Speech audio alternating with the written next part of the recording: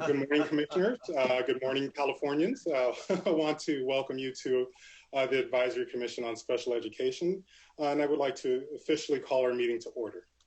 And in calling the meeting to order, I'd like to share an announcement. With the COVID-19 pandemic, we are all facing unprecedented times. The ACSE meeting logistics will follow Governor Gavin Newsom's March 17, 2020 Executive Order N29-20, which allows state bodies that fall under the Bagley-Keene Open Meeting Act to hold open public meetings that are covered by Bagley-Keene with web conferencing and audio conferencing. In compliance with this order and for the safety of commissioners and the public, the ACSE meeting is video conference and will be a live webcast. Aaron, I will turn it over to you for the roll call. Okay, for roll call, Commissioner Andrus. Present. Commissioner Hamilton. Commissioner Harding. Here. Vice Chair Hayes White. Good morning. I'm here. Morning. Commissioner Jocham. Here. Commissioner Lopez. Commissioner Mills. Sorry, I hit the wrong button. I'm present. Thank you. Commissioner Mills. Commissioner Oyakawa. Here. Good morning. Commissioner Plate. Here. Commissioner Salmonson.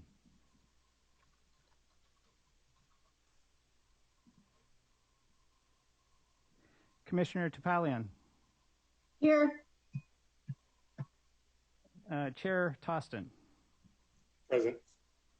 Commissioner Winlock. Here. Student Commissioner Infante.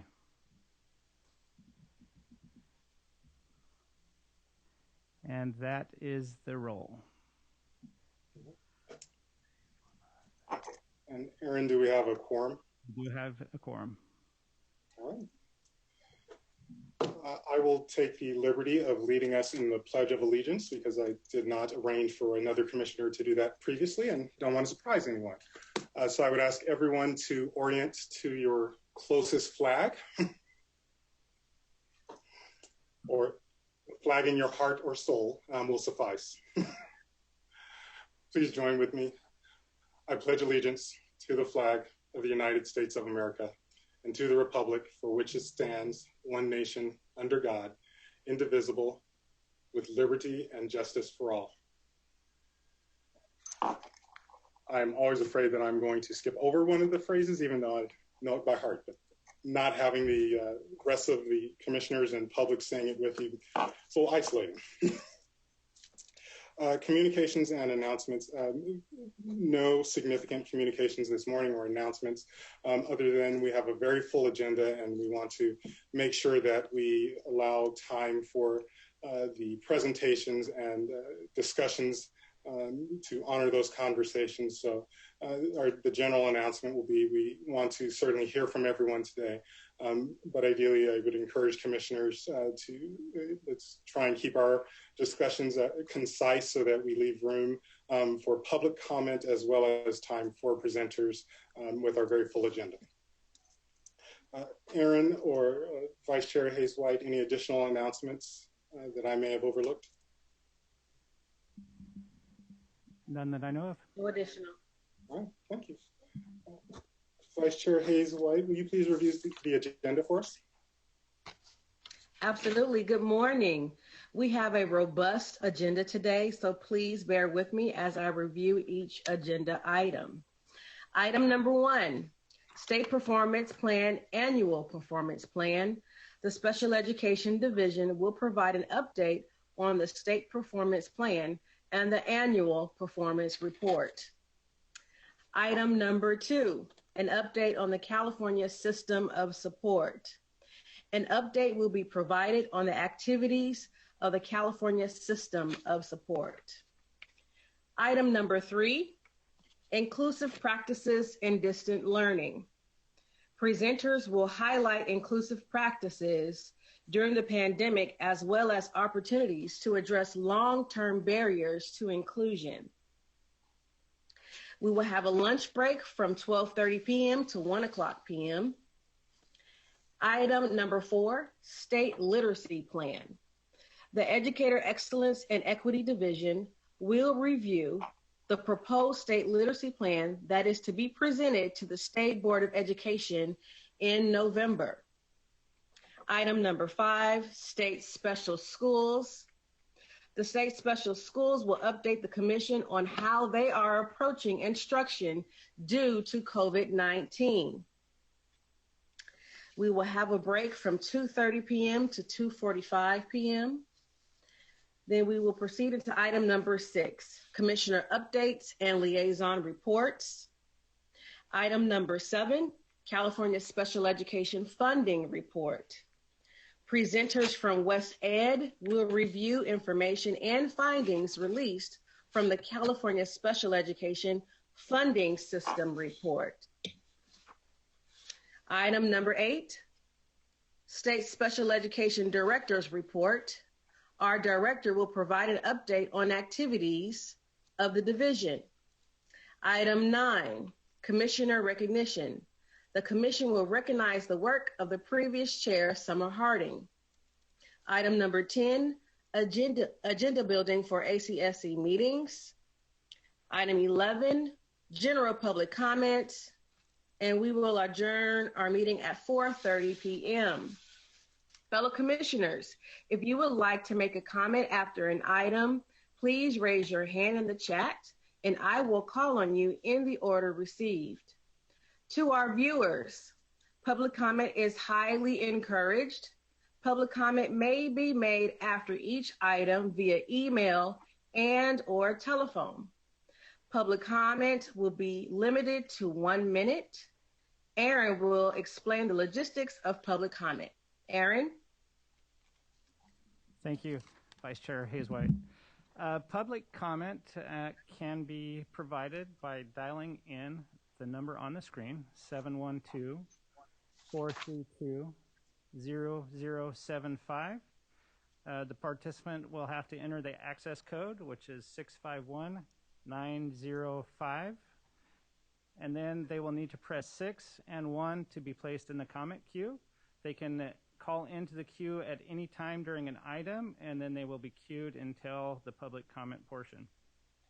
Also, members of the public can request copies of the meeting materials by emailing acse@cde.ca.gov, and we will send those materials to you as soon as possible, as well as they can send public comment to that email address, and that will be forwarded to commissioners. Thank you, Eric. Before we move into item 1, I wanted to correct an oversight on my part. Did not acknowledge our liaisons from the State Board and other liaisons at the Commission, so I wanted to pause and make that acknowledgement and ask any liaisons if you would please introduce yourself so we can welcome you to the meeting as well.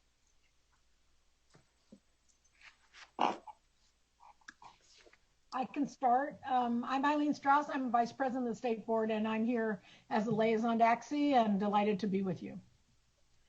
Thank you so much for being here. And Aaron, in the future, will please remind me to include our liaisons in the roll call or shortly thereafter. Absolutely. Certainly my fault. And I'd also like to recognize Director Heather Calamisi, who is joining us this morning, as well as in her role on ACSE. So welcome, Heather.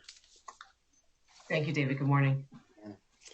With that, I would like to move into item 1, the State Performance Plan and Annual Performance Plan Report. I'd like to welcome our friend Shiloh Duncan Burseril, the Interim Associate Director of the Special Education Division, who will be sharing an update with us today. Good morning, Commissioners. Thank you so much for having me in this virtual environment. It's good to see you all again. So I'm going to be going over the annual performance report from the year, we call it federal fiscal year 2019, but that is the 2019-20 school year. I do want to preface this by letting you know that the majority of the data that you're going to see was collected prior to school site closures in March of 2020. So it may not represent some of the reality that we know occurred during the spring of 2020. So I want us to be aware as we walk through this data that we could see some variation in the data as we go forward in the next couple of years. I also want to let you know that we expect that the impacts of COVID-19 school site closures and distance learning may be reflected in our data for at least 1 to 2 years to come. And so I would expect as we move forward in presenting data to you all on how California is doing with students with disabilities, that data is going to have a lot of variation over the next couple years. So I just wanted to sort of set that forth. So if you're seeing things that might say, like, this doesn't seem true to kind of some of the reality, remember we were collecting a lot of the data, and I will let you know when we collected the data as of fall 1, which was prior to school site closures. Next slide, please.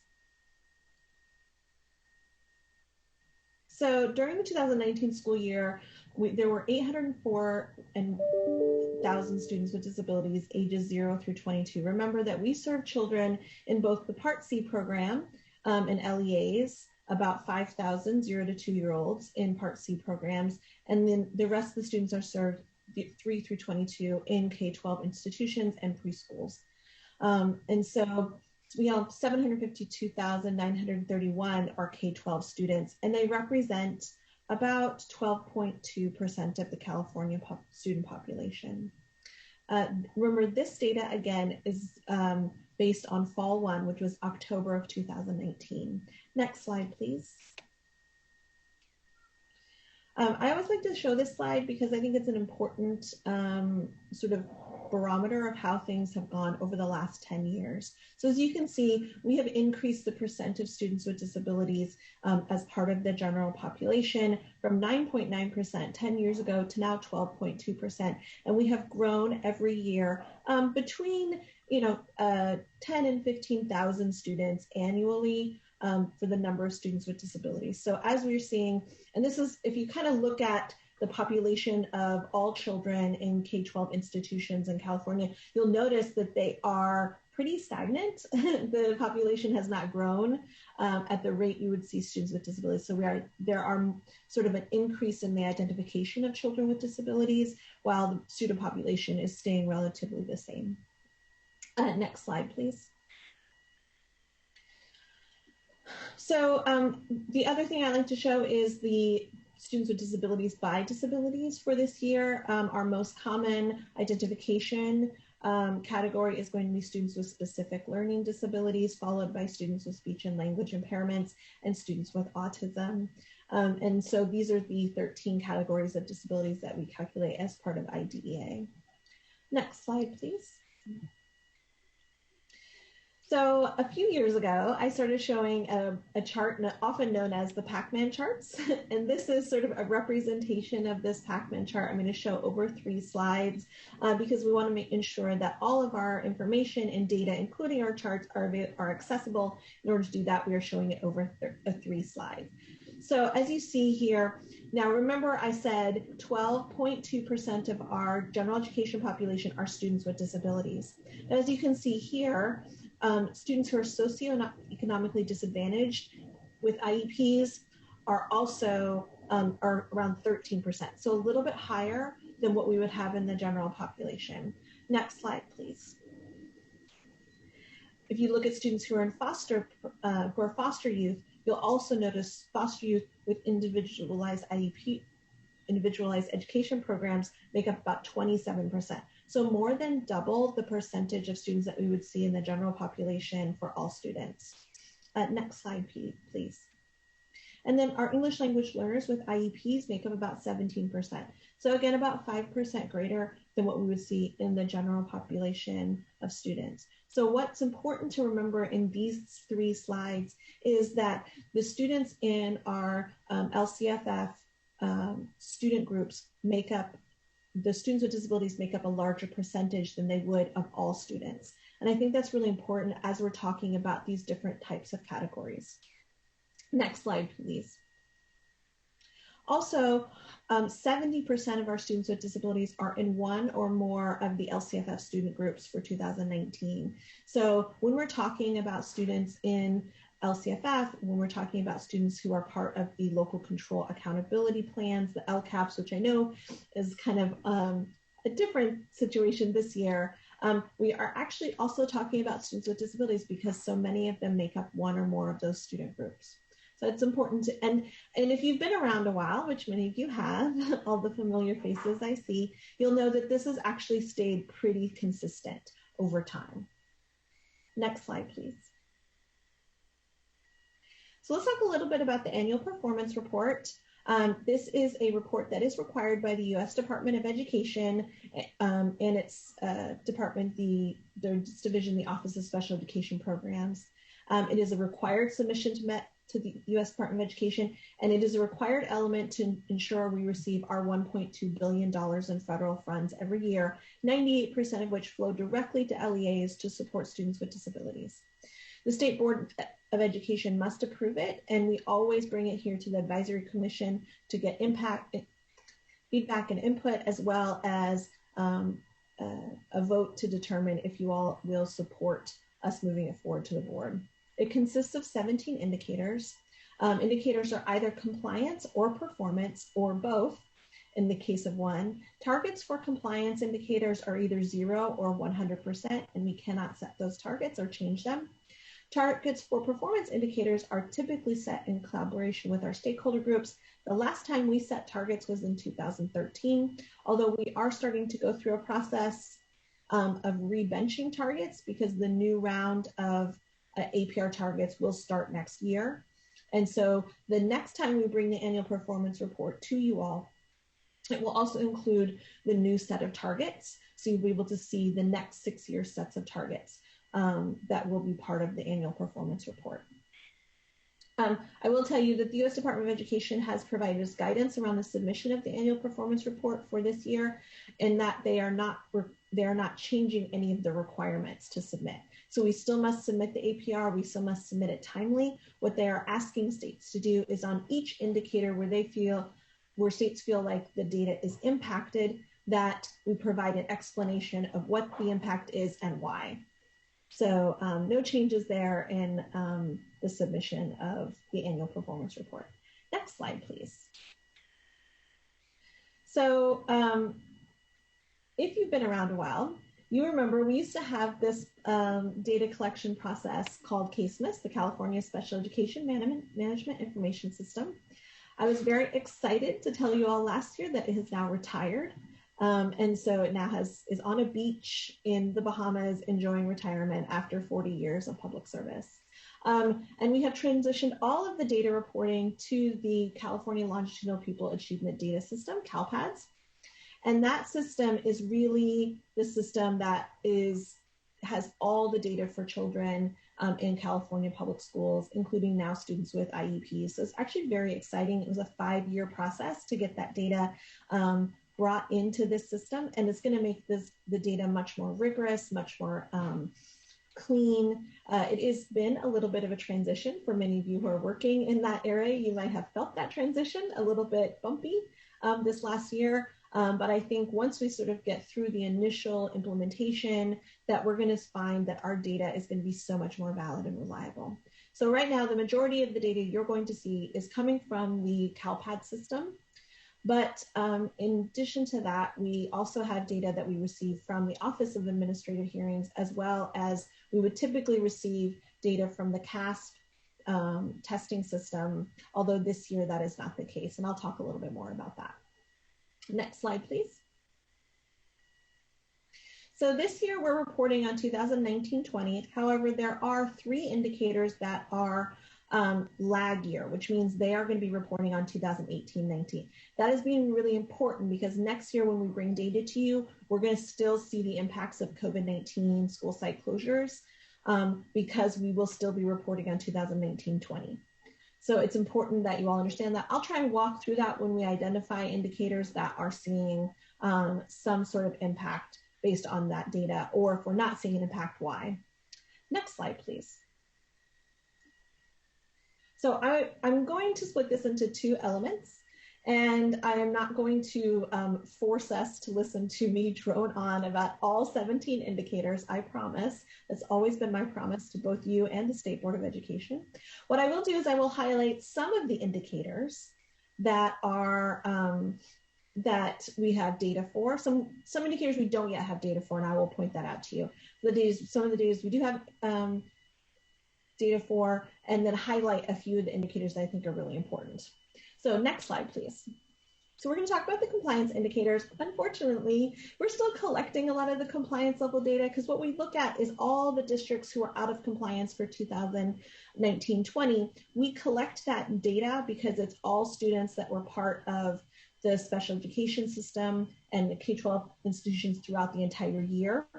And because of that, there's always a delay. We get the data from the end of year collection in CalPADS, which came to us September 11th, which was a very short time ago in data world. We are still analyzing a lot of that data. In addition to that, we still have, we're still completing reviews of non-compliance around disproportionality. So we don't quite have that data yet, but I can tell you, we will not meet any of these indicators. We don't traditionally meet them. We're pretty close on many of them, but we're rarely ever 100% or 0%. But we are typically pretty close on a lot of them. I will show you one indicator that we do have data for. Next slide, please.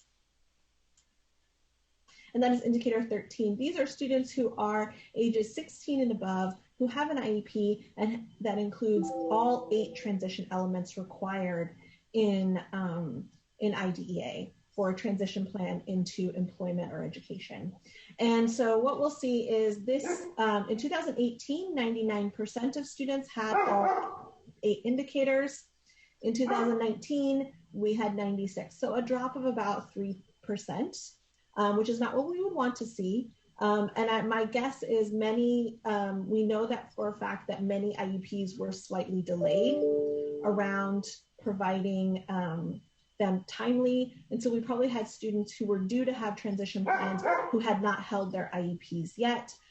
We expect those to come into compliance shortly. Next slide, please. So now I'm going to go over the performance indicators. The good news is we have data from the majority of these indicators, and I can walk through a few of them to show you sort of where we're at right now. Keep in mind, for the majority of these performance indicators, we are seeing that this is data from the fall of 2019. So again, it doesn't always reflect the full year, and we're going to still see impacts. Next slide, please.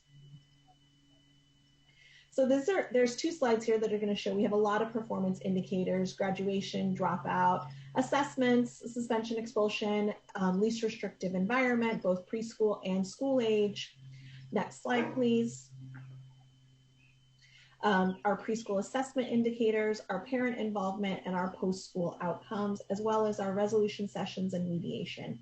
What we will not be talking about today is our state systemic improvement plan that will be coming before you all in your February meeting, because it will be submitted in April of 2021. The U.S. Department of Education has released its annual performance report package for the next 6 years. And they are indicating to us that they are not going to allow states to submit to the state systemic improvement plan later than the rest of the annual performance report. So next year, when we bring to you the annual performance report, we'll probably have to make it a much larger item, because it will also include the state systemic improvement plan. So just kind of wanted to preview for that for you. Next slide, please. Okay, so let's talk a little bit about indicator 1, graduation. Their target, so every indicator is going to have a target, and for us, the target is 90% or more of students with disabilities will graduate with a regular high school diploma. That's going to be really important. This also uses the 4-year adjusted cohort data, which means the student has to enter, when they enter 9th grade, they have 4 years to graduate with a regular high school diploma, or they won't be counted as part of this calculation. So that, I think, is an important thing to know. We've talked about that on a regular basis, this indicator. The good news is we did see an increase of about 1.4% of their graduation rate. We still did not meet the target, but we're kind of heading in the right direction. And I can show you, next slide, please. That, as you can see, we've been making incremental progress in this indicator over time. We do have some options, I think, to add in 5-year cohort analysis as well. And we're going to be looking at those options next year as a way to also include students who do not take a little bit longer than the 4 years, but still are able to receive a regular high school diploma. I know one of the challenges we face with this indicator is sort of discounts the hard work of our children who do work hard to get that diploma. They just don't do it in 4 years. Next slide, please. I do want to quickly talk about indicator 3, which is our assessment data. CDE and the State Board of Education suspended statewide testing last spring, and we applied for a federal waiver and was granted a federal waiver to not complete the statewide assessments. In addition to that, we do not need to submit data on the statewide assessments. I will tell you now, regardless of how anything is sort of going in terms of schools and distance learning, the U.S. Department of Education has indicated to us that they do not expect they will provide us any waivers for the 2020-21 school year, and they expect all states to provide testing in the statewide assessment. So we should not expect to see, we should expect to see data in this indicator next year. Next slide, please. So our suspension rate, which is students who are suspended greater than 10 days in the school year, the target is no more than 10%. Again, this is lag year data, so it looks at 2018-19. We did see an increase of 1.1%, which is not in the way we would want it to go. We want this indicator to go down. And so although we met the target of 10%, we are still seeing this indicator go up, which is not what we would want to occur. So that is one thing we just kind of need to keep an eye on over time. Here's one thing that I expect we'll see an impact next year when I bring data before you, is that because this is lag data, next year we'll be bringing 2019-20, we know that there is going to be a truncated set of data around suspension expulsion, meaning there were very few, if any, suspensions or expulsions that occurred after school site closures and districts move students to distance learning. We also expect that there's potentially also an impact in the data on suspension expulsions while students are in distance learning. I unfortunately, know that I cannot suspend my children from distance learning as much as I would love to sometimes, but that is the case, I think, at home when you have students. It's just, we're going to see fewer suspension expulsions, not because behavior isn't occurring or not because of anything that the district and the LEAs and the state has done. It's really about students just aren't at school. And so then there just isn't suspension or expulsion occurring. There is some still occurring, but just not at the rates we would normally see. Next slide, please.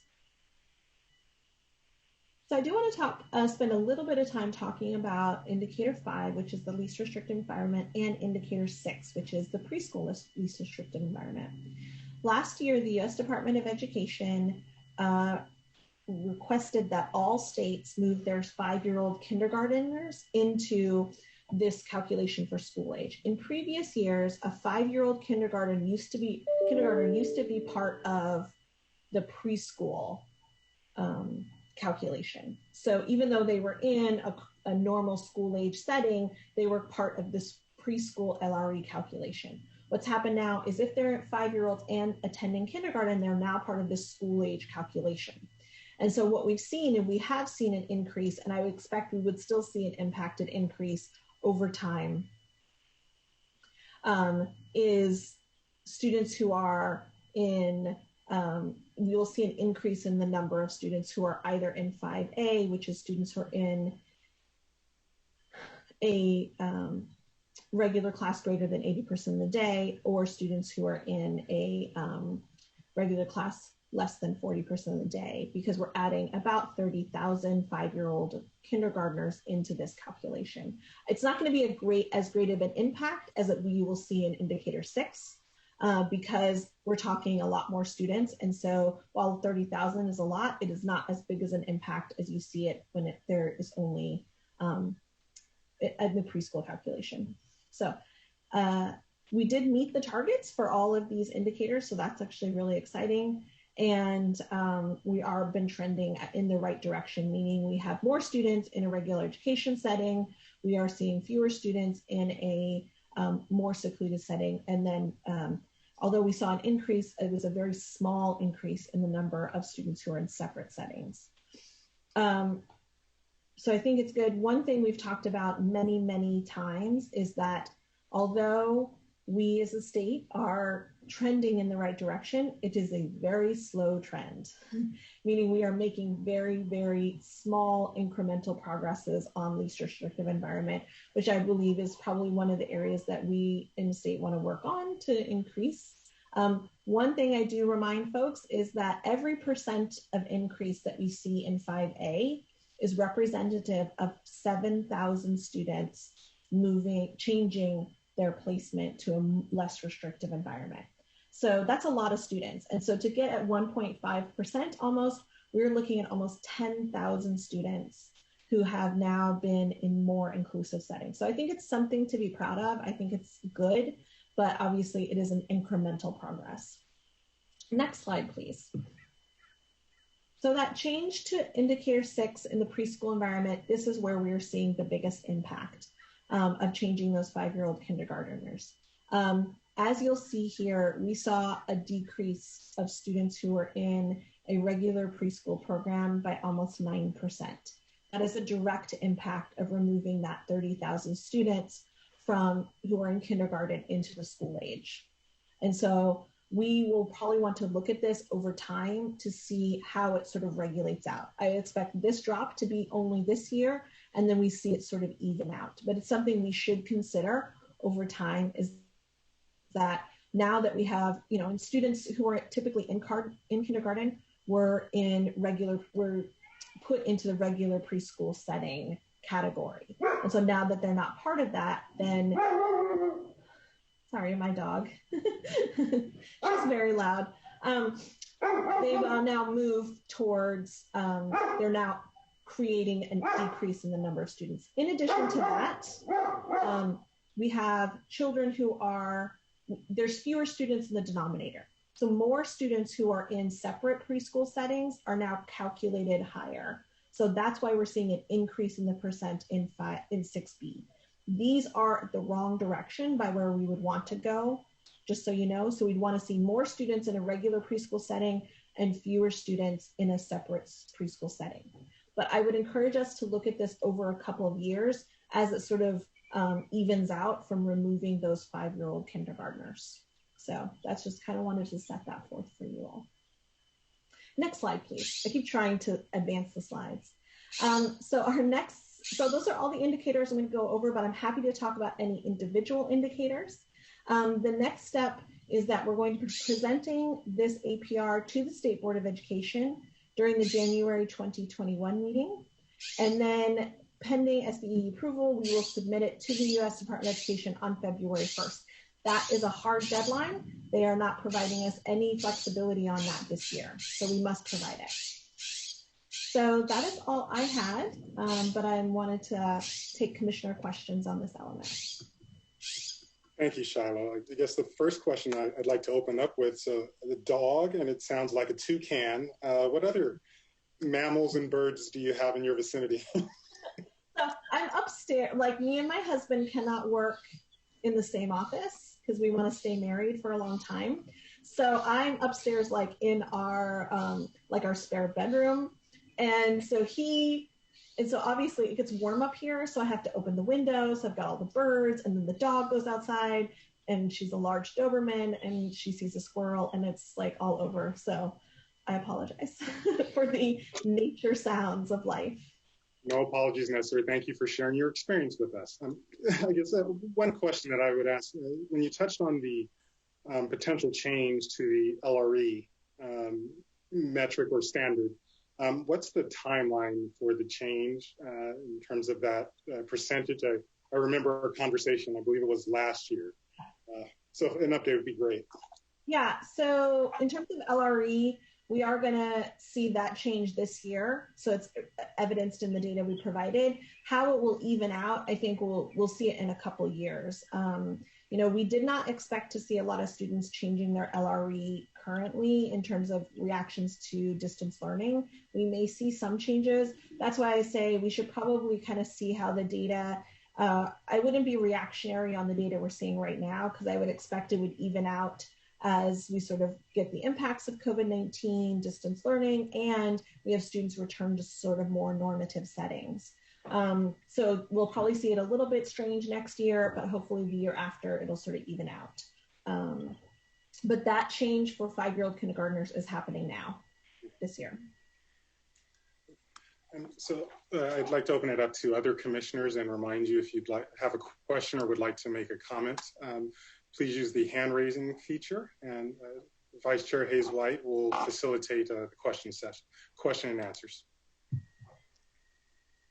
I see no hands raised at this time. Well, then the slide for public comment is available, and so I'd ask members of the public who may want to make public comments begin lining up in the queue. And Shiloh, one clarification, going back to the change OSEP made in one of the indicators. I think you used the language that OSEP requested, and maybe for clarification, my experience is that OSEP rarely requests and more informs states in terms of what the standards are. So they wanted states to make the change this year, but they did not punish them if they did not. So CDE went ahead and made the change this year. The sort of resulting element was they were unprepared for all the states to make all the changes. And so it's kind of weird on our reporting side. But yeah, they requested that states make the change this year in anticipation for next year. So we as California went ahead and made the change. And in terms of the oversight or the quality assurance processes, given the lag or the challenges we had because of COVID, how might that impact some of the monitoring activities going forward? So I don't think it's going to impact the monitoring. I think so one of the things is, no parts of IDA were waived, including the sections on monitoring. So CDE is continuing to monitor pretty rigorously. We are ensuring, we are sort of prioritizing our monitoring by what we believe is really important. Number one, we are following up with districts to ensure that they're holding timely IEPs and initial evaluations, which has been a concern, I think, that was here in the last time we met. In addition to that, more parents and families and advocates have requested us to look at that, and it's been something that we've looked at as well. We are also prioritizing looking at districts who would typically be part of our most intensive level of monitoring, and sort of working with them to understand how they're implementing distance learning, because they were sort of at the lowest levels of providing quality FAPE in the LRE as evidenced in data. So most of our monitors are reaching out to them. In addition to that, we are also completing our disproportionality reviews. So that's kind of, we're continuing the monitoring. What it's going to look like in the spring, I think that's a little bit up in the air. Normally we would go and visit districts and be out there. And I don't know how much that's going to be possible, considering until we have like a fully available vaccine to ensure both our staff and the staff at LEAs are protected. And so that's kind of where we're at. We'll be doing some virtual monitoring, I think, this fall and into the spring, but our monitoring is continuing. And so that has not been put on hold. As far as the impacts of the data, I will tell you, we will see an impact in graduation. I think there's some students that stayed on a little bit longer because they were working towards some of their graduation requirements this spring, and distance learning may have not been favorable to doing that. So we may see there. We may also see dropout be impacted. We know that suspension and expulsion will be impacted. I will also tell you, we will also expect to probably see assessment scores impacted, because there is going to be the effects of learning loss that are going to be exhibited in those test scores in the spring. So we'll know a little bit more at that point in time. So I would expect that's where we're going to see our biggest impacts. Aaron, is there any public comment? We have both public comment, but I think we have two commissioners who would like to comment as well. Did you want to go to public comment first? Back to commissioners. Let's go to commissioners first. I'm not seeing the hands raised on my Zoom. I don't see hands either. Okay, I show Commissioner Salmonson. Hi, thank you. Just a follow-up question, Shiloh, and maybe just a brief re-explanation. Apologies for not maybe getting it the first time, but on the preschool data, I guess a concern of mine is, do we really anticipate a change in our preschool data now that those students have been removed from, next year and the year after? Because it almost seems to me that if our actions were distributed across 3, 4, and 5-year-olds, kind of, our resources and opportunities for them were distributed with equitable opportunities at 3, 4, and 5. Removing 5-year-olds from that equation wouldn't necessarily have had an LRE impact. It almost feels to me like removing the 5-year-olds has given us kind of a clear picture that our K-12 system is giving more of an opportunity in a regular classroom than our preschool would be. And what do we expect kind of the focus conversations to be for supporting our preschool folks and offering better opportunities? So I think you actually, Commissioner Thompson, I think you actually hit it right on the head. What we're going to see is a more accurate representation of true preschool. So what happened was you have 5-year-old kindergarteners representing a large portion, about 30,000 children who were 5 in kindergarten, and it looked like they were in a regular preschool program when in reality they were in kindergarten. And so what I think we will see next year is a much better alignment of the data, and then it'll give us a baseline.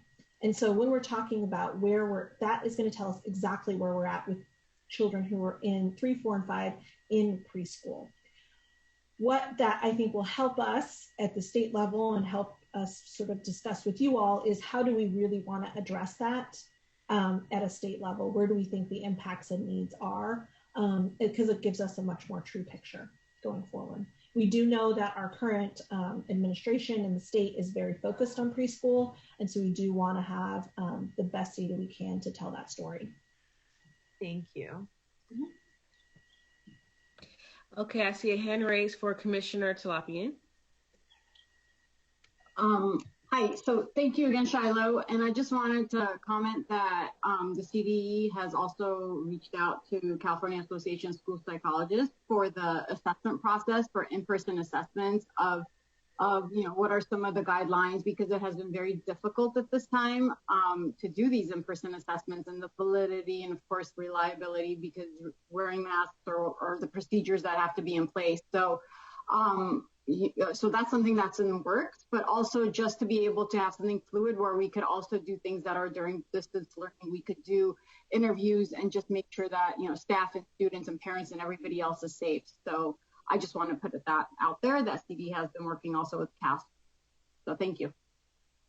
We have also recognized that as a key concern in the field is around providing assessments to students who are waiting. We don't want children who need to be provided supports and services waiting longer than necessary. So we are definitely working to provide both guidance and support, but also to monitor the situation, to identify districts who are sort of lagging behind in this area and seeing how we can provide support to them. So that's a big part of both our monitoring and our guidance.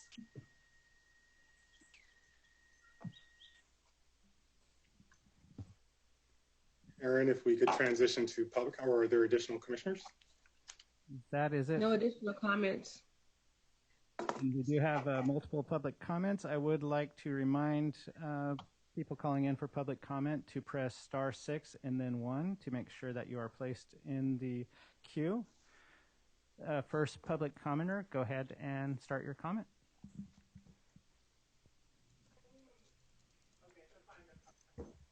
Good morning, everyone.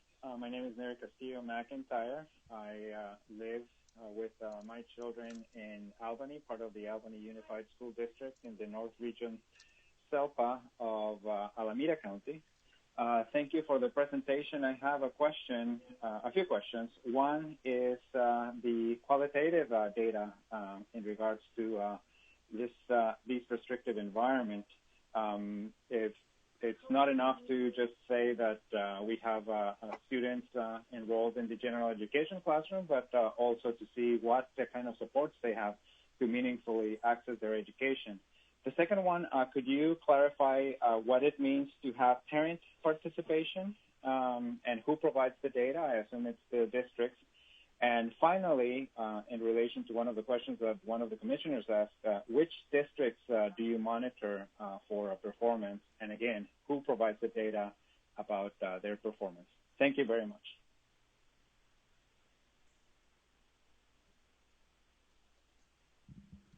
Okay, and I will remind public comment that commissioners do not comment on public comment, but only listen to what the public commenters have to provide.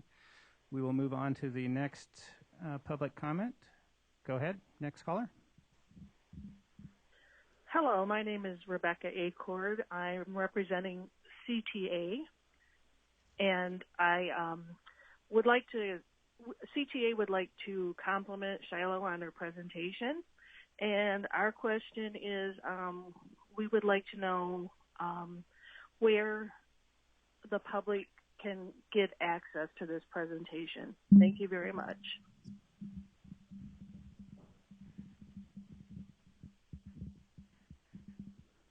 And next public comment. Good morning. My name is, excuse me, I'm about to sneeze. I'm trying not to sneeze over the phone. My name is Alita Fisher. I'm the past chair of the Community Advisory Committee for Special Education in the San Francisco Unified School District, SELPA. This is wonderful information. Thank you so much for sharing it. We actually look forward to doing a deeper dive into the SFUSD specific information in our CSACE meeting next week. But I do have some questions. For example, I'm, as a parent, struggling to find the location of the more specific definitions of these indicators. The reason I ask, for example, is indicator 4A, the way I read the slide, no more than 10% of LEAs will have rates of suspense. Is that 10% of districts? And if so, what percentage of students within the LEAs would be acceptable or include them into that 10%? So just some very specific questions. And the previous commenter from Albany and the North Region SELPA had some amazing questions. I think it's really important that we are measuring data, of course. You know, we work on fixing what we measure, but we need to make sure that our districts and our LEAs are going from compliance to commitment. And so I think this is a great start in helping us move that needle. Thank you.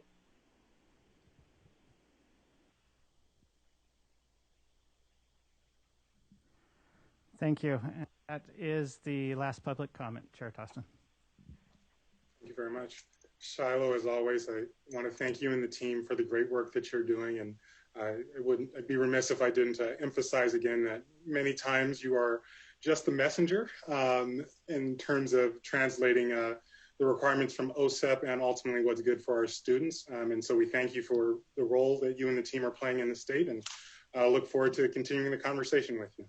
Yes, of course. And just on a quick note, many of our old annual performance reports, including the requirements, are posted on the CD website in the special education part of the website. And so folks who have any questions about what the data is, what it looks like, you can access the annual performance report there from previous years to get a little bit more information. Okay. Thank you. Thank you all so much for your time. I do believe this does need a vote, though. Right. I just want to make sure that we to move forward. I just want to make sure. I want to make sure it's okay for us to go to the board with y'all's approval.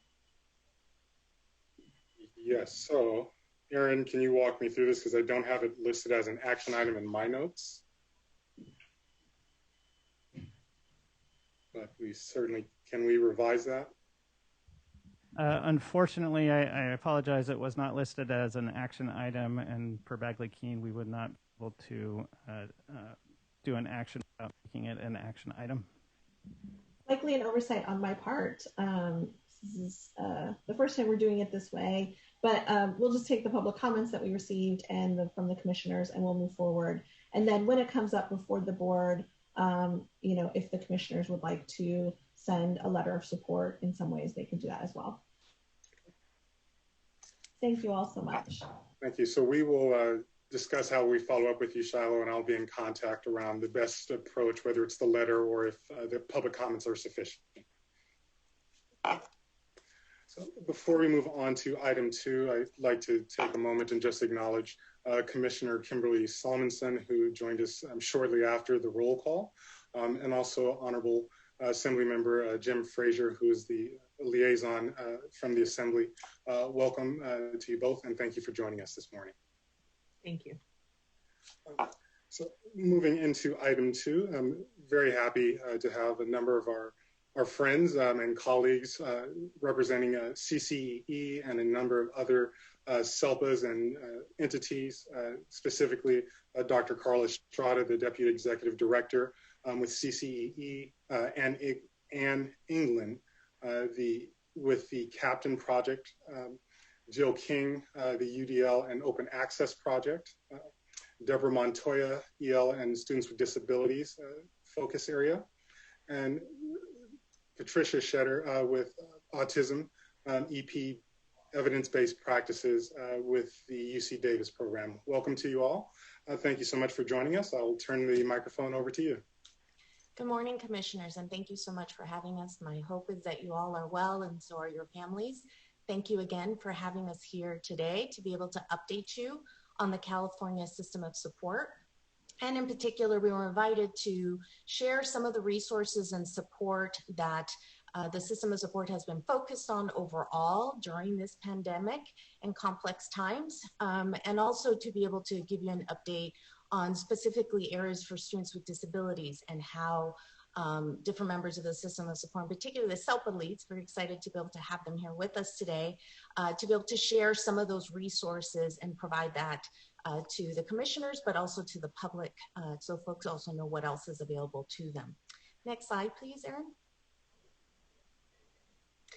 So as I shared, my focus today will really be on the special education resources that are available. I'll give you a couple highlights of some other things that the System of Support is continuing to provide support on, and also just continue to share with you how the System of Support continues to evolve and grow, and being able to really leverage the resources, talents, and skills. Especially during these times, we have been able to see how people really rise to share some amazing ways in which they're trying to be adaptive and responsive to the changing needs that are occurring in our local educational agencies and schools. And so we wanted to make sure that we bring some of that forward with you, but also understand from you all if there are other areas that we're missing out on that we could be of more resource and help to.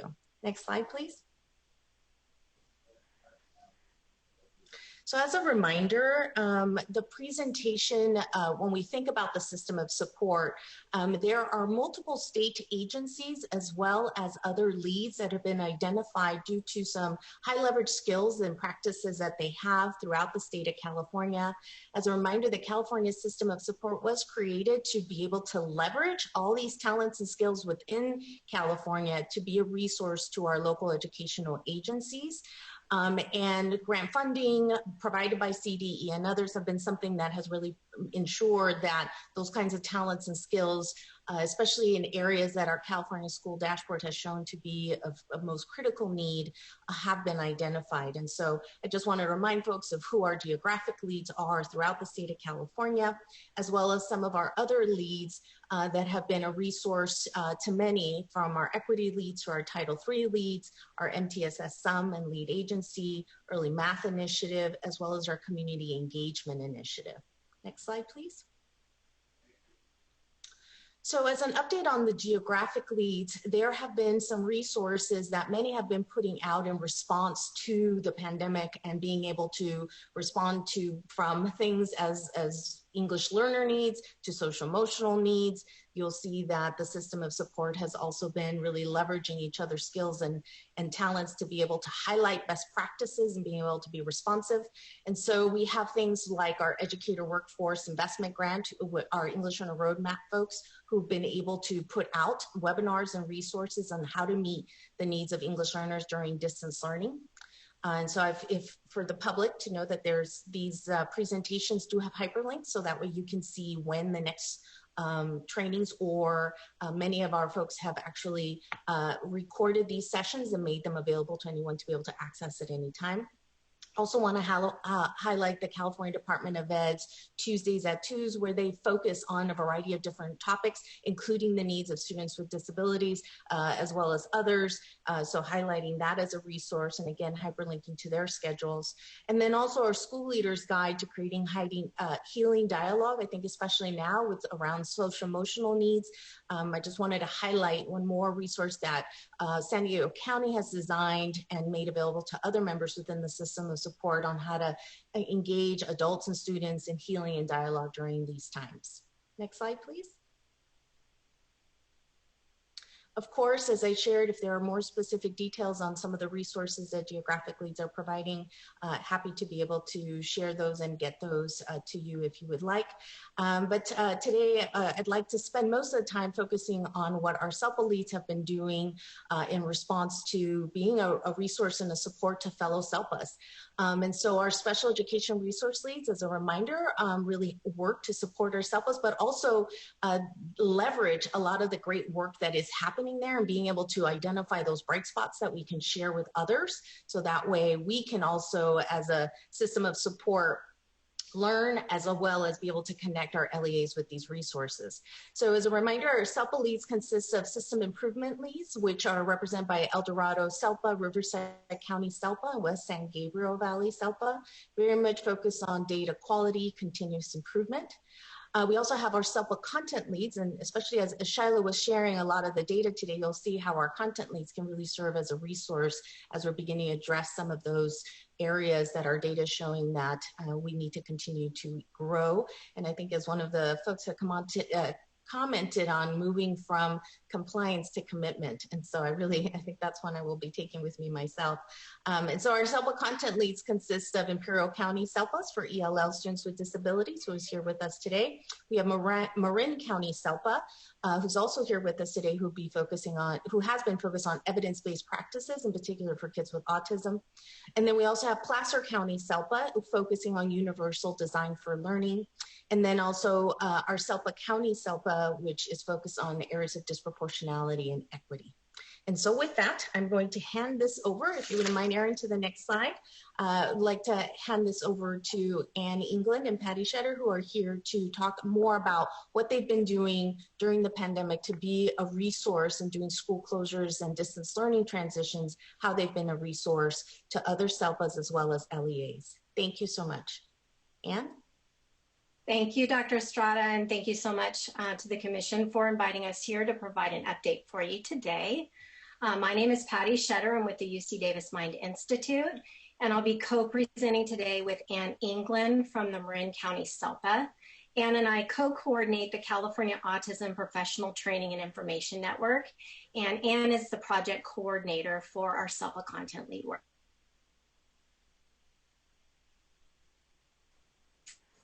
Next slide. Thank you.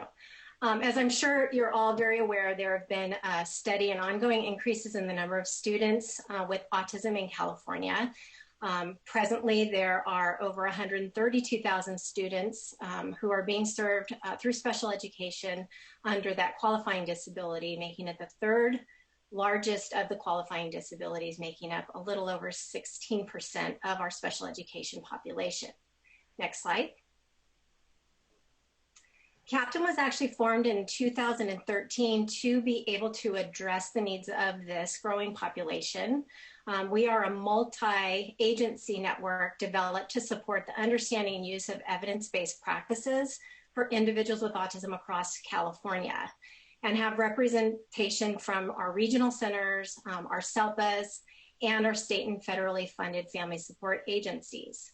We partnered with one of those SELPAs, Marin County SELPA, to apply for and were awarded the SELPA Content Lead for evidence-based practices in autism, and have been working collaboratively with Marin County as well as our other SELPA partners for the last year and a half on this work. Next slide. Our theory of action, just as a reminder, comes from the influence of implementation science. And it has a what, a how, and a context that hopefully all together will result in better outcomes for students with autism. The what are our 28 evidence-based practices that have been empirically supported to provide better outcomes for our students. Our how is through effective training, coaching, leadership, and the use of regional teams. And our context, which is primarily what our SELPA Content Lead grant focuses on, is through creating systems within the SELPAs and LEAs that can really support the use and scale and sustainment of evidence-based practices. Next slide. We do that through a cadre of trainers that are deployed throughout the state. 93% of our SELPAs currently have at least one captain cadre or trainer within their area. We do have over 360 SELPA cadre members throughout the state. They are there and available within their SELPAs to their LEAs to provide training, coaching, resources, and support to help improve outcomes for students with autism, to be able to use those evidence-based practices. We also, through our work as a SELPA Content Lead, have partnered with 13 sponsoring SELPAs and have now 13 regional implementation leads who are supporting us in building the capacity and systems within SELPAs to disseminate and use these evidence-based practices. Our hope is to add the additional 4 to cover all of our 17 regions within the next year. Next slide. So obviously, with the COVID-19 crisis and the shift to distance learning, we too have made a significant shift and pivot in the supports and the resources that we've developed and that we're working to get in the hands of our teachers and our families. So Anne's going to share with you now some of those resources that we have worked on to address distance learning and the needs during COVID-19. Next slide.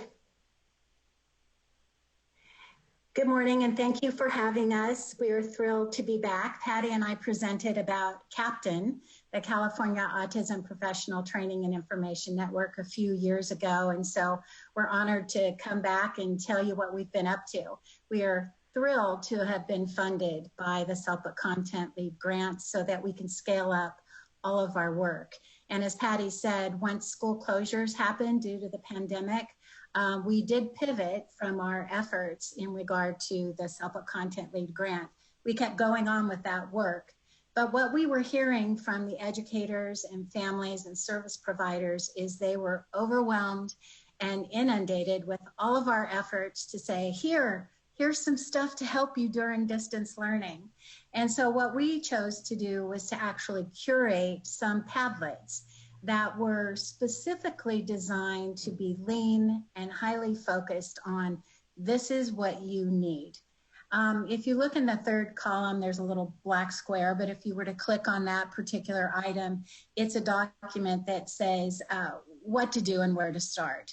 And it gives guidance on perhaps 4 steps of what can we do to make distance learning work for our students with autism who are now on home instruction.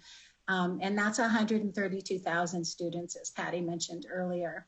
So these Padlets are designed with the first column, resources to help individuals with autism understand what COVID-19 is. These are evidence-based practices called social stories, which were developed in partnership with Carol Gray, the researcher and author and developer of that particular evidence-based practice. And then we have partners, and so they were translated into Spanish and Chinese for our diverse state of California. When you look into the second column, you'll see resources just for parents, and on there, when they click on it, it says here is a strategy and here's a video on how to use it. Very short clips. When you look on the third column, it's resources for educators, and it talks about curriculum and strategies to help distance learning be the most effective it can be during this time while our students are at home. And then that fourth column was specifically curated to use very free or inexpensive apps to support and use simple technology to help engagement happen. And then we have some evidence-based practice, research-based curriculum on there. Next slide. Spanish. We curated this entire Padlet to provide supports to our Spanish-speaking students and families to provide the supports they need as well for distance learning. Next slide. We also partnered with the UC Davis Mind Institute and embraced the TeleEcho model. It's a research-based platform on how to share information and provide it in a way that there is evidence and research to say that it will be implemented and awareness is heightened if you use this particular structure. There were 5 sessions. One was called Partnering with Families.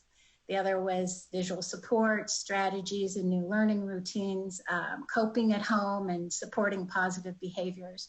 We were part of the specialist expert hub team, but the participants were families, service providers, and educators.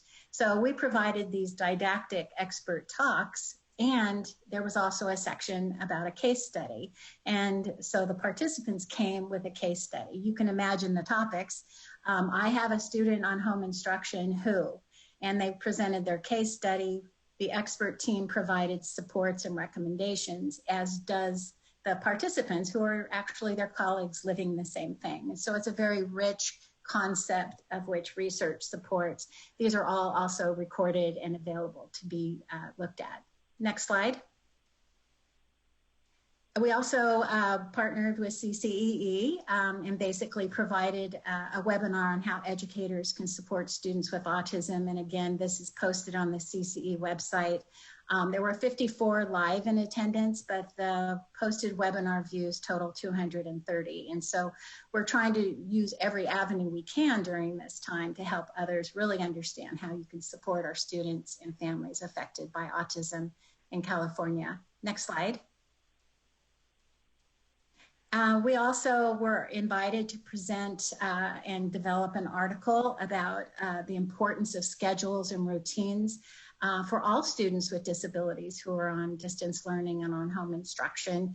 And so we know that we all benefit from structure, routines, and schedules, but so do our students with disabilities, and especially our students with autism. And this article really describes what that can look like and how to use a tool called an activity matrix to support creating the structure at home during distance learning.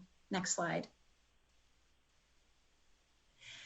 We've also been presenting to community advisory committees because we know our families really want to understand and learn how they can support. We've provided a statewide webinar on June 10th where there were 185 families in attendance learning about what these evidence-based practices for autism are. And then also we had to nurture our captain cadre, of which Patty mentioned earlier. We have 444.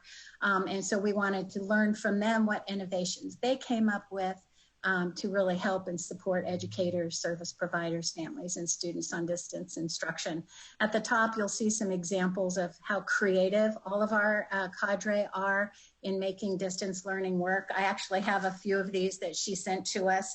They were finding they were having to say things like, put it in the chat, or, you know, put yourself on mute. And so they created these and shared them so that, you know, we always say the verbal prompt is the hardest prompt to fade. And now we're using visual supports, which actually, guess what, benefits all students on home instruction. Next slide. The Captain website has had 3.4 thousand users in the last 90 days, and probably more if we went all the way back to March, but that's where you can find all of these resources, the Padlets, the webinars that are recorded, and all the evidence-based practices. Patty and I had been appointed to the Legislative Blue Ribbon Commission on Autism way back in the day, as well as the Superintendent's Autism Advisory Committee. And one of the recommendations was to have a clearinghouse of which all of our California residents can go to one place and learn what are the evidence-based, research-based practices. And this is it. This is the Captain website. Next slide. These are our offerings. These are our next steps of what we're going to do. And our goal really is to provide high quality training and coaching for distance learning using technology. And so you can see that we provided the peers training, which is the only social skills training that is research-based, which has an element of how to provide this social skills program to individuals with autism using telehealth, meaning distance learning. And so we certified 83 of our captain cadre to be able to do that and oversee social skills programs on distance learning with all the autism students in our California schools. Next slide. And this is our last bit of information to share with you. We are providing with our experts from UC Davis, mine is to UC Davis University, e-coaching. Because there is research to say that coaching using e-coaching is just as efficacious as in-person coaching, but it does have to be implemented with fidelity, meaning the way the research says it will be most effective. And so on December 9th from 2 to 4, we'll have our experts come and train all of our captain cadre on how do we continue to provide coaching to our educators, service providers, and families so that we can be as effective as possible during this distance learning time. Next slide. Please contact us. We love what we do. We want to be helpful. And the more information we have about what your needs are, the more responsive we can be. Thank you for having us.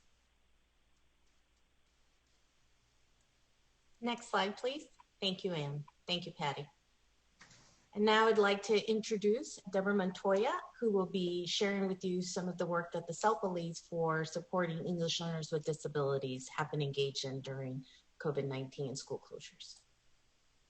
Hello, and thank you, commissioners, for hosting us today, here to help and serve in any way that we can. I'm Deborah Montoya, representing the team for improving outcomes for English learners with disabilities. We're very grateful to help and support the system of support by offering professional development, collaborative consultation, and resources to our respective SELPAs, their COEs, and their districts to help and serve as they've identified the need to improve outcomes for English learners with disabilities. Next slide, please. The team is consisting of myself, Deborah Montoya, Lupita Olguin Rubio, and Vanessa Lopez. We work together to build capacity throughout the state and offer support and services to those SELPAs who have identified within their respective SELPAs, COEs, and districts whom they're supporting in the work and identification of needs, gaps, and practices associated with English learners with disabilities. Next slide, please. Part of our work, of course, is connecting resources and curating resources so that we can instill professional development, building understanding and capacity between the contents of the California Practitioner's Guide for English Learners. The Practitioner's Guide, as developed by CDE, was developed by the respective Yale division as well as the Special Education division as a robust document based on expertise from throughout the field. So many times, in as much as it's our self-building capacity within the statewide system of support, but also linking and facilitating relationships amongst other experts in the field related to English learners with disabilities. Given that the document has much information from identification of English learners to pre-referral, appropriate assessments, leading to potential reclassification of English learners, there's much to cover. And for that reason, we also seek to develop collaborative commitments from both the EL division within respective COEs and districts, as well as special educators, as the bringing together of the expertise from both divisions can only enhance the work in support of our students who are dually identified as English learners with disabilities. Next slide, please. As part of this process, we sought to identify and make those initial connections, even through distance learning, with those SELPAs with respective LEAs who are identified as having subgroups of English learners and students with disabilities who have needs. What we find is that over the course of our work, because we ourselves are quite remote and rural in Imperial County, very southern eastern tip of California, bordering Arizona and Baja California, what we find is that we, from the inception of our work, we're providing professional development via Zoom so that we could have a farther reach within the state, and other rural and remote districts, SELPAs, just like us, could have access to the information and reach and make connections with us. So prior to now and up until August, we had 22 professional development opportunities, 10 recorded training modules. We reached over 1,000 participants in our various modules and made connections with 36 distinct SELPAs and 45 participating COEs. In addition, what we saw is that we had an increased amount of school psychologists, speech therapists, and EL coordinators from county offices seeking more information regarding English learners with disabilities and having collaborative consultative conversations with us on identified systems needs that they had within as they produced and worked through their root cause analysis and built their PLCs. Next slide, please. Next slide, please.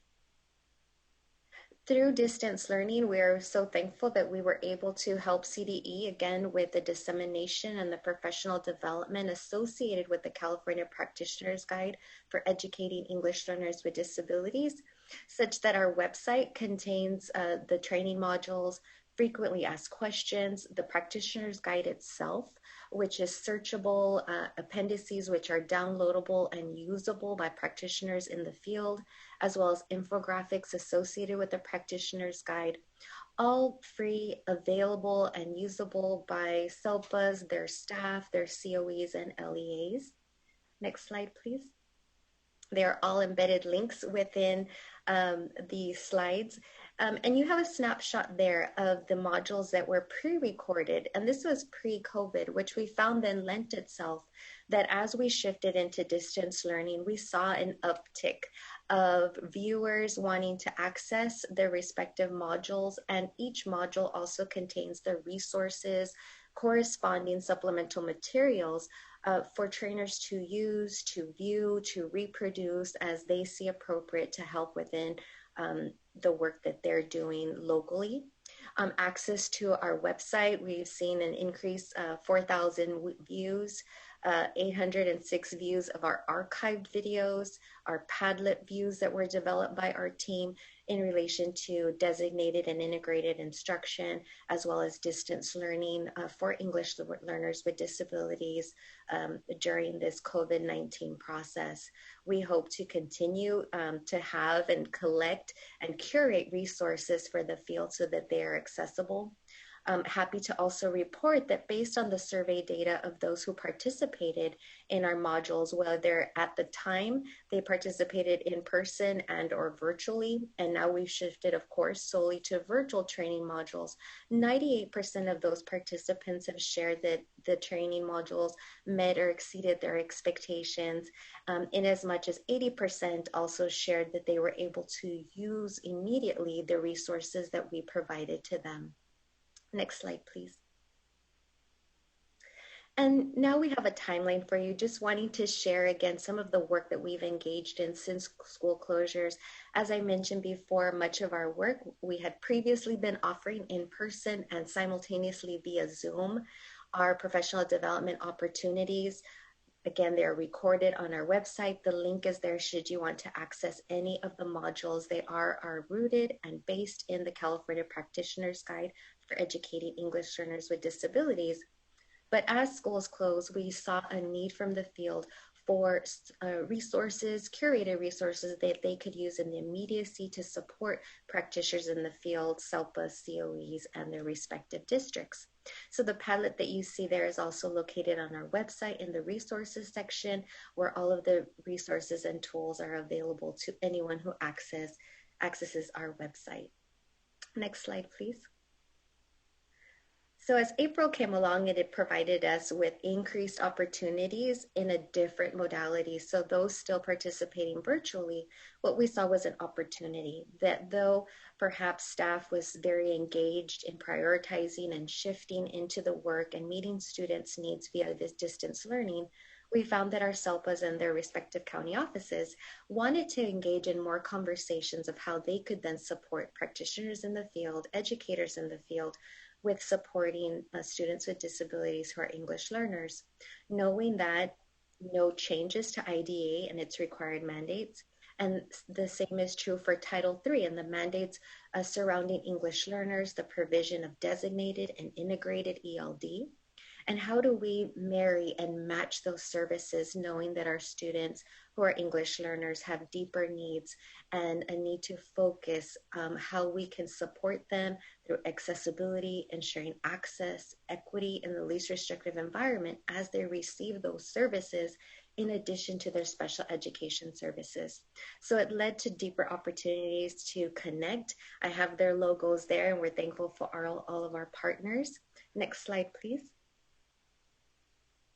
In March, we had the opportunity to partner with our other content leads and CCEE in providing a recorded module, live and recorded on our website if you would like to view it, regarding distance learning and English learners with disabilities, as well as one of our team members presenting to CISC, the Curriculum and Instruction Group, related to the resources that were available as we continue to partner with English Learner Division and special education experts across the states. We want to build capacity amongst both groups so that collectively we work to support all of our students who are English learners with disabilities. Next slide, please.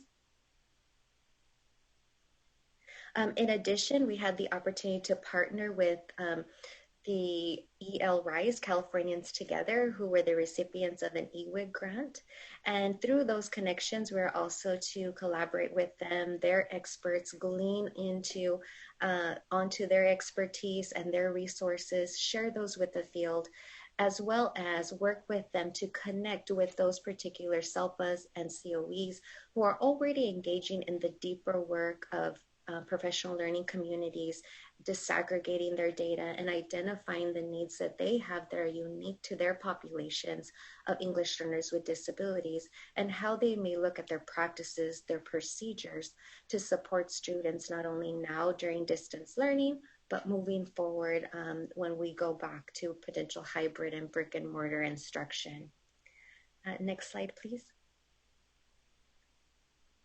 In the summer, we were able to launch our first newsletter with spring summer highlights in an effort, again, to bring to the forefront of everyone's mind the needs of our English learners and updates on how we can instill supportive practices of our students during distance learning and moving forward. We hope to continue to publish at least quarterly a newsletter that's available. The link is there on the slide. And should you visit our newsletter, you can then subscribe to upcoming newsletters as well. Infographics have also been developed by our team and are accessible on our website, again, to highlight the sections and chapters of the California Practitioner's Guide for Educating English Learners with Disabilities, as well as infographics that support the practice. Very happy to say that we were able to collaborate with the Sacramento County Office of Education and CDE in developing the modules and discussing the upcoming alternate LPAC, which will go operational in January for English learners with significant cognitive disabilities. Next slide, please. Which then leads us closer to the work now. We continue to provide professional development as our work supports distance learning and looking again to work with the deeper work of those in the system of support and how we may be able to collaborate with them and our respective content lead partners, our captain leads. Our team has worked with infographics, presentations regarding culturally and responsive supports to the field, as well as linguistically appropriate practices. Next slide, please. And most recently, we were able to work with making connections regarding co-teaching during this virtual world. So as we want to ensure least restrictive environment and supports for all students with disabilities, uniquely to English learners with students with disabilities, this presentation was provided by experts in the field to support that work. And we had SELPAs, their respective COEs, and practitioners, teachers, educators, general educators, and special educators participate in these training modules to support their work and continue momentum that has been built regarding co-teaching during distance learning. Next slide, please. Our collective commitment to the field, to the practitioners, to our respective SELPA leads is to continue to connect, collaborate, and build capacity through the field. We feel through this collective commitment, we entrust the work. We want to grow the work in support of all English learners with disabilities so that they can continue to receive equity, access, and good instructional practices during distance learning as we deepen and enhance distance learning services for our students, that we extend that farther reach to our English learners with disabilities that are so needing and deserving of the support and the expertise that can be provided in the field. So we do connect with experts when we also in turn work with our SELPA content leads and our friends as you hear today to work in this venue so that we can build cohesive systems in support of all students with disabilities. Next slide, please. The list here is some of our collaborators, experts in the field, as well as COEs and SELPAs that we've had the opportunity to connect with during this course of distance learning and are engaging in professional development, consultation, and collaborative work. Next slide, please. Oh, and there's the list, so thank you to all of our mutual friends and partners. Next slide, please. And ultimately, we hope that you will connect with us. The website is linked there. In the little screen that you see there, you can click and receive a quick tour of the different resources that are located. So navigating through our website, our website address, and if you'd like to email us directly at improving_els_swd@icoe.org. And then the yellow link is to training. All of the training modules that we offer are free to anyone across the state. Feel free to register for an upcoming event. Thank you so much again, Commissioners, for the opportunity to share with you today. And any questions? Thank you so much, Debbie. And next, I'd like to introduce Jill King, who will be, if you wouldn't mind, Erin, the next slide, please. Will be sharing with you more some of the wonderful resources that Placer County SELPA has engaged in through their open access materials and distance learning. Thank you, Carla. What an honor to follow my colleagues. That's a lot of information and a lot of really important work that's been happening, and we're just thrilled to be a part of this group and this collaboration. Thank you for this opportunity to update you on the work of our Open Access Content Lead Grant. I'm thrilled to be here with you today on behalf of my amazing team. For those of you that may not be familiar with our content area, we premised this project on our strong belief that quality curriculum and instruction, as well as meaningful participation and active engagement with learning for our students with disabilities, can best be achieved if we're implementing the principles and practices of universal design for learning across all learning environments, including the general education setting. Also incorporating digital tools and assistive technologies into the design of instruction and measurement of learning, and not wanting to leave out a small but really important group of our students by providing access to augmentative and alternative communication strategies and supports for our students with complex communication needs. And more importantly, really ensuring that we're building their communication competence using those tools. Next slide. Our first area of focus has been on capacity building projects, and specifically our goal is to assist SELPAs to build capacity in implementation across one or more of these key areas related to eliminating barriers to access. Our outcome with these projects is to develop regional hubs that are grounded in implementation science with leads who can support training and coaching in building effective and sustainable implementation in each area. We believe that capacity building work requires developing strong regional leadership teams that use capacity and readiness assessments to guide their progress, that focus on data to make decisions and create and continuously improve their implementation plans. We're also intentionally building in coaching to support training for both our leads as well as our participants and setting clear expectations for what we want participants to know and be able to do, given ongoing practice and feedback with the skills and the use of fidelity rubrics. These are all essential elements of implementation science that we felt were important to build in if our goal was strong and lasting implementation. Each project is a little bit different, but are set up to take 2 to 3 years of collaboration with our open access team. Within this time frame, we will do 2 cycles of each training and coaching sequence with participants from school sites. One in a we do, and the second where we release these to our leads and give them support as they become familiar with the content and materials. Throughout, the regional lead team is engaging in ongoing capacity building work using implementation and improvement science resources and tools. Next slide. At this point, we have selected through application these partners for this work. We have 11 SELPAs participating with us in the Leading and Coaching Towards UDL project, 11 SELPAs building capacity around assistive technology, and 8 partners in building tiered supports for AAC. There are some SELPAs doing more than one project. Next slide. And this is what that looks like in terms of where these projects are happening within our superintendent regions. We have projects in all but regions 4 and 6. Next slide.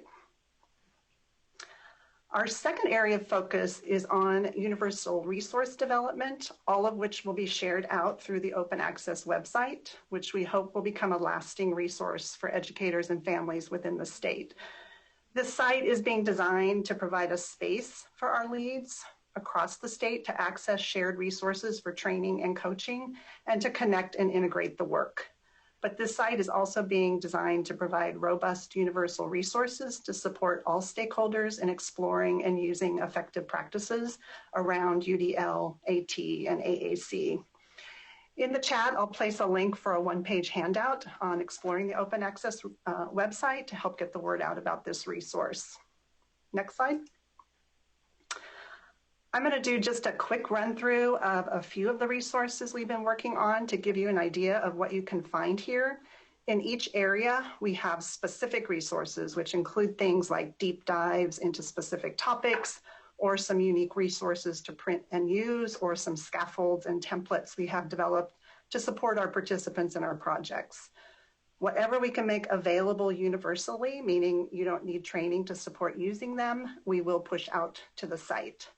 As an example, under AT resources, you see these categories. And if you click on deep dives, you'll find some deeper content around how challenges in executive functioning, math, reading, and writing can impact our students with disabilities and our selection of assistive technology supports. Next slide. Under AAC resources, if you click on implementation resources, you will find some of the handouts and scaffolds we share with our participants in AAC foundations to support implementation in the classroom. Things like vocabulary planning worksheets, prompt hierarchies, and our favorite AAC tools. Next slide.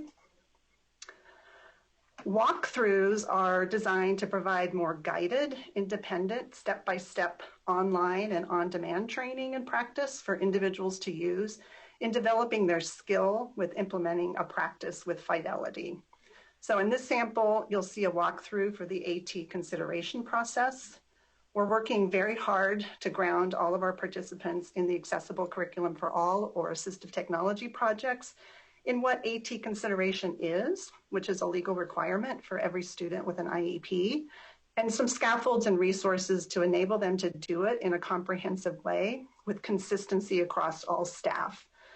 For the majority of our students with disabilities, if site-based IEP teams know how to do this process and to document it well, and know a range of tools that are readily available for our more high incidence students, not necessarily our students who might need more specialized equipment and access to individuals with more specialized training. We believe they can effectively get tools into the hands of students without having to take additional steps like locating an AT specialist. It's a critical part of building our staff in the trenches to be comfortable AT implementers in our Accessible Curriculum for All model, which is a certification they're working towards. Our emphasis in this AT project is on our students with high incidence disabilities, such as students with specific learning disabilities. According to national survey information, students with learning disabilities make up approximately 47% of the special education population, yet they access fewer than 17% of all AT services provided. Even though the potential for effectiveness of AT tools with these students is really well established in research. Tools like text-to-speech to support reading comprehension and the use of speech recognition for writing. We also know that from longitudinal research that for students with high incidence disabilities in particular, if they receive assistive technology, their performance and graduation rates, post-secondary enrollment, and paying jobs are significantly higher. So our target in the Accessible Curriculum for All project is to increase access to these tools for those students by empowering the site-based teams to make these decisions comfortably and confidently. Next slide. The third type of resource I want to point out are our flip kits, which are really our curation or narrowing down of tools and resources in each project area. What is that range of strategies or tools that we want our participants in our trainings to be familiar with, and making sure they can always access this information as these are updated. So this is an example of the UDL flip kit, which is arranged by the 3 UDL principles of engagement, representation, and action and expression. If you delve into any of these areas, you'll see both strategies on the left, as well as digital resources that support all students within this specific UDL learning network. All of these tiles open to the actual websites where more in-depth information can be found. Next slide. Our AT Flip Kit is organized around these areas on the left. If I click open reading and literacy, for example, I then have a number of choices I can select from, one of which leads me to this page to explore more specifically what are my options for digital text and audiobooks, or books that have sound and animation, or leveled accessible content. Next slide. And in the AAC Flip Kit, we have resources organized under the communicator levels we use in the AAC needs assessment process we're training our speech language pathologists to use. These help us to get the right tools into students' hands for where they are currently at, and to keep our eye on building students' communication skills up to the highest level possible by the time they exit K-12 education. Next slide. This is just a little snapshot of how many people are accessing our open access as well as accessible distance learning site, which I'll talk about in a moment. At this point in time, while most website traffic is generated from California, people from out of state and even overseas are starting to find it. People are logging on through our training portal, clicking the link from the main PCOE website, and others are finding it through a search engine or coming across it from being a resource on another site, such as the CDE, CCEE, or other SELPA Leads websites. The data also indicates that in addition to new visitors, many users do return. Next slide. I'm going to pivot a little bit. While our primary focus has remained on our capacity building projects and the universal resources that we originally committed to in this grant, we have expanded our lens during this crisis to include developing resources to support universal access in the context of distance learning environments for both students and adult learners, and that work will continue.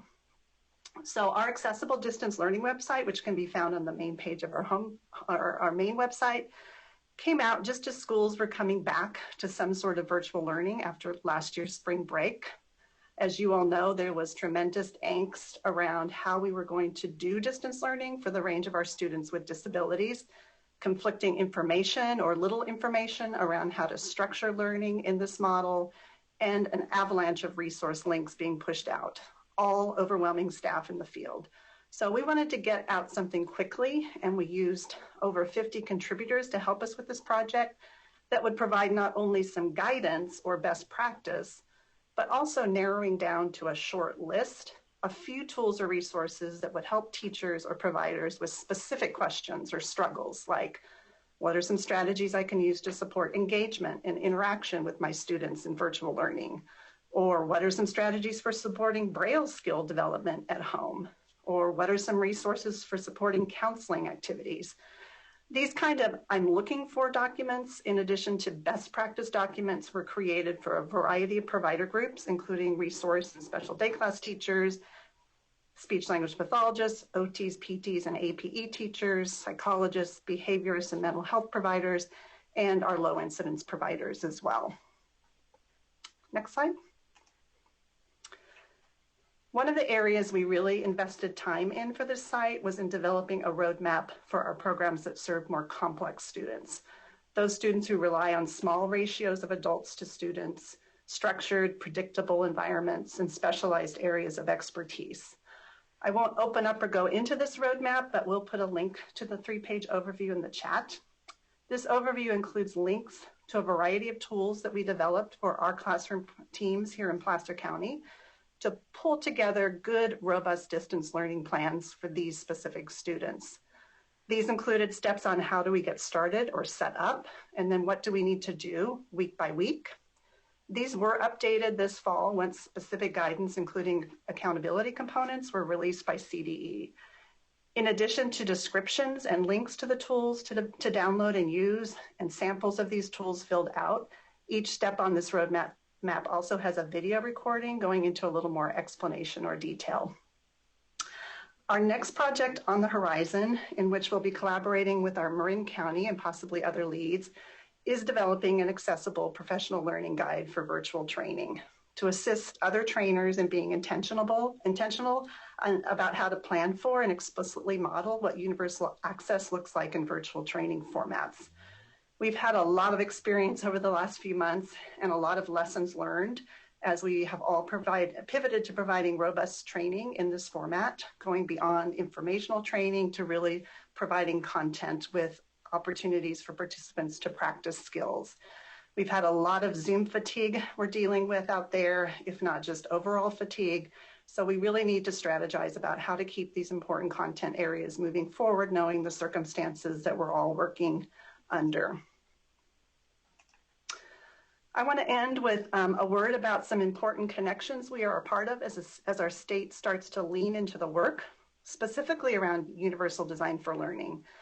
We are partnering with a number of other groups in the system of support, as well as some other lead counties, to form the California UDL Coalition, which we hope, like the PBIS Coalition, will have a long-lasting and positive impact in moving this body of work forward into our schools. We're also partnering with CAST, the National Research Coalition behind UDL, along with 4 other county offices of education, Los Angeles, Fresno, San Joaquin, and Santa Clara, in the project that they have been awarded through the EWIG grant, and we'll be aligning our open access UDL work with this project to increase that connectivity and alignment, and to make sure that we are building systems that can carry on this work after our grants are completed. Please feel free to reach out if you have any questions or want to connect us with anyone you're working with that we can support, or just to give us some feedback and ideas around what we're working on. We all appreciate your time today. I'm going to turn it back over to Dr. Estrada for some final comments about the SELPA Leads work. Next slide, please, Erin. Thank you. And just in summary, you can see that the SELPA leads have really tried to listen carefully to what the needs are out in the field and try to be responsive. Their primary role is to help build capacity and leverage the skills and skill sets within our SELPAs. And so I just want to say thank you to them all for just during these moments that they were willing to pivot and be responsive to those needs as we were all trying to deal with personal as well as professional needs that existed for us all and out in the field. Next, I just wanted to remind folks though on this slide that there are all these resources that are available, and so on one page you can have access to all the SELPA Leads resources. I encourage folks to go out and look for those further. And the next slide, please. And I just want to end with a thank you. And in particular, I also want to thank the CDE team with Heather's leadership, as well as Shiloh and Monica's support in being able to really help us understand too what the field is in need of, what the data is showing. And so I thank them for ongoing partnership within the system of support as we work together to be a resource to the SELPA Leads, along with Layla from the State Board of Education as we work together to be a resource to you all. And with that, I just want to open it up to any questions that folks may have from the commission and anything else that we can be helpful with. Thank you so much. And so commissioners, I would ask you to begin raising your hands if you would like to make a comment or have a question. And as the hands are being raised, I'll share the first comment or question. And my question actually started about 3 years ago when we met Carla, and my question was primarily, what's this going to look like in terms of the state system of support? And so seeing this presentation and obviously following the work today, for me, the response to my initial question is the statewide system looks like exemplary vision and leadership. And so acknowledging you, Carla and Tom and Suji, it looks like leveraging pre-existing resources and expertise across our state. Patty and Ann and Jill, Deborah, many of us go back decades, and just alignment around what our students need. And so thank you so much for the progress and leadership. And I would also want to highlight the resource you highlighted in the beginning, Carla, from San Diego County Office of Ed around healing conversations. I would encourage everyone to please look at that document as well as the other resources, because it's very timely and very practical in guiding conversations around social justice with your teammates. So with that, I will turn it over to Vice Chair Hayes White to facilitate other questions and comments. We do have 2 hands raised. The first hand is from Liaison Strauss. Hi. Well, first of all, to Carla and the whole team, what an amazing set of resources and really addressing what we know is incredible challenges in teaching and need to support special needs kids. So personally, just as a member of the state board, just thank you so much. One of the things that I just want to ask is, with so many resources and such a need to support teachers, and I see so many resources being webinars advertised all over the place, and teachers are trying to manage the day and learn new skills. I'm just interested in knowing sort of how the local SELPAs are rolling it out and supporting teachers. Are you doing separate full-day trainings? Are you giving them coaching? I just think the rollout is so important. There's so much here, but how do you help them navigate all the resources out there, and sort of what's the plan through the system of support? Thank you. I can share some initial thoughts on what you described regarding the amount of resources out there, and then I'd love to hand it over to our SELPA leads who work most closely with the SELPAs to share some ways in which they've been doing that. But I think we were at a moment where people were trying to be very focused on particular topics and making sure that they understood what was available first, because I think that was the other part around special education. People weren't really sure what was available. And then we worked with our SELPA leads to begin to narrow down a couple of areas of focus. This is where what was really nice with our content leads is we know that there are English learners, students with disabilities that folks are trying to figure out how to be responsive to, whether you're a teacher or whether you're a parent. So we knew that with kids with autism, parents were trying to figure that out. And so one was really being able to capture it into one place. And so if you go to our CCE website, or if you go to the CDE website, we try to really narrow down and be able to give some very specific areas to focus. Now we're at a place though where I think people have now been able to identify a variety of ways in which they could do this. And so now we're narrowing down any kind of professional learning to be kind of grab and go. As you heard from the presenters today, they were able to make sure that anything they created, people could come to their website because of the content area, but also be able to grab what they felt was necessary, from videos to trainings to resources, and take what they needed, especially for our counties and our districts who are trying to scale up PD like this very quickly, those kind of grab and go resources are probably the most helpful. This is why you'll see a lot of their data that they were tracking was not just at the moment of the webinar, but how many people are coming back to access those resources. Because I think as we get even closer, as people continue to implement distance learning, you'll see that they still want to be able to go back and get some of those resources for specific areas of need. And so with that, I'll hand it over to the SELPA leads to see if, and as they share some of how SELPAs are doing this as well. I'll talk for the SELPA content lead for autism out of Marin County SELPA. Our grant is an extension of the work of Captain, and we've divided the state of California into 17 regions. And so we've kind of parceled it out. We have 93% of our SELPAs who are participating by sending Captain cadre to all of our events to learn about evidence-based practices for autism.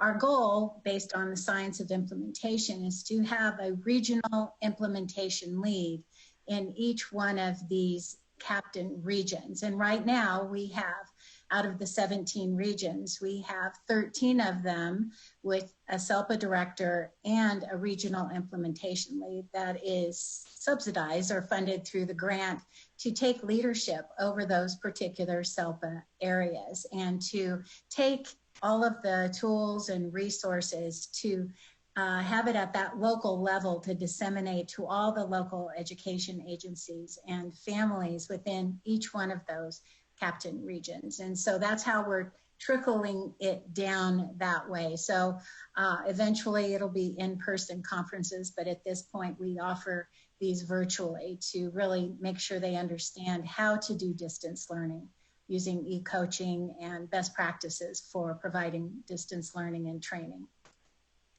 I'll just back on to Anne there. I mean, that is the focus of our project as well, it wasn't just to go out there and train, but to really seed and develop those regional implementation leads. We have 30 regional implementation leads that at the end of this project will be ready to go and continue that training and provide that training not only across their SELPAs, but across their regions.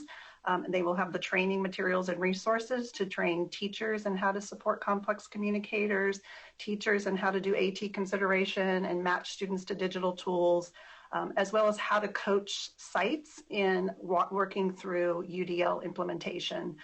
So that's our focus and goal as well, is to make sure that these trainings continue on and that there's folks that know how to build capacity in these content areas and have the resources and tools to continue doing that work.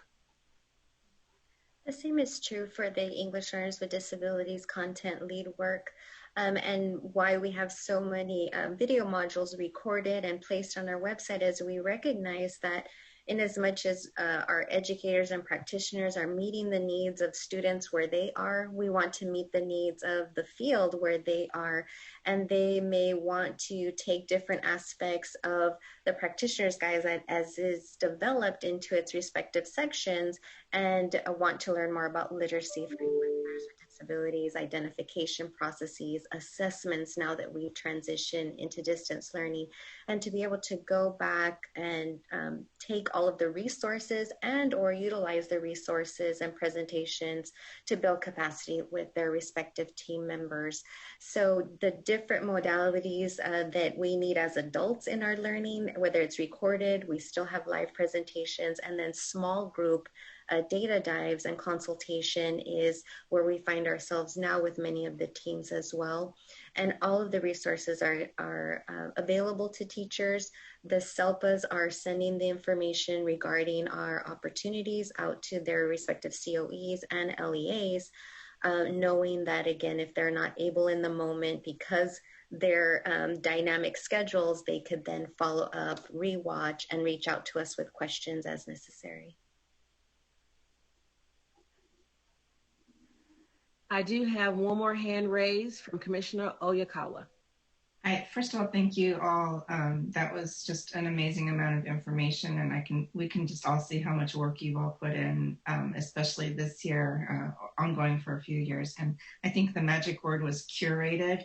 There is so much coming in, and to see how much effort and time and expertise you put into narrowing it down for everyone, so that they can just look kind of more quickly at what they need. We're all a little overwhelmed. And I think I had sort of a similar question about how it was passed along to those on the field. I'm a parent, so I'm here as a parent member, but also I have a lot of family and friends who are educators and gen ed educators. And I think as we move towards a more inclusive special ed model, I wonder if, they don't necessarily identify themselves as special ed teachers, even though really they are now when they have students in their classroom. And I guess as you put out your information, I'm wondering, and it's not necessarily a question to you, but I guess to the next levels, to the SELPAs and COEs, how they get it out to the gen ed teachers, because I don't think if they don't view themselves as necessarily special ed educators, they're not going to be looking for the ELL special ed modules to learn from. And I guess I'm just wondering, I'd like to see how either the COEs, SELPAs, or the principals at the sites are getting that information, because you guys have so many resources that I imagine would be so helpful for all of these educators that they might not realize or self-identify as really needing. So I just wanted to comment on that. But thank you all. Your work is just amazing. So thank you, everyone. Christine, can I just make one comment on that? I do want to just mention that our UDL, which is a coaching model that focuses on site principals and gen ed teachers. We do have special educators who participate in some of those teams, but in that project, we really are placing the focus for creating more universally designed environments on the gen ed folks that are part of our teams. We do also encourage, when we're doing the accessible curriculum for all trainings, that gen ed and special ed teachers participate in that, even though our target is really to make sure special ed teachers know how to do that process. But in Placer County, when we did those trainings over a 3 to 4 year period of time, we had almost 60% of our participants were gen ed teachers that wanted to know, what are the digital tools and resources I have to make learning more accessible to my students? So it is a big focus of the work. That's for sure. Great. So great to hear. Thank you. Additionally, if I may share, I'm very happy to report and thankful that one of our team members also participates in the Bilingual Coordinators Network, which also includes Title III specialists from across the state. And wherever possible, we share all of our resources with them as well, as we hope to find that more teams participate in not only the professional development, but the following consultative practices and building their leadership and looking at their systems of support. Again, marrying that and modeling the work of the EL experts for general education, as well as the special education experts, and bringing together their collaborative expertise. So whenever possible, we encourage, again, a team approach so that we can assist and support all English learners with disabilities. And I can just add, for our work, one of the things that we've been really conscientious about doing from the very beginning is helping people understand and see that these evidence-based practices, even though they're delineated for students with autism, really can be effective for all learners. And we've developed several infographics and have co-presented in a variety of different contexts to show how the EBPs really fit in with high leverage practices, with MTSS, with PBIS. So that people don't think that this is an add-on or one more thing, but really see how it integrates in with just really good instruction and can be effective for all learners. That sounds wonderful. Thank you so much, everyone. I do see a hand raised from Commissioner Lopez. Good morning, and I wanted to just thank you all again for that wonderful presentation and a lot of wonderful resources available to all of us. And I wanted to piggyback a little bit on what Commissioner Christine had said, and I wanted to give an example because I've been sitting in a few team meetings, and I also come from the perspective of a parent as well. And in our community, there's quite a bit of individuals that we have a group that is have been in the general ed class most of the day. And I wanted to just kind of give an example of what Christine was saying, that you may have students in a general ed class, and they're sitting in a classroom of possibly 34 kiddos where the information might not be modified. And so they're getting this modification, very limited modification, and possibly having an aid with distant learning that may not have some of these resources available to them.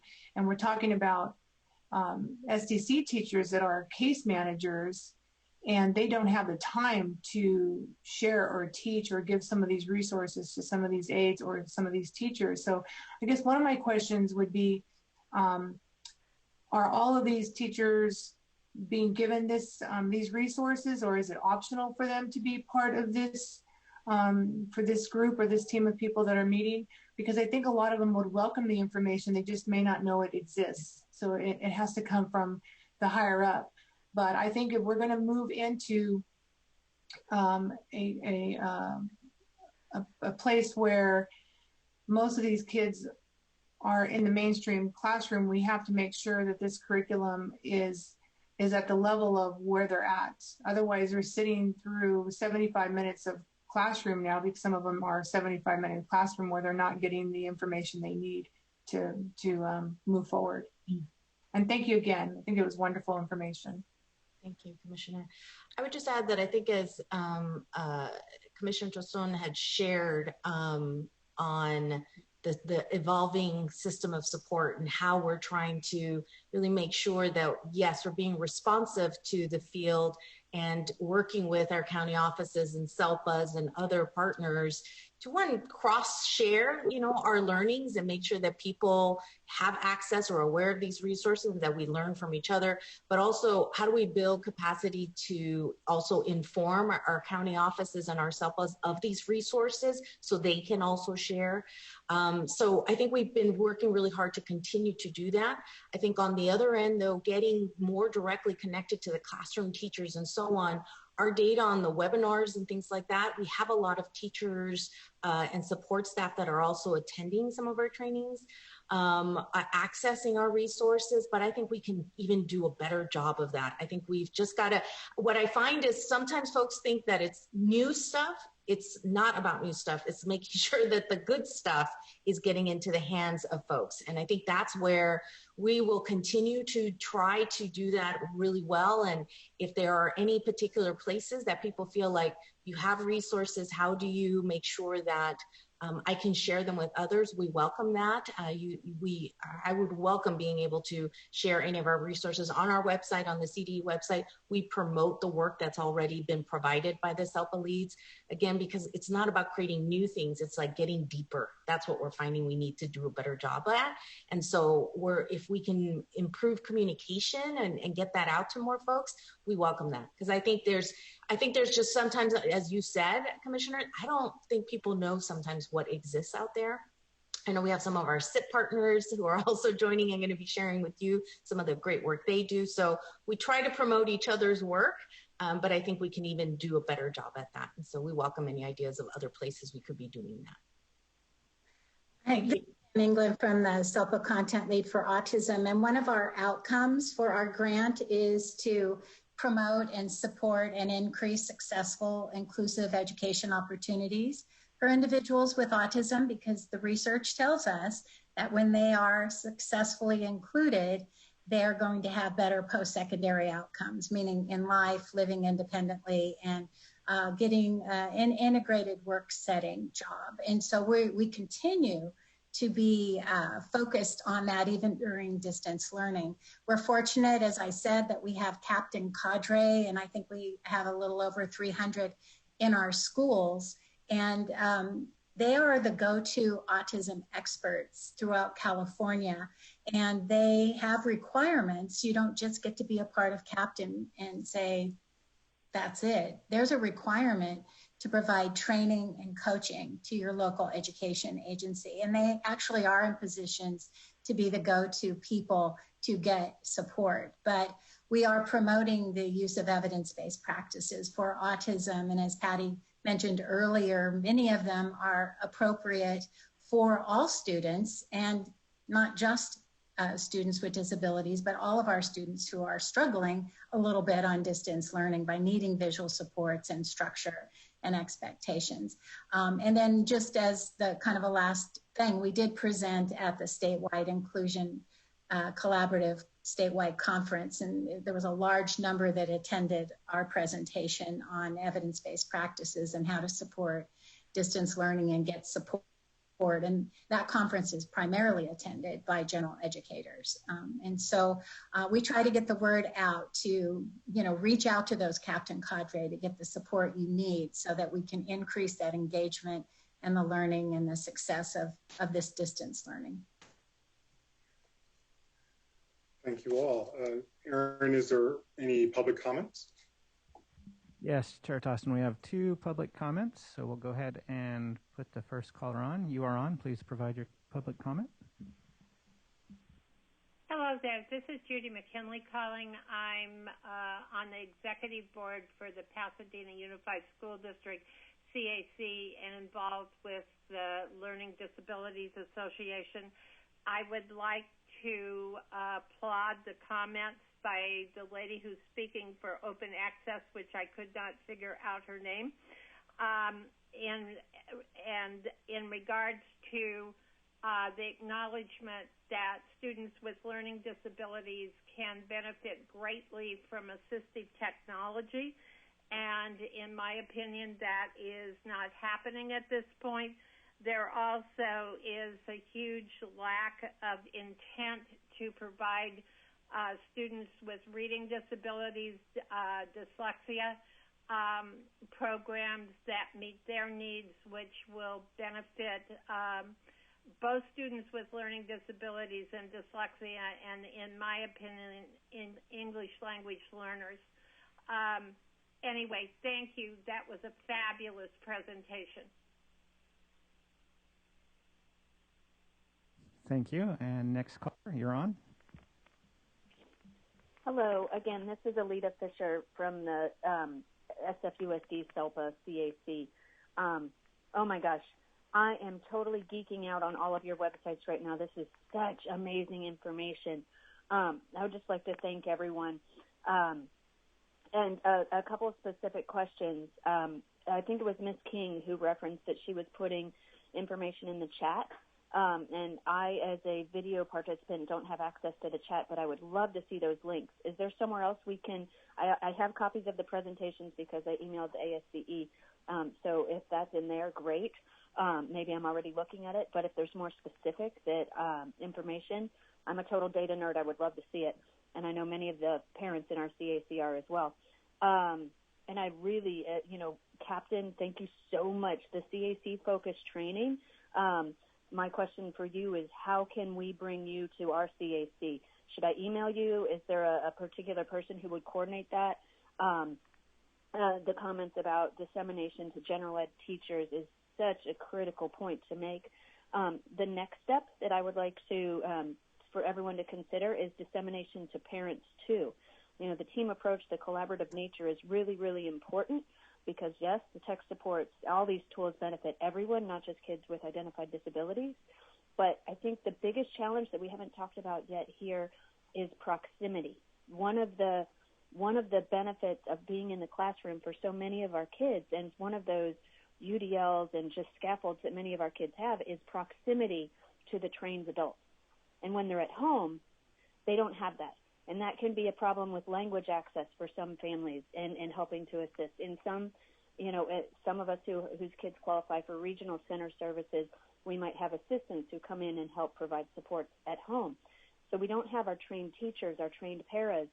So taking this to the next level and making sure that parents have access to all this information and are included in the trainings, and maybe our IHSS workers too in some cases.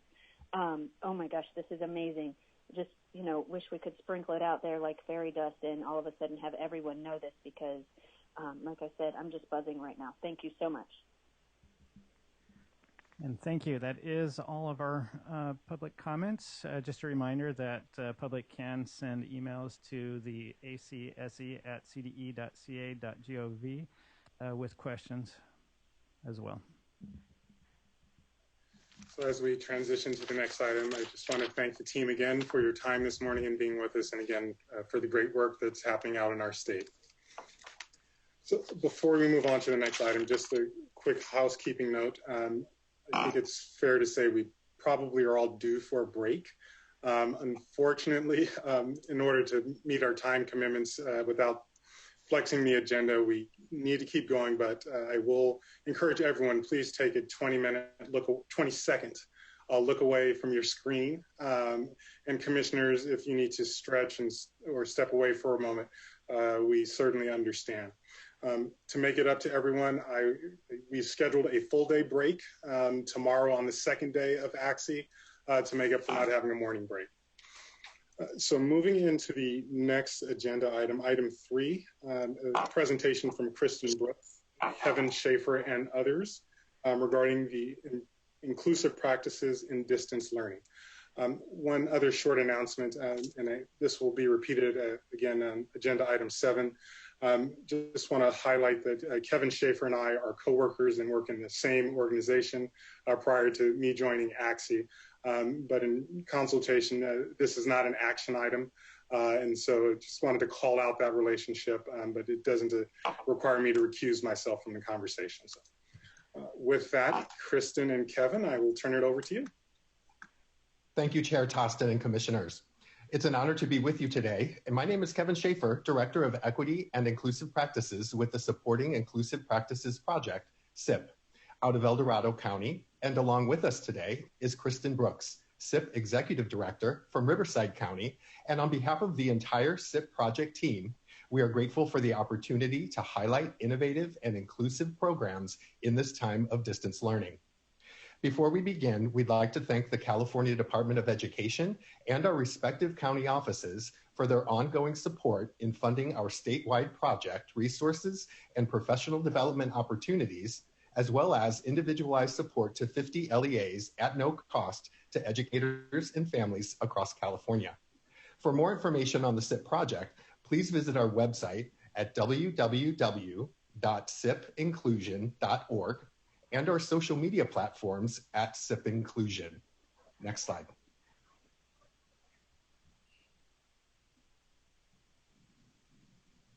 On this slide, you can read our project's mission and vision, but we also wanted to recognize that the pandemic has brought to light the inequities inherent within our system that require continued focus, commitment, and creative thinking to ensure all students and families are supported in reaching their highest potential. For this presentation, we've brought together a team of speakers that represent a cross-section of programs, grade levels, roles, and geographic areas to share their unique approach to their commitment in continuing to provide inclusive opportunities for students with disabilities. Next slide. To set the stage, we'd like to offer this quote by Dr. Eric Carter out of Vanderbilt University. Early segregation does not merely predict later segregation, it almost ensures it. Our focus today is to reverse that narrative to early inclusion does not merely predict later inclusion, it will most certainly ensure it. And with that thought in mind, I'd like to introduce our first speakers, Orange Unified School District Director, Dr. Sue Singh, and Coordinator, Cassie McKenna. Thank you, Kristen and Kevin, and distinguished commissioners. I'm Sue Singh, representing Orange Unified School District, along with my colleague, Cassie McKenna. What an incredible honor and privilege to share our journey of ensuring equity, access, and excellence for all students within our organization. I believe truly that it's our core values, the support of our board and superintendent, along with the exceptional support that we've received through SIP, that have been the catalyst for scaling up our district-wide inclusive schooling commitment. Next slide. One more, please. Operating under the belief system that children do not function in silos, our journey started with preschool and has grown up district-wide. When we began our partnership with SIP, we were identified as a district needing improvement, and we have now been recognized as an exemplar district, a model that's often visited by other districts. Next slide. The speed and scope of the pandemic-related crisis created this desperate need for courageous leadership. And we charted into this ambiguous territory with a strategic framework to safely return our students with disabilities to in-person schooling as our top priority. During this 2021 school year, we have welcomed all students with disabilities back to campus following a deliberate stepping stones approach. We worked with our local healthcare officer, our county office of ed, and local stakeholders to create an innovative plan of gradual reintroduction. We are proud to report that all of our students with disabilities are welcome back to school. Next slide. When schools closed last spring, supporting our staff became a top priority as they instructed students through a distance learning model. Communication was critical. We immediately began a robust distance learning website for our teachers and service providers. A couple highlights are our many how-to videos created in-house and our digital resources finder, which would historically have been a paper document, but it's now digital and available to all. We also started a Google Classroom for our teachers. There are about 200 educators in it. It's been inspiring to watch the collaborative interactions that are taking place between teachers in that classroom. Our lesson plan templates are another innovative resource in our toolbox. It's so important to provide exemplar models of how to teach students in a virtual platform. We created Bitmoji classroom lesson plans for preschool age students through our adult transition learners. We continue support for staff with virtual open house sessions held twice monthly on a digital platform. Our teachers log on, connect, they ask questions, and they walk away with clarity and a sense of camaraderie that's so key right now. Our teachers' inclusive schedules have become an art form due to the many variables, including whether a family has selected in-person or virtual instruction. No matter the instructional models, our commitment to inclusive schooling remains as strong as ever as we continue to offer creative and innovative solutions to our staff and families. Our curricular supports have evolved in response to our changing needs as well. Several additions like virtual job shadowing and web-based programs like Nearpod, BrainPop, IXL, etc. have been added to our repertoire, and these will certainly be continued as best practices moving forward. Next slide, please. We also realized during this time that it was vitally important to be innovative and to go deeper to remain effective and relevant during these times. Accordingly, we designed a communication platform and an innovative system for our instructional aides to support our students and families while building their own capacity as practitioners. We have over 400 instructional aides in the district, and they all received a device. And we infused training sessions to address that need for technological literacy.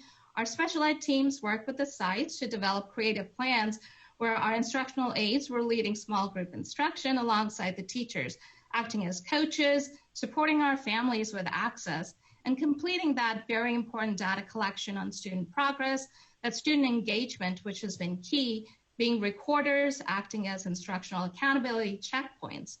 All this while the district launched a very highly innovative platform for ongoing IA professional growth, which curates district-created training videos with embedded knowledge checks.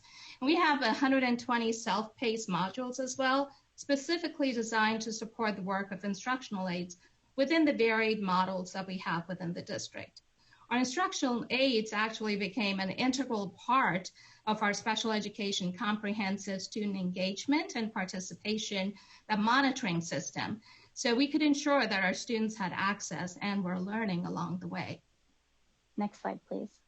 We also knew that our parents, alongside us, were responding to the many disruptions and challenges brought forth by the pandemic, and were emotionally and physically stretched, like several of us. And so as a department, communication and innovation quickly became what we affectionately say our survival oxygen.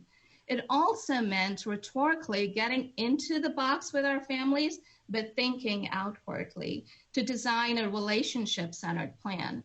And with unprecedented levels of planning and commitment, we launched our parent outreach plan and support website with a host of resources in the areas of social emotional support, mindfulness, self-care, etc. And given the high number of students with autism in the district, we dedicated a BCBA and an autism specialist to schedule individual appointments with families. There was another psychologist dedicated to schedule individual generalized social emotional support appointments for families over and beyond the IEP-related services. And out of the same deep commitment and sense of responsibility we feel towards our families, we've been hosting Saturday parent support sessions as well. And then additionally, we have students and families with a higher level of need being supported for substance abuse, anxiety, there's depression support, grief, loss, trauma, and other related instabilities that we're supporting as well. A lot of parents were, in a sense, swimming upstream, like many of us were. And hence we created this psychologically safe environment where we could openly discuss self-care and stress management for everyone. And for families with more intense needs, we even developed individualized coping and safety plans and provided crisis intervention. It was, in a sense, a transformation of our educational system into being more nimble and dynamic while responding to the crisis. Next slide, please. So I think it's important to note that despite the complexities that are inherently embedded in any equity-based journey, we have seen as a district an increase of 56% of students with disabilities being educated with their non-disabled peers for 80% or more of the school day. We have 40 schools in the district, and 85% of our district schools saw growth in English language arts and math scores for students with disabilities. And I do want to highlight that we started this journey unrelenting, but with hope and resolve. And an equity framework through our partnership with SIP has been the hallmark of our pursuit for excellence. And lastly, we want to share an example of our why. A student of ours, Marcos, was in a restrictive setting. Discussions began about what setting would be most beneficial for his continued learning, and then the pandemic happened. But as a team, we were determined that school closure would not derail this vital conversation.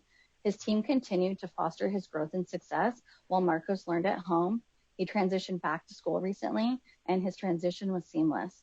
Parents and team members alike cried tears of joy at his IEP team meeting this past week when all team members agreed that Marcos would benefit from an inclusive set-in. Even during a pandemic, school closures, and a truly unprecedented year in public education, our commitment in Orange Unified to inclusion is unwavering and is driven by our passion for equity and access for students like Marcos. Thank you. Thank you both, Sue and Cassie, for your dedication and commitment to the work. Next, we will hear from Myra Patey, Director of Early Childhood Education from the Tuolumne County Superintendent of Schools. Next slide. Thank you so much. I feel very honored to be here to speak about our work here in our small rural county. And I will be having this conversation about how we have faced barriers in our inclusion early education systems here and how we overcome them by being able to collaborate with all of our small agencies. Next slide, please.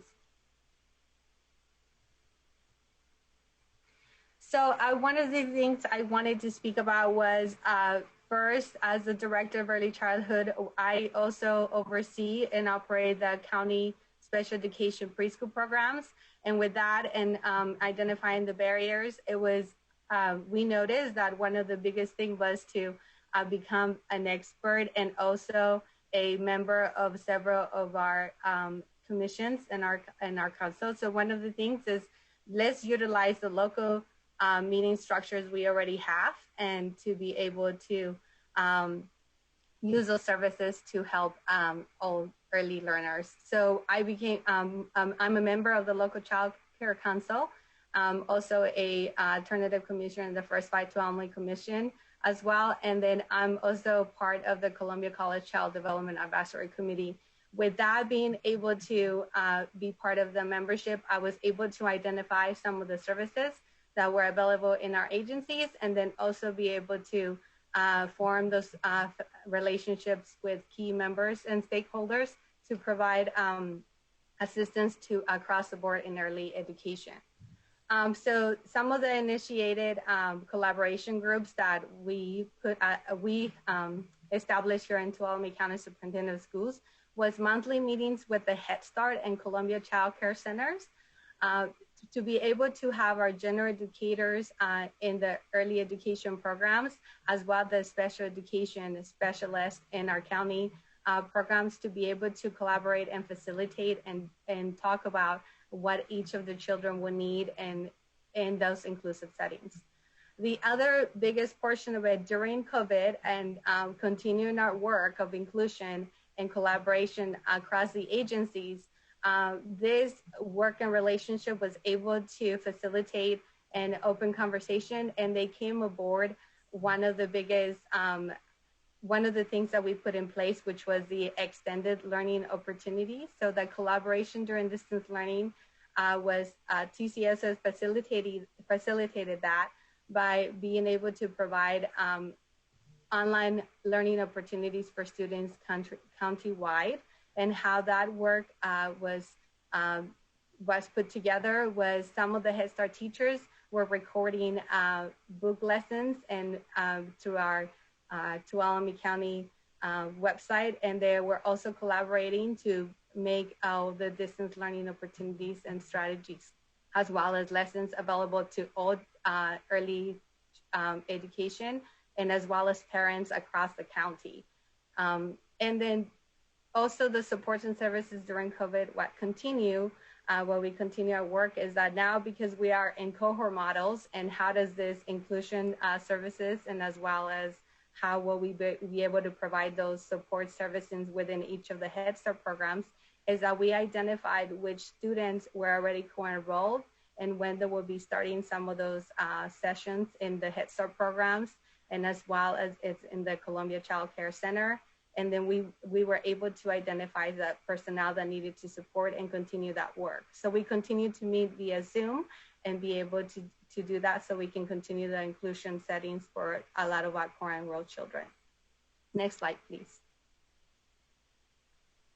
The other biggest was we had planned out our 2020 Infant Child Enrichment Services had their annual virtual early childhood education conference. It first started as we were going to meet in person. We had overall about 100 attendings that were planning to attend, and then COVID happened. So then we needed to move forward and be able to provide this very important training that was going to bring all of our early education participants together and our focus on inclusion. So we partnered between TCSOS, Supporting Inclusive Practices, SIP, Valley City Union School District, Tuolumne County Local Child Care Planning Council, and the Infant Child Enrichment Services, ACSE. We partnered together and we provided a free virtual training over 2 Saturdays, which was focused on where early educators focus on the principles and practices of the Universal Design for Learning and how it applies to early care and education environments. Here is where all these different agencies came together, and early educators were able to receive some of the training, and our work will continue to provide them the education and the professional development they need. The other portion to that I wanted to mention is that it starts as early as 0 as when they're born. So I am also I oversee the birth to 3 years of age in our county. And then so TCSOS, the ACA Early Start in the Valley Mountain Regional Center, we partnered together and we provide early intervention services for infants and toddlers from birth to 3 years of age. So we do have not let our barriers of a small rural county and some of the financial difficulties we have, as well as facilities, to stop our work of continuing to increase opportunities for inclusive environments for our preschoolers and early learners. Thank you, Myra. You've been amazing to collaborate with. Next, we'll go to the other end of the spectrum. We'll go to secondary co-teaching with Omar Mayan, assistant principal with Corona Norco Unified School District, Eleanor Roosevelt High School. Next slide. Good afternoon, everyone, and thank you, commissioners. Thank you, Kevin and Kristen, for the wonderful opportunity. Absolutely honored to be here and be the spokesman for our co-teaching team here at Eleanor Roosevelt High School, located in the city of Eastville. I begin with this quote because it's the genesis of a grassroots teacher-led movement that resulted in the program we have today. This all started with 2 pioneers collaborating feeling pretty strongly that our students were being sentenced to an educational career in a quote-unquote placement, which they felt went against the concept of least restrictive environment. They took the definition of LRE and collectively put their efforts into advocating and pushing for more inclusive practices. At our site, co-teaching was the model chosen as the vehicle to promote inclusive practices to the entire school community. This presentation is the Twitter version of how we have been promoting inclusive practices at Eleanor Roosevelt High School. Next slide, please. So in this slide, you get a glimpse of our journey.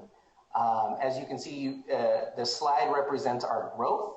On the lower hand column, or on the lower hand of the slide, you will see some professional learning that has been possible due to our participation in the SIP project. On the right side, you see the impact that it's had on our students. It's important to note that we are one of the largest high schools in California. As of this morning, our student enrollment was at 4,692 students. So as you can see, we've had to scale back a little bit, unfortunately, due to COVID, and revert back to our staffing prior to, or actually to the inception of our program. So this year, we're actually only providing SAI services to 83 students in the subject of language arts only. Next slide, please. This is a snapshot of an English language arts co-taught classroom, just to give you an idea of the size and volume that we deal with at our site. This is last year data, of course. As I mentioned in the previous slide, we've had to scale down our offerings due to personnel and things of that nature. So we're only offering co-teaching in 9th and 12th grade. The average class size has not come down significantly. It's at 46.3 students in each classroom. In the 9th grade, we have 30.2% students with IEPs, and in the 12th grade classroom, we have 29.5% students with IEPs. Next slide, please. And so what you see here is some data. It's the overall performance on the California state testing over the span of 2 consecutive school years.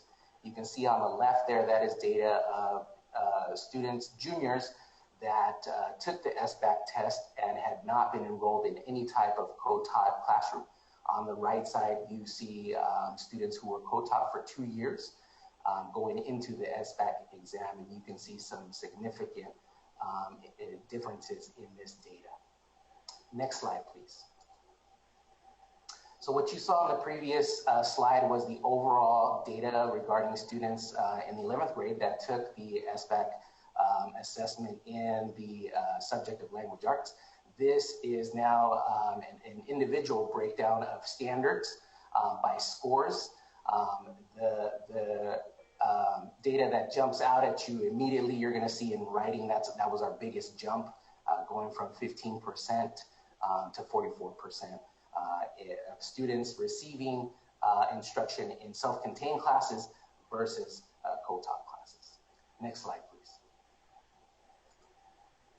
And so this pretty much sums it up. This has been a journey from 2017 since the birth of the program. And you can see how our students were performing on that state exam specific to the language arts subject. And on the far right here, 2019, you will see that there was a significant increase in students that met the standard. Next slide, please. So this is Jacob. And as you can see on the slide, this is a student that has spent the majority of his education in a self-contained classroom. What you see to the right of his picture there is a reading and writing assignment that all students receive. And what you are about to hear is his personal narrative to that assignment. Okay.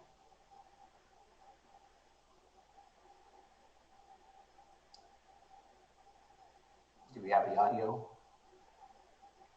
Aaron, can you press the audio button in the upper right-hand corner?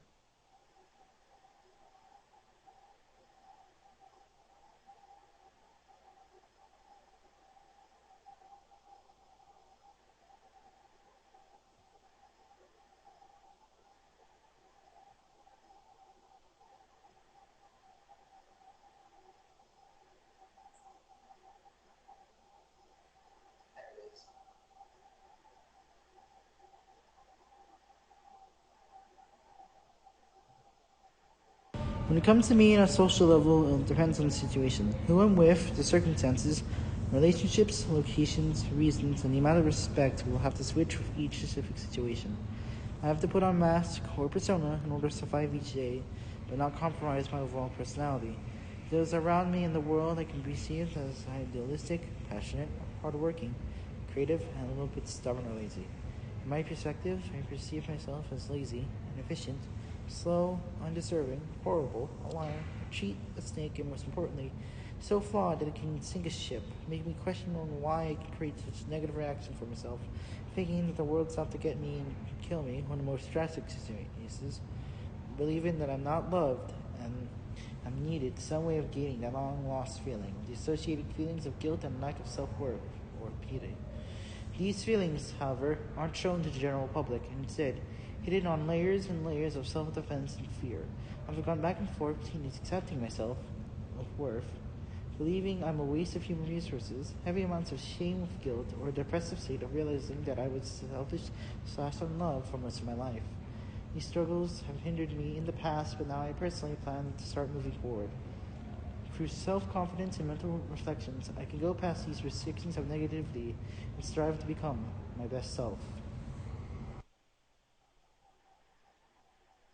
Okay, so the audio may have been a little difficult to make out, but he was basically reading his narrative. And I think what's important about this narrative and why I included it in this presentation is because it shows the growth of his self-esteem as a student as he was moved into a more inclusive setting. It also shows how some of our most intelligent students are separated from their peers. Next slide, please. So what is our long-term vision for inclusion? Here are a few items. We're looking to open some A through G pathways for students with SAI services in all academic content areas. We're looking to co-teach career and technical education pathways, and we're looking to dramatically reduce the time students are away from their general education peers, as we all know the benefits of that. Next slide, please. And finally, these are some obstacles that we have faced in terms of the standardization of a sustainable co-teaching program here at our site. Class size is always going to be an issue, a challenge here at our site because we're so large. Rostering has been an issue. We have a dual roster versus a single roster. IEP to general education ratios, again, most of these are due to the fact that we are so large. CTE and A through G pathways for all students, and the sequence for program growth.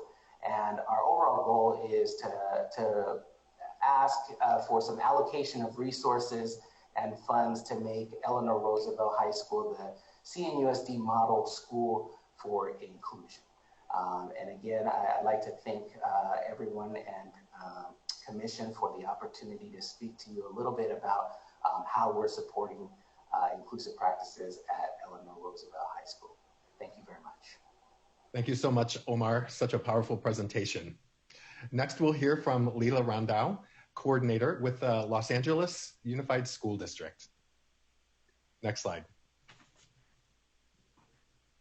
Good afternoon, everyone. I'm Leila. It's an honor to be here, like everyone has said. Love hearing from all these other practitioners all over the state who are doing very similar work to us. As Kevin said, I'm from Los Angeles Unified. I'm going to talk a little bit about how our district has been working with SIP to work towards district-wide inclusion. So next slide. So I wanted to just start off by looking at, we are making very slow but incremental progress. Change in Los Angeles Unified is a little bit like shifting an aircraft carrier, right? We've got quite a large number of students. One of the pieces of information I pulled up today that I wanted to share with you is that if you look back to 14-15, we were serving more students on the gen ed curriculum in our special day programs than we are today. That said, we still have a really long way to go. We have, of our students who are on the general education curriculum, only 56% of them are receiving services through resource, meaning that they're in the gen ed classroom 50% or more of their day. So while we are making progress, we still definitely have a lot to go. Next slide. So I saw Kristen Brooks present at, I forget which conference it was, but it was spectacular because she's spectacular. And basically was like, we need to work with you. We need to get this going. So Kristen and Kevin sat with us and our 6 local district special education administrators over the summer last year. And we crafted this vision statement, which is we, the LAUSD community, intentionally design and deliver inclusive environments for students at every opportunity. We were very intentional about this language. I always share this when I'm presenting on inclusion, that this is not about the Division of Special Ed leading this charge. It really needs to be co-led, and that we are doing intentional design to make sure that when we are putting our students in the general education classroom, they are encountering teachers who are excited to have them there, who use universal design for learning approaches. Next slide. So this slide's a little bit busy, but I'm going to try and guide you through it. What you see up here is in Los Angeles Unified, we have our educators share best practices and share resources via a platform called Schoology. So this is our Schoology page for the Inclusion Toolkit. What we have done here is we've compiled all of our resources from ourselves that we've designed, as well as the ones from SIP, and they've been super generous about letting us use some of the recordings that they've got. As of now, we have 792 members, and we're having more people join every day. We started this off, obviously, with 0 last year, so I feel excited about where we've gone. And we so far have 30 PDs that are done that anybody who is in this group can access and deliver at their school. And of course, they get support from the team that I support. Next slide. We have been diving pretty deep into universal design for learning, again, influenced by SIP. We started off during the quarantine, our district decided to do some PDs for teachers. So there was a 2-hour professional development in April, and we held it 6 times. So we had 1,141 participants for that one. Then we recorded it, and it was seen by an additional 1,400 people. And then our superintendent called for a Future Ready certification. So any educator who wanted to increase their practices and do additional optional professional development for pay could do so. So we also presented on universal design for learning there with a focus on inclusion of students with disabilities. And we had another 5,000 folks join and see that, both gen ed as well as special ed teachers. This is really exciting, and we've reached a lot of people, but like I said, we've got a long way to go. We do have 24,000 K-12 teachers. So the goal is for all of them to be engaged in universal design for learning, but we're on our way. Next slide. So some next steps that we have, we are having Katie Novak come and replicate the professional development that she's giving to SIP grantees around equity by design. So the intersection between universal design for learning and culturally and linguistically responsive pedagogy. Right now we have 85 schools that are part of a union side letter. I didn't mention that earlier. Our union has agreed that inclusion is a social justice issue. And we have a side letter with our union that says that, schools that have made a commitment to increasing inclusive practices will get additional supports. So we are looking to increase the number of those schools that have made that commitment. We currently have 85, and we're hoping to grow that dramatically. And we're also still looking, this is my cause celeb, to get more attention from our top level leadership and our school board to this cause, because that's really, I think, what's going to take us over the finish line. There are a lot of educators who feel very committed to these practices now, and certainly momentum in the state has been growing, so we're ready to go. And that's it. Thank you so much for having me. It was a pleasure to be here today. Thank you, Leila. The collaboration has been so important between our project and the LAUSD. Next, we're going to move to Beth Foraker, supervisor and parent at UC Davis School of Education. We want for our students to be self-determined when they leave our system. So Beth is going to be talking about a new opportunity that will be available in the future to students with developmental disabilities. Thank you. And next slide.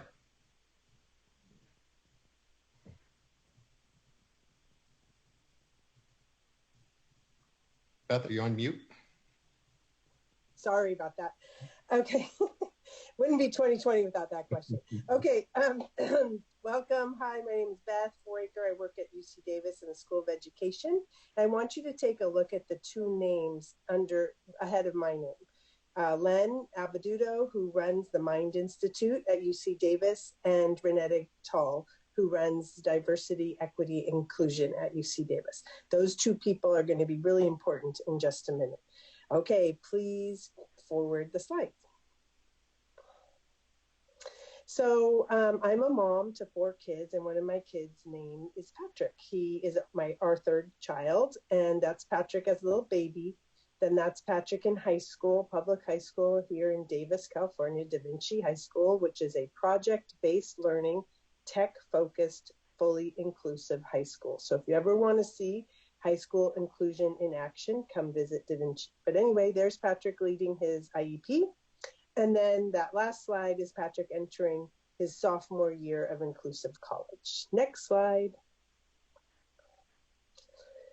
So go ahead and just punch through all those little dots and you can see my bullet points. But I'm going to give you a little background on this. So when you talk to young adults who have intellectual disability, they say the same hopes and dreams generally that their typical peers do. Yet we have 66,000 college-age kids with intellectual disability that have almost nothing for them. Only 53% of California students with intellectual disabilities graduate high school in 4 years. Most of them just age out. There's drastically, devastatingly terrible employment outcomes for kids with disabilities, intellectual disabilities. You can see those numbers there. I just want to say, basically, 97% of adults with intellectual disabilities do not make a living wage, which means they are in poverty here in California. And many, many families see high school as falling off a cliff. There are 0 4-year inclusive college programs in California, although there are 18 around the United States, and 280 inclusive college programs around the United States that are 2 years. Okay, next slide. So all of that knowledge leads us to go ahead and just go through all those little dots to the idea of having college here in California for students with intellectual disabilities. It's not just a nice idea. We know what college does for typical students. It's even bigger for people with intellectual disabilities. We'll just say if you attend college as a person with an intellectual disability, we know what the outcomes are. Your health improves, your jobs improve, your community engagement improves, your relationships improve, the opportunities to live in community improve. It's a massive benefit to you to go to an inclusive college program. Anyway, so because of all that, we worked here at UC Davis to apply for a TIPSID grant, which is a federal grant through the U.S. Department of Education to build an inclusive college program. And we wanted to build a 4-year residential program. We want it to be the model for the UC system and the CSU system. And Renetta Tall, Diversity, Equity, and Inclusion, is housing it on campus. And it's a joint partnership with the Mind Institute and all of their amazing researchers, and they're leveraging all of the work they've done for years in this area. Next slide. Basically, it's going to be a 4-year program. The self-determination of the student will be the focus. We're going to have students able to take, oh, sorry, can you go back? We're going to have students take regular courses on campus with typical students, and then we will also have program-specific courses to support them. They will live on campus for the first 2 years and then off campus in inclusive housing. They'll be involved in every single part of our campus, extracurriculars, all of that. There will be internships and competitive integrated employment opportunities at the state capitol, at UC Davis on campus, at UC Davis Health, all sorts of local businesses. And then we will have supports in place. We will have peer mentors for health and wellness and academics, We will be training UC Davis faculty in universal design for learning. So all your hard work that you're doing, we're moving it to higher ed. We will be also training local educators and teachers as part of our grant. We will be training housing staff, and we'll have behavior and education consultants from the MIND. Next spot. So I want all of you to know that these opportunities exist because of these TIPSID grants, and you can go to thinkcollege.net to see all the opportunities across the United States. If you click on California, it says that we have 14 inclusive college programs, but 13 of them are at community colleges. There's C2C programs, which are fantastic. They're 2-year programs without residential living. There's only 2 other programs that offer inclusive college in the state of California that are still also 2-year programs, but they have some residential living. That's Taft College and Fresno State. UCLA also has a program, but it's 2 years. The residential living is segregated, and it's through their extension program. So we will be the 4-year model with residential living. What can you do? You can reach out to potential employers. You can donate and support our efforts. You can let your own alma mater know that inclusive college is important and that you should build them, not just because of the outcomes for students with disabilities, but because of the outcomes for typical students. We know that people who are in college are going to be our future decision makers. So having them learn alongside people with intellectual disabilities will allow them to more fully make decisions that are equitable and just. And our last slide is, what does inclusive college look like? My son has been in college for 2 years across the country, and it just looks like what everybody else looks like. They eat dinner together. They have amazing fun roommates. They go to football games or whatever your college does. You get texts that say, hey, Mom, can I get some money? And you say, oh my gosh, sure, of course. How are you doing? And then you never hear back because the money's in the account, and then they just move on because they're in college. So I'm excited for the work that's coming. We are launching our Seed Scholars website today, and we have a link for that, and Kevin has the link. Anyway, have a great day. Thanks for this opportunity.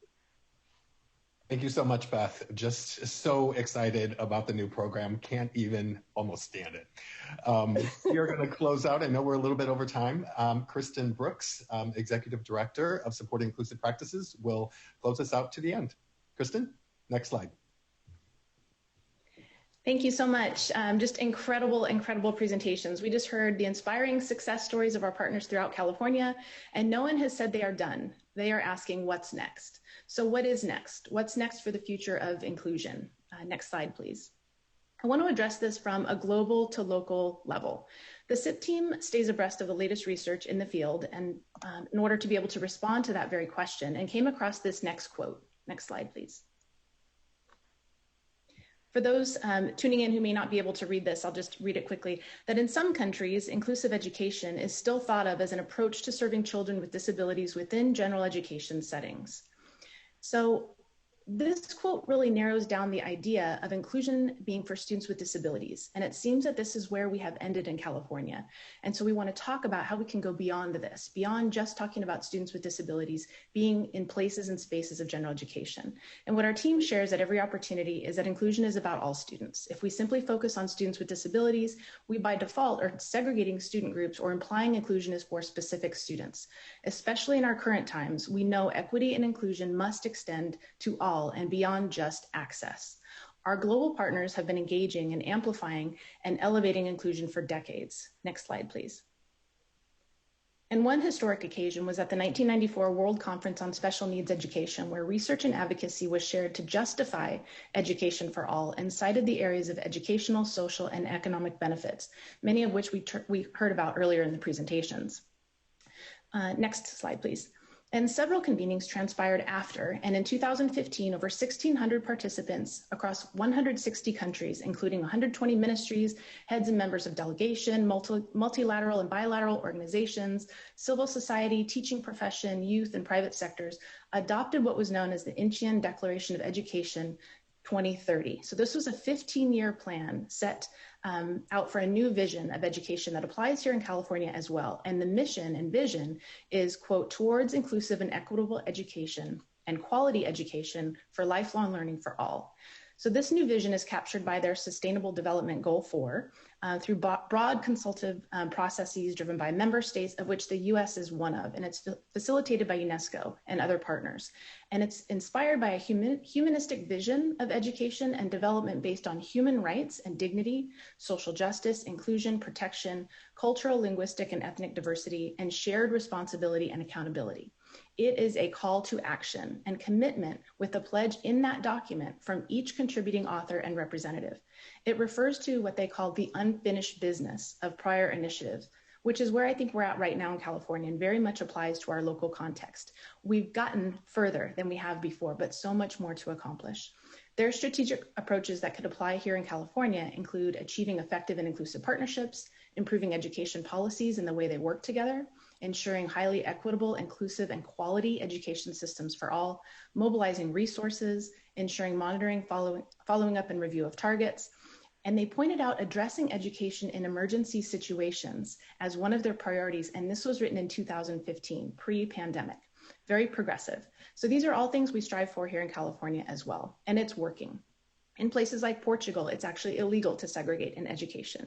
Norway created a strategic action plan in 2013, including local governing guidance, standards, and objectives for full inclusion by 2014, the very next year. So although there are very vast differences between and across countries, the takeaway is that each of these nations engaged in advancing inclusive education and started with clear definitions of what inclusion is, what the standards and objectives and monitoring processes are in order to mitigate self-imposed barriers in policies, facilities, funding, instructional practices to support all learners in inclusive and equitable spaces and places. It's a collective effort. And if UNESCO can organize and strategize at the global level, we certainly can author and innovate our future at the federal, state, and local levels. Next slide, please.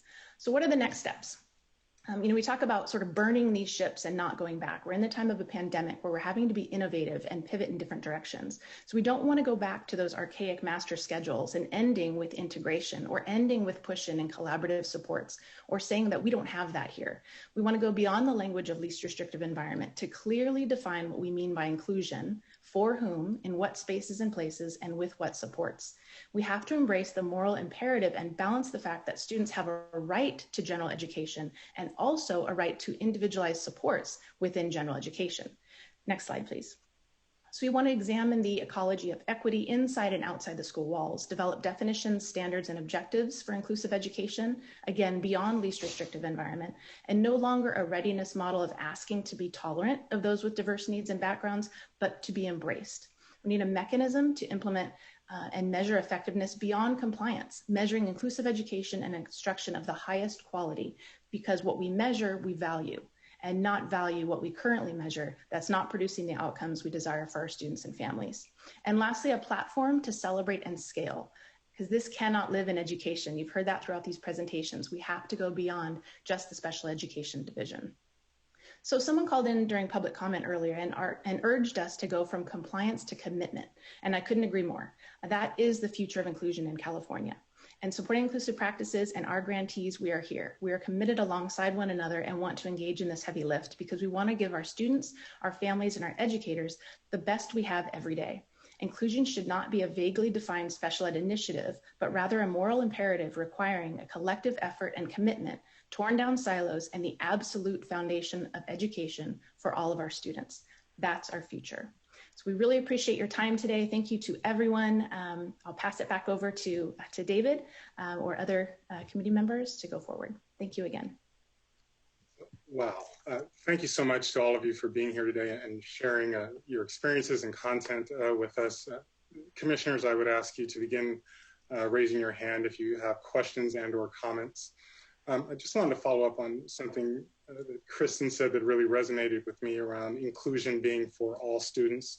Kevin Schaefer has been sharing with me some resources around the impact of exclusion for other student groups, whether it be the students in the LGBTQ community, students of color, and the impacts of exclusion has devastating effects. And so if we embrace inclusion, and you can't spend more than 5 minutes with Kevin and Kristen and not feel that the inspiration to embrace that, we can begin addressing some of the abysmal outcomes, but also changing the way that non-disabled individuals or individuals who are in positions of authority are able to embrace and have a comfort level with those who may appear to be different than their experience. Vice Chair Hayes White, are there any commissioner comments? Yes, I do see a hand raised for Commissioner Andrus. Hey, first of all, I just want to say thank you so much for the wonderful presentation. It was fascinating. I want to speak a little bit to, I think, Beth from UC Davis. I just am curious. I did a quick look that Kevin put in the chat, the website. Is it a cohort of students for 4 years with intellectual disabilities, or will there be like rolling enrollment, meaning the following year you'll start a new freshman class and then the following year you'll start a new freshman class? I'm just curious about what the structure looks like at this time. Yes, it will be a cohort of 12 students that begin in the fall of 2021, and then each year for the next 3 years we'll add 12 more, so a total of 48 students within our Seed Scholars program. Great, thank you so much for clarifying that. Appreciate it. Any other commissioner comments? I do not see any hands at this time. Aaron, are there any comments from the public? We do not have any public comments at this time, Chair Tostin. Kristen, Kevin, the other presenters, as well as Dawn, Juliet, Jessica, Nina, and I'm drawing a blank on the other teammate in the SIP project. I just want to say thank you for all the work that you are doing. It's amazing the spread of the work as quickly as it's happened with 7 folks on the team. Janelle, that's what I was missing. So thank you all. We look forward to continuing to monitor and learn from your work. So commissioners, before we break for lunch, a bit of a schedule update. We will still have a half-hour lunch, so we will reconvene at 1:30. We'll be making an adjustment to the back end of the agenda and shortening some of the breaks, or the one break this afternoon, and adjusting in other places. So we will break at this point, and I look forward to seeing everyone back at 1:30.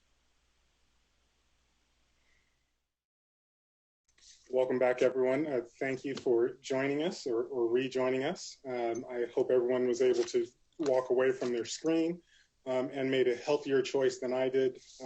McDonald's is the closest place with food near me.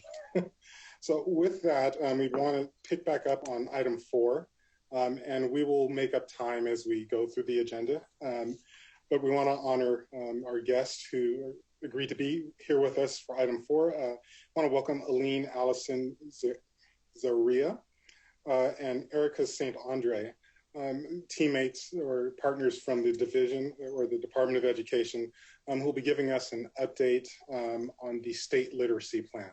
I want to welcome you both, and I'll turn the floor over to you. Great, thank you so much.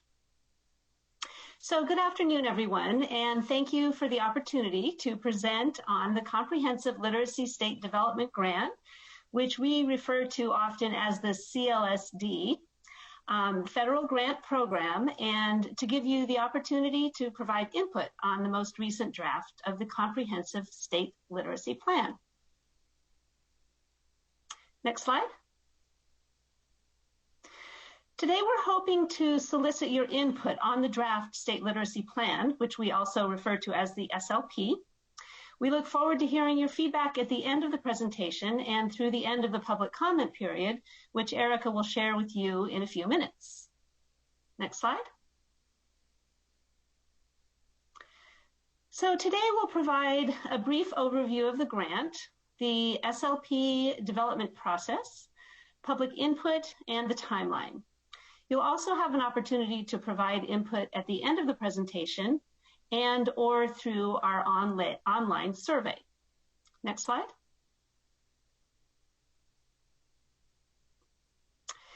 So, what is the Comprehensive Literacy State Development Grant? This program provides an opportunity for states to apply for federal funding to support literacy instruction, birth through grade 12. It improves student achievement in reading and writing by providing federal funds to states to develop, revise, or update comprehensive literacy plans. And it allows states to provide targeted subgrants to local educational agencies to implement evidence-based programs that ensure high-quality literacy instruction. Next slide. Additionally, there are two federal priorities for this grant. The first is promoting evidence-based family literacy strategies, and the second is increasing educational options for groups of students who have been traditionally underserved. To read more about the grant requirements, you could access the Federal Register through the link provided on this slide.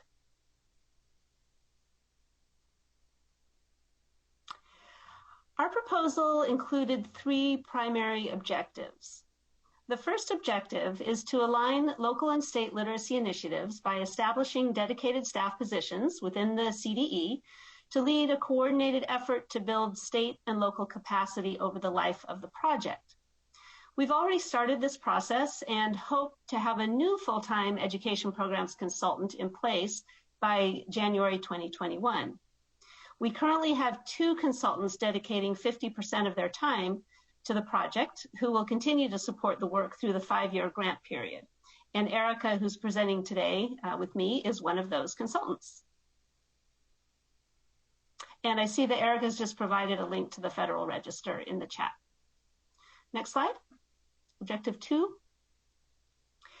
The second objective is to develop and implement an evidence-based comprehensive state literacy plan that aligns and integrates state literacy initiatives, content standards, and state guidance documents to support teachers of students birth through grade 12. We've made great progress on this objective, which is the focus of this presentation today. Next slide. The third objective is to build local capacity to establish, align, and implement local literacy initiatives that emphasize family and community involvement to address the needs of California's most vulnerable children. This part of the work will take place once we disseminate subgrants to county offices of education, who will be identified next spring and receiving funding in the summer through a competitive grant process. Next slide. So to read the proposal as it was originally submitted to the U.S. Department of Education, you could go and read the State Board of Education July 2019 agenda, item 10. I'm going to now transition to Erica, who will provide an overview of the SLP development process. Erica? Good afternoon, and thank you for the opportunity to present to you. As Aline mentioned, objective 2 of the grant is to develop and implement a state literacy plan. The steps we've taken so far to, can we have the next slide, please? The steps we've taken to accomplish this are, in March 2020, we convened the state literacy team to receive feedback and input on the draft at that time.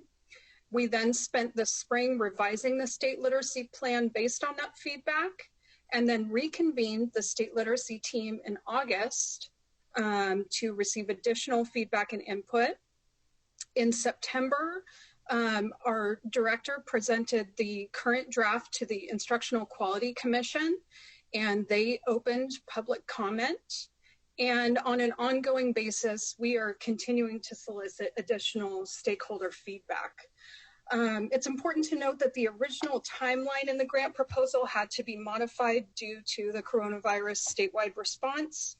Initially, we had intended to seek State Board Education approval of the plan in July 2020. However, now we have the opportunity to gather additional stakeholder feedback to further improve our state literacy plan. Next slide, please.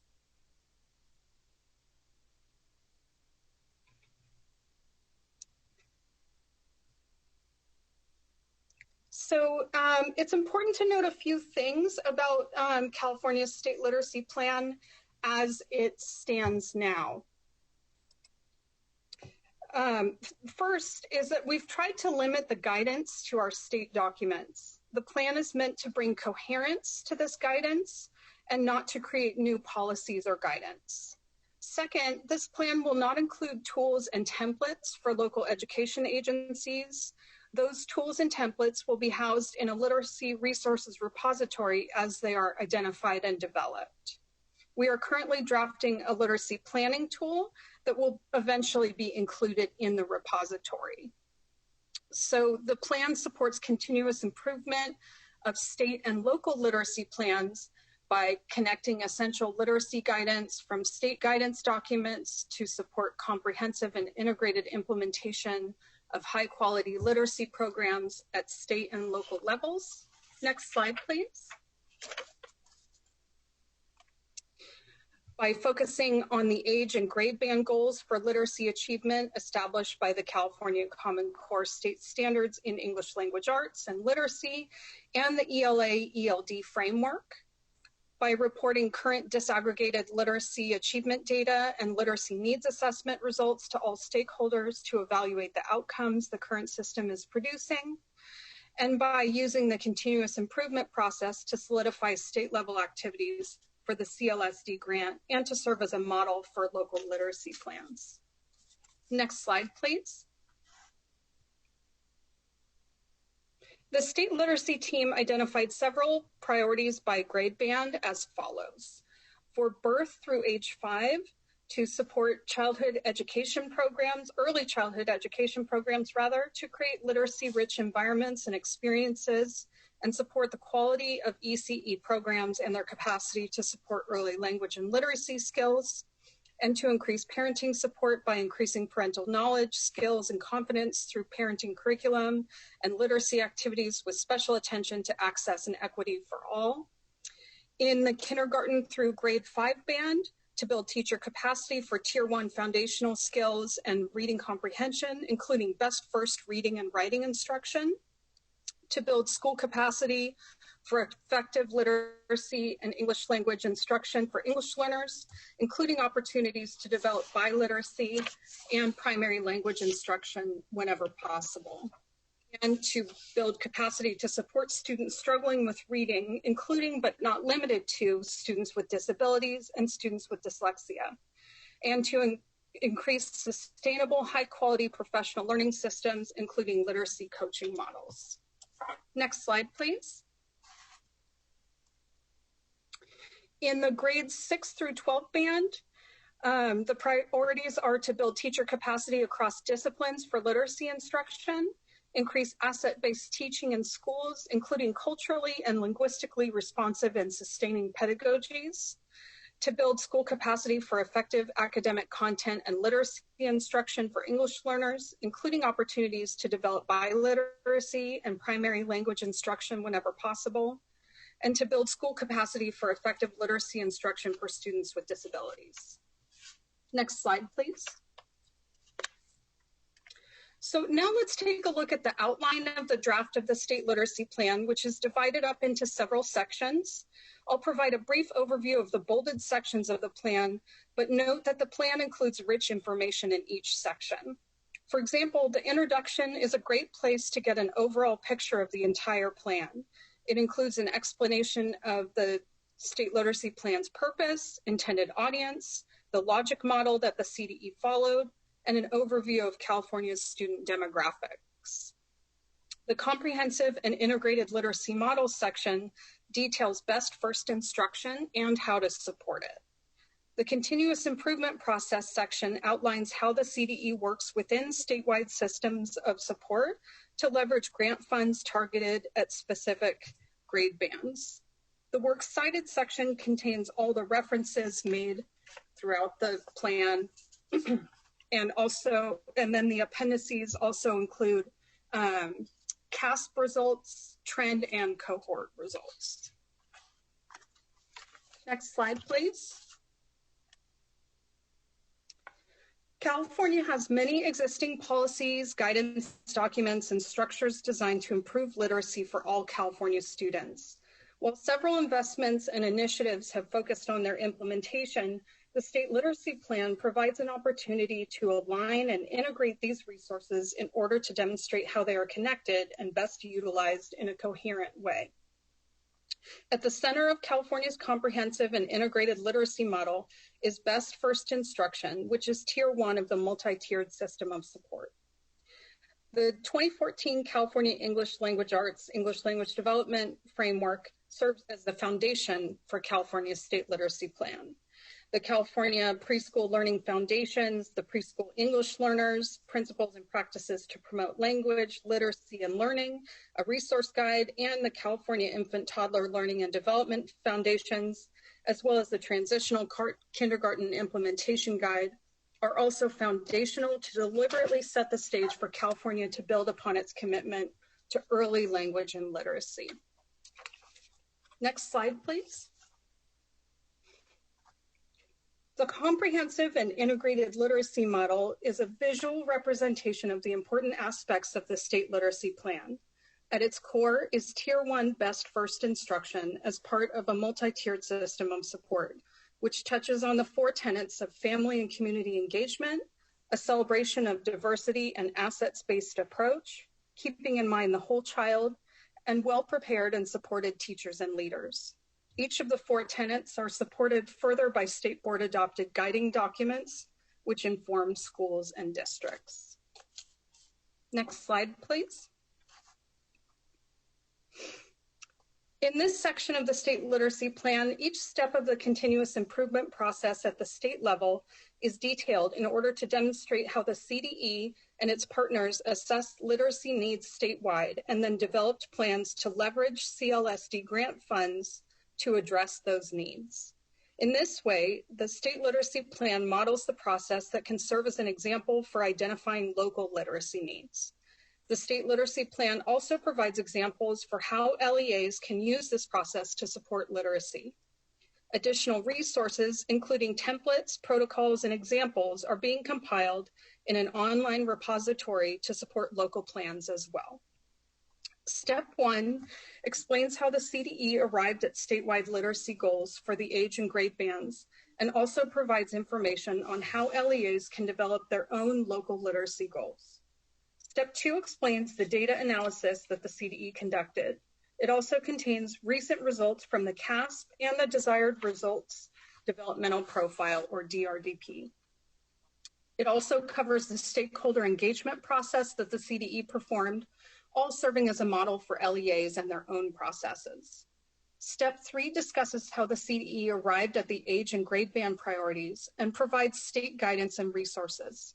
It also includes information on state-level activities, including professional learning opportunities, the online resources repository, and the local literacy lead agencies. Step 4 explains how the CDE will monitor the work over the course of the CLSD grant period. And step 5 states that the CDE will revisit the State Literacy Plan over the course of the grant to reflect on progress made and determine if any changes need to be made. Again, throughout these steps, the State Literacy Plan provides examples and suggestions for LEAs as they follow this process. Next slide, please. We've made an ongoing effort to ensure we have an abundance of stakeholder input on the development of this plan. Immediately after receiving notice of the grant award, we convened an internal team of colleagues who represent divisions across the CDE. This group meets monthly for literacy roundtables, and staff from the English Learner Support Division, Special Education Division, Early Learning and Care Division, to name only a few, have been active in providing input to ensure all students are well represented in the plan. These colleagues continue to participate in reviewing our draft plan and other activities related to the grant program. Our external state-level partner organizations also provide input during monthly meetings, including First 5, CSSA, the California Subject Matter Project, and WestEd. We're also working on an ongoing basis with our state literacy team, who built their recommendations on the statewide literacy needs assessment, which was disseminated in December 2019. Finally, we look forward to additional input from this group and all interested stakeholders during the public comment period. So we will be collecting public comment primarily through the survey, and we'll also consider comments made through email. And I see Aline just put a copy of the plan in the chat. In the survey, we asked for general information from each respondent, comments on the introduction, the comprehensive and integrated literacy model, and steps 1 through 5 of the continuous improvement model, as well as an overall evaluation. We also provide a final field for any remaining comments. We do not ask for feedback on the works cited section or the appendices. So now I'll give it back to Aline, who will discuss our timeline. Okay, thank you, Erica. Next slide, please. And Erica, if you could put a link to the public comment, that would be great while I'm talking. So you'll see here an overview of our key activities that led up to the state board, or that are leading up to the state board adoption of the state literacy plan. So back in March of 2020, we convened our state literacy team, and they made recommendations on a draft plan that we had available to them at that time. We then spent the summer revising and convening one more time our state literacy plan and taking an informational memo to the State Board of Education in August. In September, we presented the state literacy plan to the Instructional Quality Commission, and that's when we also opened the public comment period on September 17th. And as Erica mentioned, it's open through the end of this month, I think October 28th. So in January of 2021, we plan to present a revised draft of the state literacy plan to the State Board of Education for feedback. So we will be incorporating that public comment during probably November and December and taking it to the board in January. And then we are hoping that they will be adopting the plan in March of 2021. So as Erica mentioned, we're requesting today that you participate in the public comment period, which will close on October 28th. And then we'll take those recommendations back to the IQC in November to inform our revisions to the draft state literacy plan. Next slide.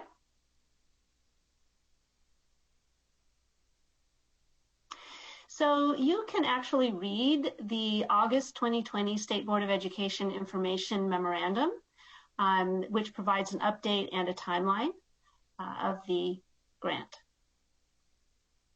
Next slide. So at this time, we are open to any questions or comments about the plan, and I'll transition it over to David to start that process. Thank you so much for the information that you shared. And I also want to thank Vice Chair Hayes-White and Aaron for structuring the agenda in the way that they did. I don't know if you were able to see the previous presentation that was on inclusive practices. That really just aligns perfectly with the SLP recommendations around best first instruction. So I mean, my initial comment or thoughts as you were presenting, wondering how we might be able to support at the state level integration between the work that's happening in a number of the by a number of entities in the statewide system of support, some of the SELPA leads, as well as the projects like the SIP project, to ensure that there's alignment and reducing the redundancy and being overwhelmed with opportunities. Yes, definitely. Well, that's one reason we're bringing it to you today to review. And yes, we are utilizing the statewide system of support and as Erica mentioned, we have several state level partners to ensure that we have everyone's voice. We will be happy to keep you apprised of all future happenings relating to the state literacy plan and the grant program itself. So yes, we can certainly stay in communication. We'll be happy to come back and present to you again once we are ready to put the request for proposals out to the public after our state plan has been adopted. Thank you. Vice Chair Hayes-White, are there any commissioner comments or questions? Yes, there is. Commissioner Andrus. Yeah, I'm just going to ask for a little bit more clarification and detail about a couple of aspects of the plan. You have the 4 sections within that circle. So the 2 kind of big ones to me, the first one is family engagement and support for family literacy. I did a quick skim of the report, so it may be in there, but it seemed very vague, and I was curious about what that might be looking like and conceptualized to go from this level to the family level is it's even more of a micro level than a school level. So I was curious about that. And then also about teacher preparation, if there's any specific recommendations to increase teacher preparation for literacy, not only for elementary school teachers, but for secondary level student teachers with their students. Yeah, great questions. And I'll let Erica jump in here as well, as she has additional thoughts and ideas. But again, in terms of ensuring that we have the family engagement that we hope to have throughout this entire grant program, we really are relying on our statewide partners. We have First Five and several other folks that are, especially in the early education area, that are a part of our group, and we have monthly meetings with them.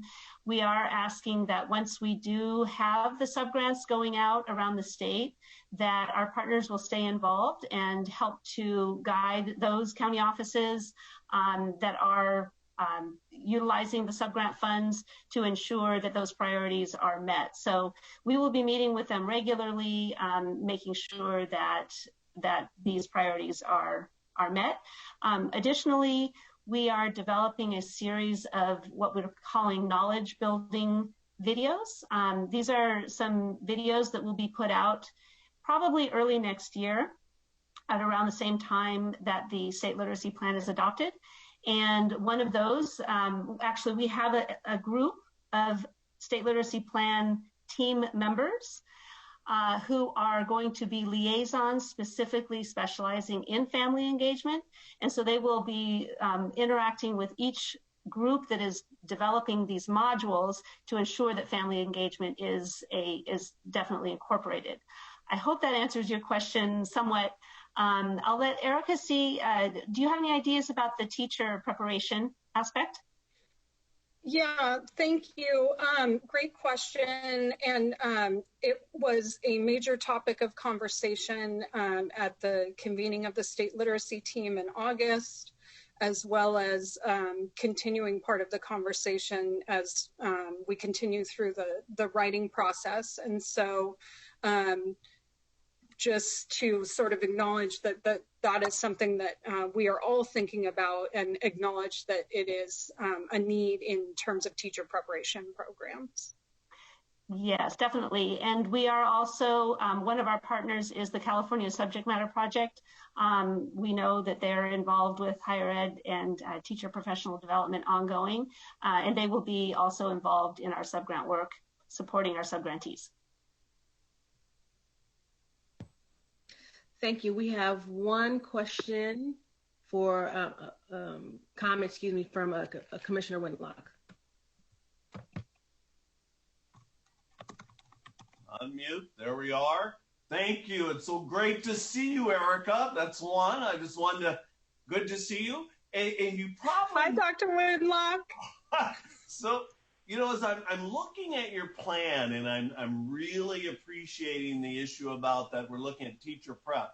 But one of the areas that I'm concerned about is what's the leadership prep that's going to be done in making sure that, is there any training for involvement for like leaders, school leaders, principals, to make them the great principal like you were? Is that something that is being looked at in the plan about what's going to be the leadership role? So yes, it's great to see you. By the way, I was so excited when I saw your name on the list. And yes, talking about administrative programs was part and parcel of that whole kind of ongoing conversation about teacher preparation programs as well, right? Because we need prepared leaders who can effectively lead their teachers through the process of looking at literacy programs, developing effective literacy programs. So certainly working with programs like the one at SCOE and others, and advising on what that should look like. So do you have a plan that you're going to, in the implementation of this, that you've really kind of developed that strand about the organizations that you'd like to get to make sure that what's going to be, how has that been spelled out? We're hoping for our subgrantees, who will be county offices of education, that they will be then working with leadership within the districts and the school sites to develop local literacy plans. So this is sort of it's more of a systems approach rather than teacher professional development per se. So yes, they will be supporting the actual structuring and programming of literacy programs at the district and site levels. That will be the focus of those subgrants. Thank you.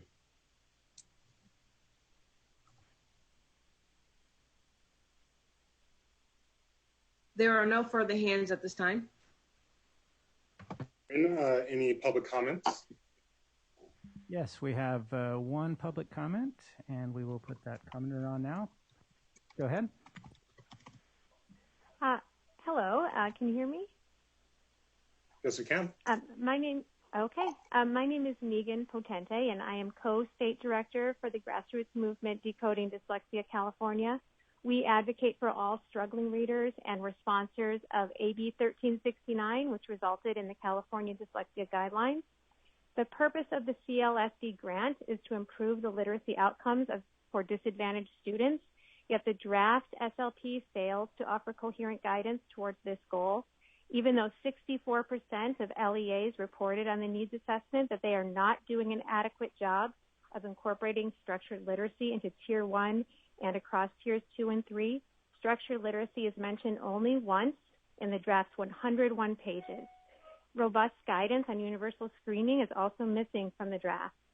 85% of LEAs reported they need support implementing the dyslexia guidelines, yet the draft lacks clear guidance for doing so. And it also makes no mention of the California Dyslexia Initiative, which is a statewide effort to build upon the dyslexia guidelines, and its goals fall in line with the purpose of the SLP. As it will not lead to more equitable outcomes for our state's most vulnerable students, Decoding Dyslexia California finds this state literacy plan draft inadequate. Thank you for listening. Thank you. And we have no more public comment. Eileen and Erica, thank you so much for your time and excellent information. We look forward to monitoring this work, and we will certainly be weighing in and providing our feedback through the portal that you shared for us. Thank you. Thank you.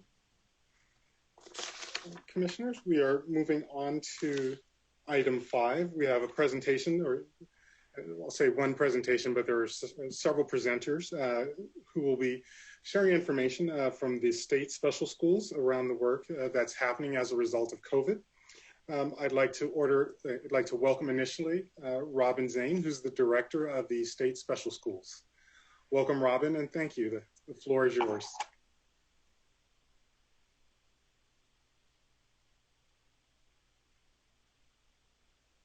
Hello, everybody. Hello, Shelby. Thank you very much for inviting the state special schools to today's meeting to present today. State special schools is under the Division of Access for All branch. Our deputy superintendent is Kendra Britt. I am Robin Zane. I'm the director of the State Special Schools and Services Division. Today's presenters have many, many years of experience and expertise to share with you. First presenting will be Lynn Gonzalez. He's currently the Director of Instruction at California School for the Deaf in Fremont.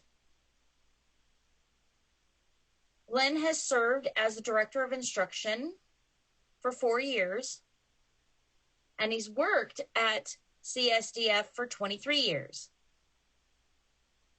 Lynn also attended California School for the Deaf at Riverside as a deaf student a long time ago. And then he has 2 master's degrees from San Francisco State University in school administration and deaf education. He also holds an Ed.S. in change leadership from Gallaudet University. So his long accomplishments, Len always adds, always be humble. Next will be Tammy Mitchell, currently our middle school principal at California School for the Deaf in Riverside. Tammy has worked at CSDR for the past 26 years, nearly all in the middle school. And Tammy has been an administrator at CSDR for 16 years. She says, the preteens have my heart. Tammy graduated from Cal State University, Long Beach, with a multiple subject teaching credential, but soon realized she wanted to become a special education teacher. So she went back to school to Gallaudet University and earned her master's in deaf education and her deaf education certificate.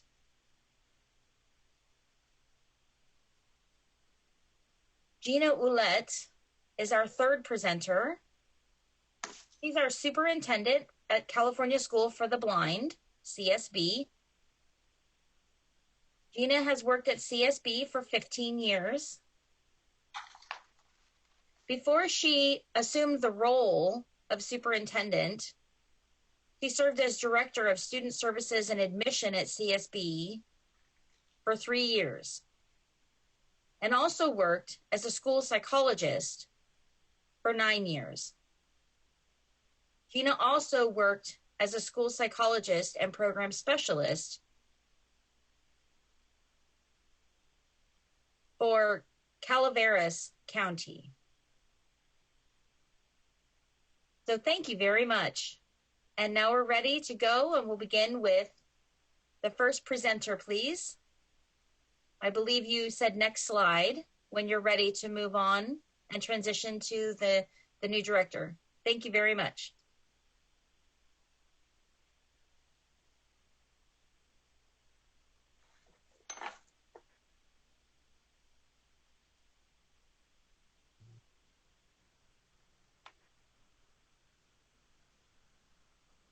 Len, are you ready to present? The next presenter is Len.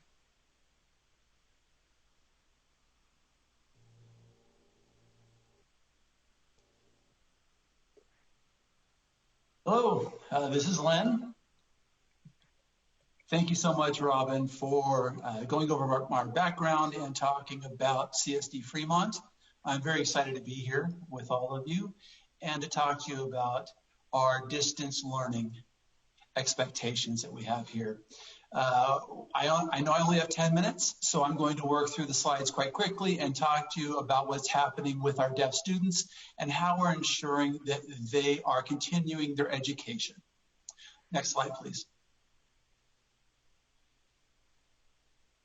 Okay, so what I'll go through is we're highly dependent on Zoom, but we also use other resources as well, but I'll start off with Zoom. Next slide, please.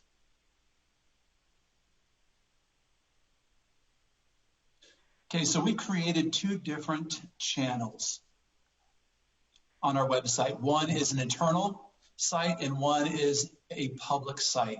We want to disseminate information throughout the Northern California area so students and families know that they have access to language, access to communication. It's very limited in situations.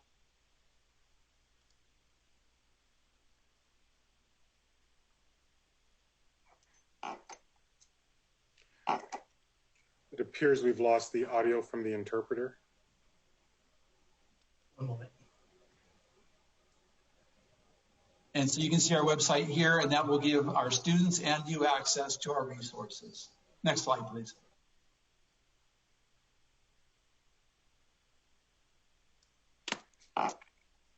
Okay, so what's critical for our deaf students? Our students learn through the visual modality. And so we start with a visual schedule. It's much different than being in a classroom. The experience is different. So we've had to implement this since March 13th when we closed the school. So we started from that point forward, and we're using this today. We've established a visual schedule, and it helps the students to fully understand what they're doing and what will occur on Zoom and what things will look like. So that gives you an idea of what we have here with the sample schedule. Next slide, please.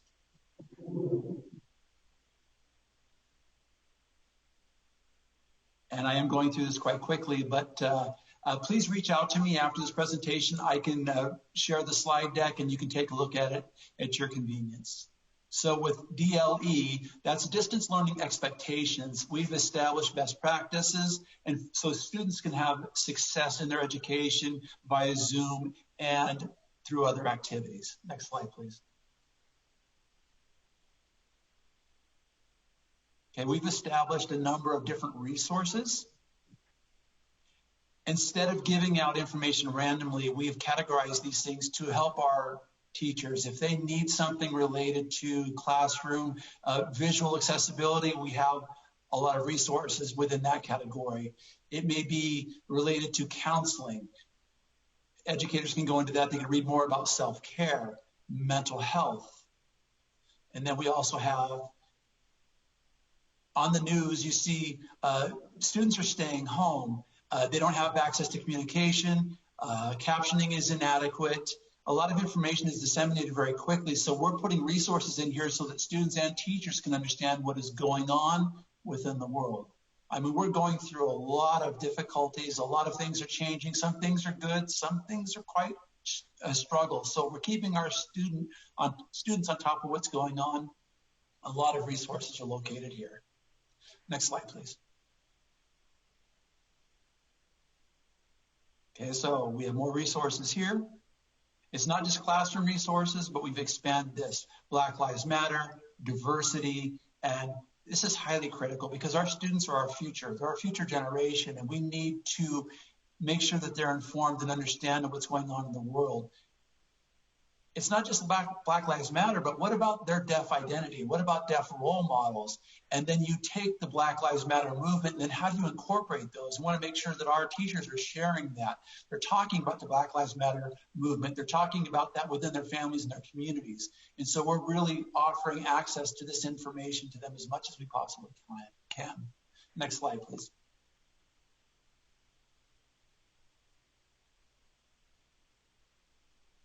Now, within a classroom, nothing beats being in a classroom because deaf people can communicate with each other. It's accessible. They have deaf role models in the classroom. You have small group interactions, larger group interactions, and now our students are at home. They're alone. They're not able to communicate. There's a lot of restrictions on them. So we have storytelling. We have story signing. And so the children can go in and engage with this, and we're helping our families to be able to do bedtime stories or tell stories and then tell the backstory of these stories. And so we have loaded this up with that type of information. Next slide, please.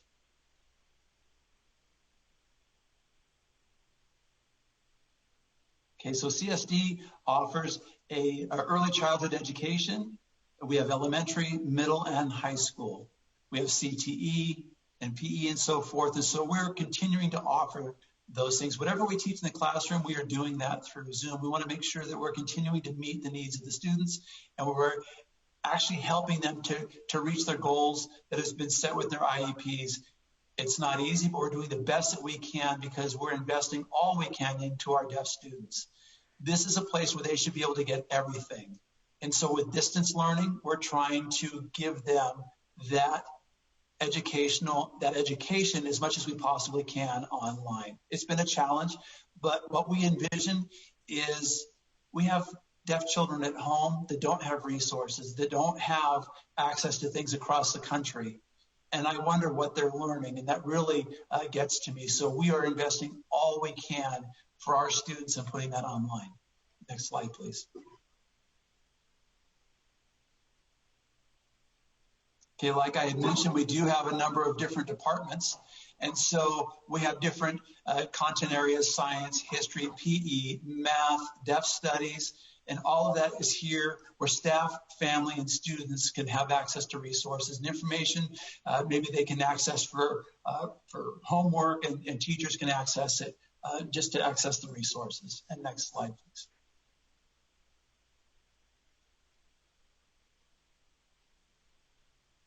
Okay, so now while we're instructing in doing distance learning, we've noticed some challenges here. The first one is attention span of the students. Deaf people are very visual. If they see something move, if they see something new that comes up on Zoom, they're looking all over the place. We're trying to train them how to attend to what's going on in Zoom. If somebody comes in to the class, maybe you would greet them and then get back to your schoolwork. They can become restless. And so we're breaking into small groups. We're doing breakout sessions. And so deaf children need that. You can't just stick them in a room where you have a lot of different screens and have them there all day, every day. Those students would feel lost. Okay, and then we have ASL social time, and that's very important. The deaf students thrive on access to language models, and they improve their language through access. And so since we've closed down the school, we want to give them opportunities to have social time, to sign with each other, talk about what's going on in the world, and chat with their friends. And so we have put that throughout the day and structured it so it builds up their self-esteem, and they highly value themselves as a deaf person. Okay, deaf being is maybe a deaf way or deaf tendency. We're trying to keep the way of being deaf, like on Zoom. If somebody comes in, you say hi to them. How are you doing? And so you could have short side conversations. And so that way we keep the student spirits up rather than just saying, I'm the only person in the classroom. I have to pay attention to the teacher the whole time and sit and be quiet, and where there's no two-way interaction. And that is not successful for our students, and we avoid that. And then we are also utilizing breakout rooms heavily. Rather than congregating in one room and having people wait, what we do is we break them out, and then we tie them in to other divisions. And so we tie them into student life, where counselors are working with the children overnight. Now that the school has closed, we are having those student life folks become teachers' aides or instructional aides, and they have really added basically undivided attention to these students, and has really fostered the learning environment. And so we break out usually 1 to 3 during this 1 to 3 breakout sessions for every distance learning session we have. Next slide, please.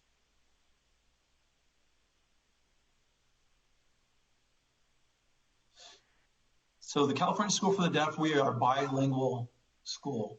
So we go between ASL and English. So in the classroom, it's very easy to transition. We can write on a whiteboard. We have a lot of visuals, but now on Zoom, we've had to be very creative, and we want them to be able to see English. And then we have, the students on video, the teacher on video, and then they can read. And so we go back and forth between the languages. So we're going between ASL and English. And it's been amazing. I really have to commend our teachers and our principals for their investment in a bilingual educational setting via Zoom. Next slide, please.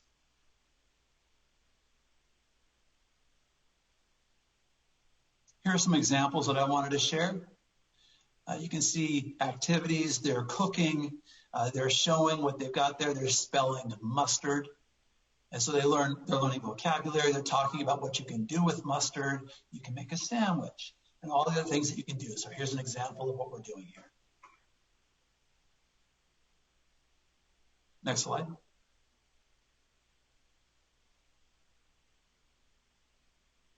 And when we're engaged on Zoom, in order to get somebody's attention, we actually need to put up a sign with their name, or people need to raise their hands. because you could have people signing at the same time and people would be lost. And so we've established rules and turn-taking rules. So if a person's name is put up, like it's kind of like roll call. And if you're there, then you put your sign up and the kids feel like they're important. I'm here for class. You've seen my name. And it really creates a proper mindset for the rest of the day. Next slide, please.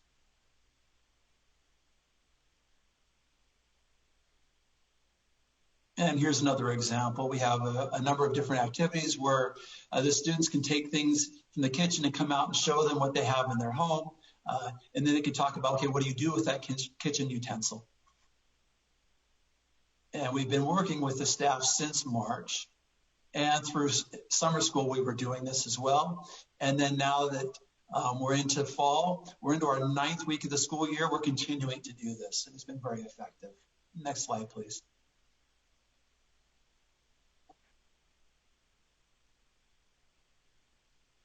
Okay, so we have classroom instruction, but we're also keeping up with our current trends. As an example, we have Black Lives Matter, the election. So we talk about why voting is important. When they turn 18, we explain to them why it would be important to vote. Getting involved in government, we're teaching them their rights and sharing those things. And then going through the events as far as the election and what's going on with the president, COVID-19, we talk about the numbers and what's going on, so we keep them engaged in the trends, and we do that all in sign language. Next slide, please.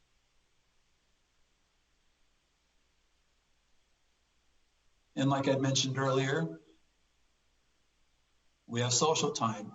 We have our academic time, but these students are alone, they're at home, and they may not have much access to communication with their families, so on Zoom, we call this ASL social time. They can talk about any number of things. The students may bring up something, we may respond to that, and there's definitely an interaction and exchange of thoughts. Next slide, please.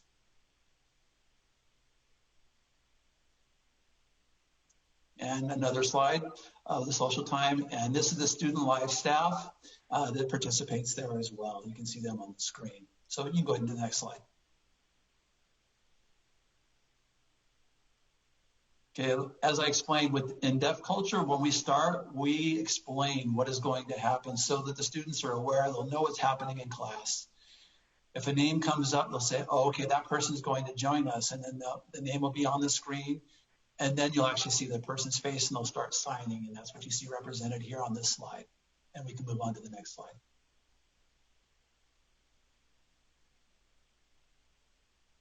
Okay, so this is a class discussion.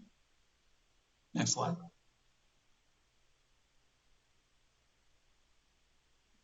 And I talked about this earlier, having breakout sessions and having extra supports from staff. And so we'll usually do a 4-to-1, 3-to-1 ratio, and they'll do reading, they'll have different activities, and this has been very, very good because the students are getting individualized attention. Next slide, please.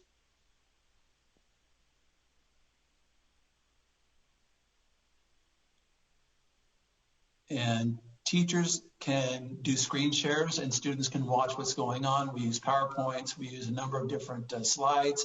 And so we're using multimedia approaches.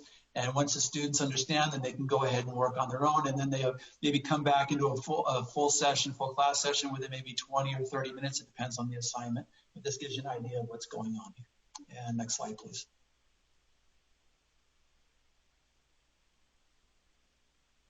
And I had mentioned breakout rooms earlier, and this is for the older students.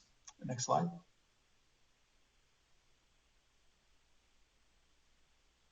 So again, I really want to reiterate here, when we're doing distance learning, you cannot just sign to the students all day. There has to be a lot of adaptation, a lot of visual, a lot of interaction, small group, large group interaction, and then we're also wanting to flip the classroom.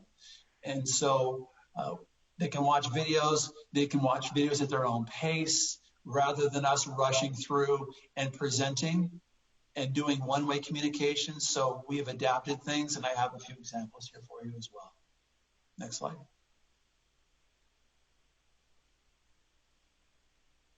We try to create a classroom feel, like an actual classroom environment, so they know what the expectations are, they know what the rules are, and then they're ready to proceed through their school day.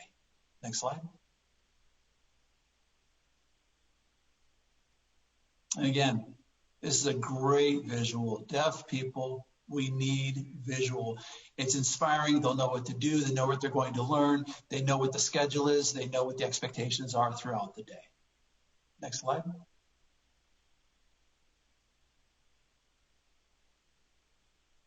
Here's another example. So you can bring this up, and then a student could click on Flipgrid, and they can go into math, and then they can come back in and go into another activity once they finish that, and then they can work according to schedule. And we're really empowering the students to work at their own pace, and they're doing this, and they're producing great quality work at the same time. Next slide, please. And here's another idea, another example of what we're using. Next slide.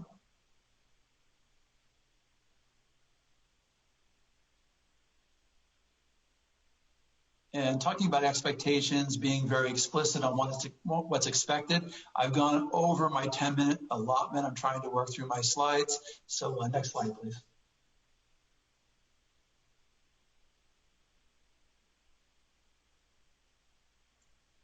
This is really cool, right? It's a nice feature. It's really creative, so the students know that they can click through. Next slide, please.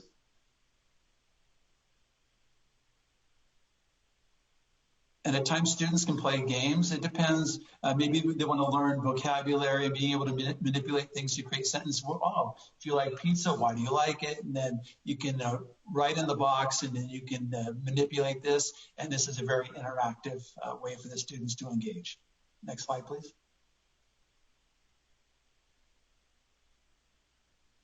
And it's the same thing, manipulating things, and students can talk about their feelings. Kids are isolated at home, and they can talk about, what they would like to do or what they wish they could do. And this really creates some social interaction and developing social skills when those students are home alone. A lot of our deaf kids, when they're at home, they're isolated. They don't have a whole lot of friends, maybe in their neighborhood, and they're not able to communicate. So we're really trying to keep their social skills up into where they're engaging and interacting with each other. Next slide, please.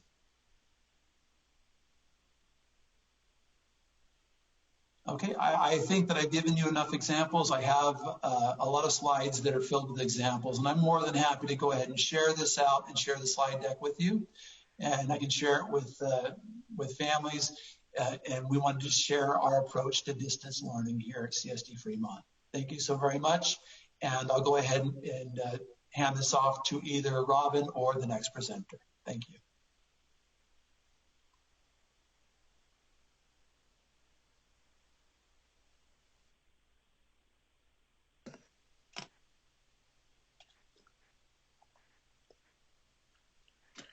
Gracias.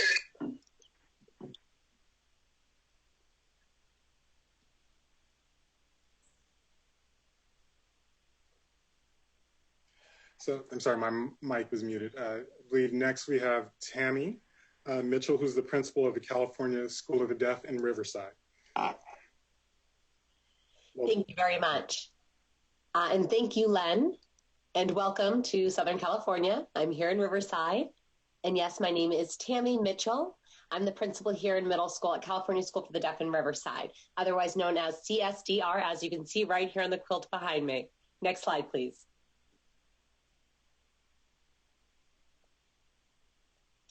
So before I dig in here with distance learning, I did want to share some information regarding our school so you had a better idea of our demographics. Speaking of the demographics, here you can see a breakdown of the departments, very similar to Fremont. As you can see, we have students from 18 months to 22 years of age, and our total enrollment school-wide is just about 400 students. We serve 12 different counties in Southern California, and we serve about 64 different school districts. Next slide, please.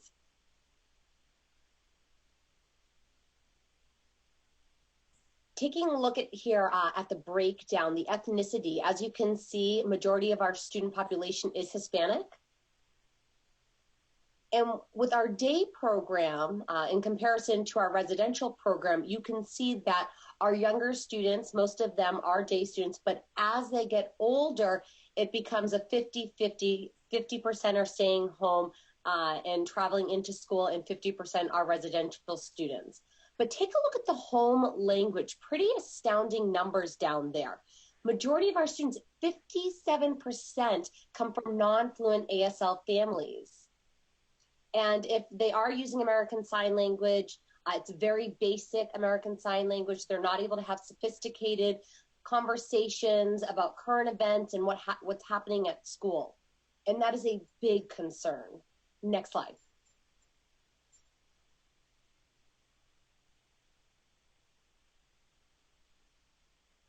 So with COVID-19, with the pandemic and the stay-at-home orders beginning in March, making changes for the fall.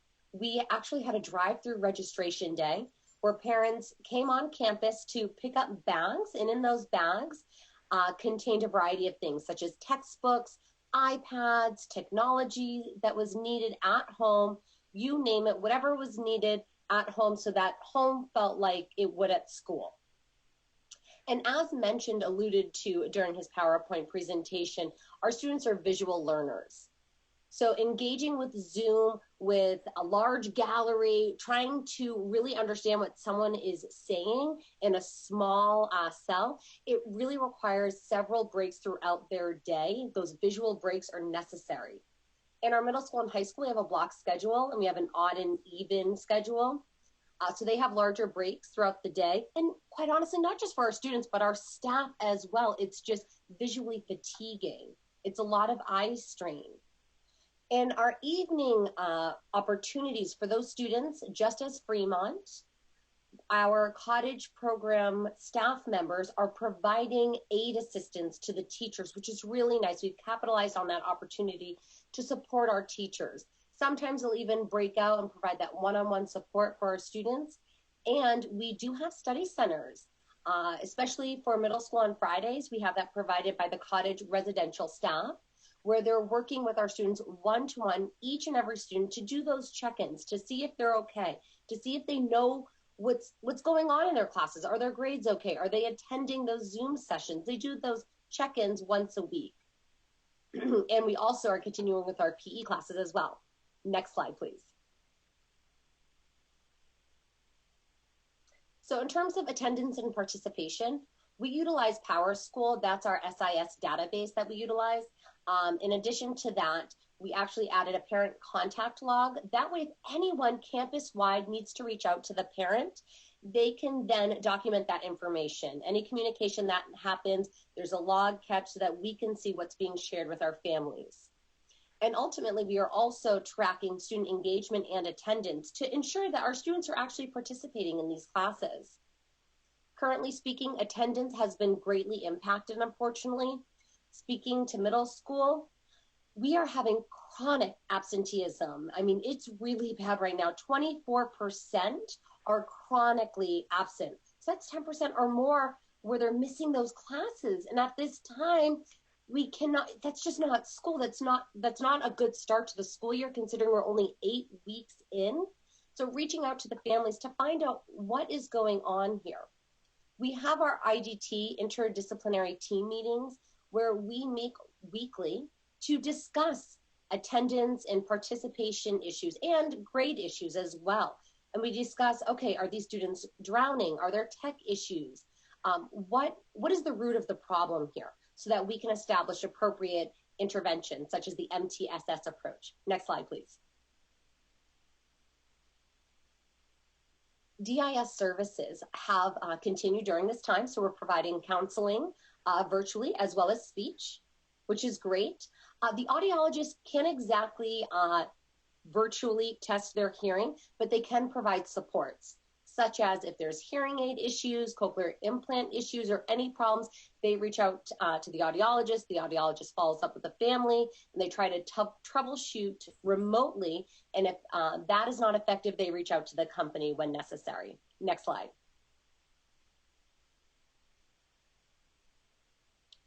At the beginning of the school year, all of our programs really needed to do some assessments to see where our students are at the onset of the school year. With my program, speaking to middle school, we use measures of academic progress, the MAP test, and that assessment shows us reading, language, and math. So we're at 100% completion there. And shockingly, we've noticed our student reading levels. And in the fall, let me say as a caveat here, typically those numbers do not increase from spring to fall.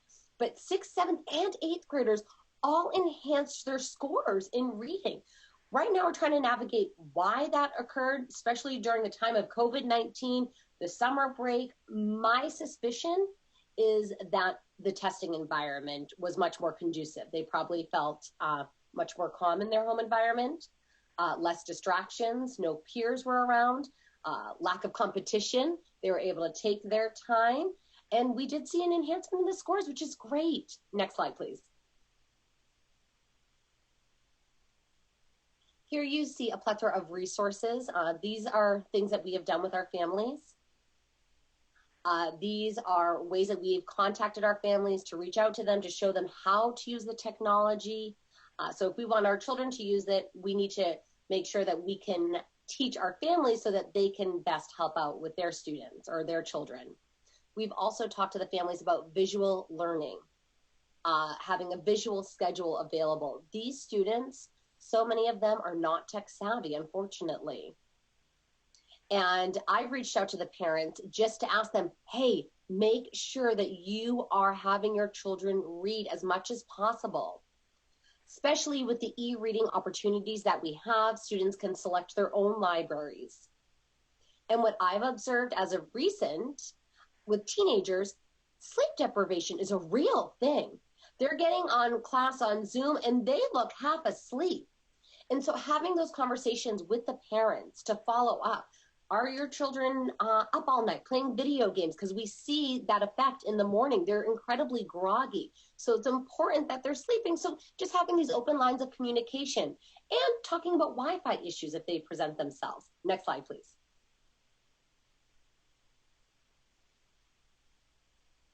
Here are some family resources that the school is providing as well. We are continuing with IEPs. Those are conducted via Zoom. And we've actually observed more parent participation and district participation now that everything's occurring virtually speaking. So we've agreed at our school, whether or not we return physically at, at any time in the future, we will continue to have our IEP meetings virtually speaking because it's been so successful. We also have family supports that are providing ASL classes to parents and families in both English and in Spanish. Those are provided on a weekly basis. The goal is to truly build that language in the home so that our children, the adolescents, can have that access at home. Our admissions department is still accepting applications. We're still taking students. What happens is we review those applications. We have team meetings to decide whether or not any supplemental assessments are needed at that time. And if that is the case, if we need to take a deeper look at this student, we put them on the back burner for now. And we basically tell them we're going to wait until we're physically back on campus. But for the most part, we are taking new students. Next slide, please.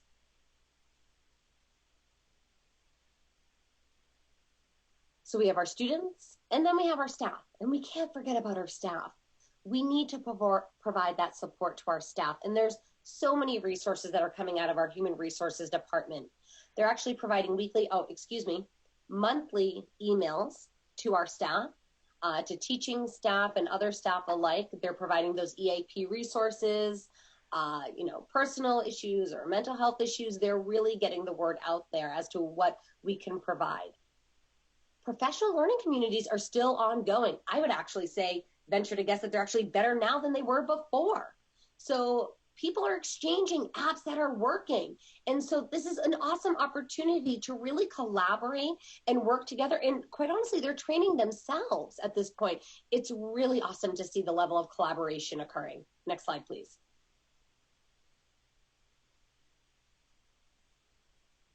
Okay, I'm sure I've hit my 10-minute mark. I'm so sorry. I tried to go as fast as I could here. But here's some information about our school. As you can see, our website. If you have any more specific questions as it regards to our middle school program, please reach out to me at any time. There's my email address. But for now, I'll hand it back Thank you so much for your time. Appreciate it. Thank you, Tammy. And our next presenter is Gina, and I'm going to butcher the last name, Oliet, who's the superintendent of the California School of the Blind, and is going to share with us what their approach to distance learning. Thank you. Hi, my name's Gina Willett. I'm the superintendent at CSB. You can go to the next slide, please. So I wanted to start, I feel like any discussion of our distance learning needs to start with sort of a description of who we are and what we do. So I have our mission statement here on the screen. We provide intensive disability-specific educational services for students whose primary learning needs are related to their visual impairment. And we're also a statewide resource. We're the only school for the blind, as you know, in California. And we're a statewide resource for local educational agencies, families, professionals in California and beyond. We're really a leader in the nation. So next slide, please. Again, we serve all 58 counties in California. We have students from up near the Oregon border all the way down to San Diego and everywhere in between. We provide a wide range of services for students who are fully enrolled in our program, as well as non-enrolled students, families, and professionals. So we maintain a comprehensive on-campus program, and quite a bit of what we do, at least half of what we do, is actually outreach services, because we realize that there's so many more students who are blind and visually impaired who don't come to our school. So we provide quite a bit of outreach with the goal of really reaching out to every student in California. So we have a low vision clinic, an assessment center. We run 1 week-long short courses where students can come for intensive services for a week, assistive technology, lots and lots of technical assistance to districts, parent training, professional trainings, and we're the resource for California. Next slide, please. So we run a very academic program. We have some students who are not on a diploma track or in an applied academics program, and then we have older students who are transitioning, and they're in a life skills program. We collaborate with several local school districts, and so we have 3 different mainstream programs where students mainstream off of our campus for half the day, and I'll talk a little bit about what that looks like in distance learning. And then a wide range of related services that we provide for students as well. Next slide, please. So we generally have anywhere from 70 to 85 students who are enrolled. They come from all over the state. About half of our students are residential and half of them are day students. That means they live within an hour or so commute. The average length of attendance is about 3 years. Some students come for less time, some students come for more time. It's really based on their needs. And we have quite a range of student achievement based on where the student is, their vision level, how long they've been learning Braille, and so it's a pretty wide range of students. Most of our students are older. 70% of our students are 9th grade and above. I think part of that is because we do serve the whole state, and so families are naturally more reluctant to send their students away from home in the younger years. So certainly more of our students are in the older age range. Next slide, please. So most of our students are students who need very intensive services. Sometimes they come to us because they can't get services in their district where they live, or they get very little service. They may have a TVI, a teacher of the visually impaired, who comes to their house once a week. And, if they're learning Braille, for example, imagine a student learning how to read, getting reading instruction for an hour a week. It's not going to happen. So we see many students like that. We also have many students who have a degenerative eye condition and they're moving from print to Braille. So they come to us for that. Lots and lots of kids come to us for tech. I'm going to talk a little bit about tech in a couple minutes. And many of our students, at least half of our students at any given time, have other disabilities as well. So that's another reason that students tend to come to us. And in case any of you are visually impaired, I haven't been audio describing the photos, but in case any of you out there are visually impaired, the photo on this screen is of 2 students who just ran a 5K on a trail run. So next slide, please. So I wanted to just give a quick, before I jump into distance learning, a quick snapshot. I think one of the sort of misconceptions about our school is everybody's blind. So it's a really, sort of homogeneous group, which really isn't the case. So I wanted to give sort of a snapshot of a typical classroom, and none of these, this isn't a current classroom. I wanted to protect student confidentiality, and since we're a small school and this is a low incidence disability, I didn't want you to know who any of these students are, but each of these students are students that have been at CSB before with their names changed. but in terms of their vision conditions. So in a classroom that has, for example, 4th, 5th, and 6th graders all combined in one class, we have a wide range of students. We could have a student who, for example, we have a student who just had a gunshot wound to the head. This happened a few years ago, and they came to us, and because they had lost their vision immediately, as soon as they were released from the hospital, they came to us, couldn't reprint anymore because they had been blinded, and of course hadn't had a chance to learn Braille yet. We have students who used to be a print reader and now have lost so much vision that they need to transition to Braille, but they haven't learned the Braille code yet, and they don't have enough vision left to read print. We have students who've been learning Braille since they were in 1st grade or 2nd grade, and so they're much more proficient. And so even in a classroom with students in a similar grade level, there's a really wide range of needs related to their vision and their instruction and their materials. And so really everything we do is so individualized. I think unlike anywhere else, everything is. There's no such thing as a teacher saying, okay, we're going to read this text today and sort of handing out the same textbook to everybody. It just doesn't happen on our campus that way. Next slide, please. So distance learning, I think like most of California, we closed for on-campus instruction. We've been closed for on-campus since March 16th. We provided distance learning in the spring. It was a big jump for us. Sort of in the opposite of what you heard from the School for the Deaf, our students, of course, are not that visual. Everything is so hands-on for them. Everything is tactile. Students get very close to things for our students who do have some level of usable vision. And so it was a big shift for us. Over the summer, we ran our extended school year program and piloted a much more structured distance learning program. And then we're able to get feedback from students, staff, and families about how that went. And really that helped us make our fall program, which has been going really well. Most of our students returned. We maintained 97% of our enrollment this year as we transitioned to distance learning. We've used Zoom as our platform of choice. Some teachers are also using Google Classroom. It really depends on the needs and the skill level of their student, but Zoom has been what we use. Next slide, please.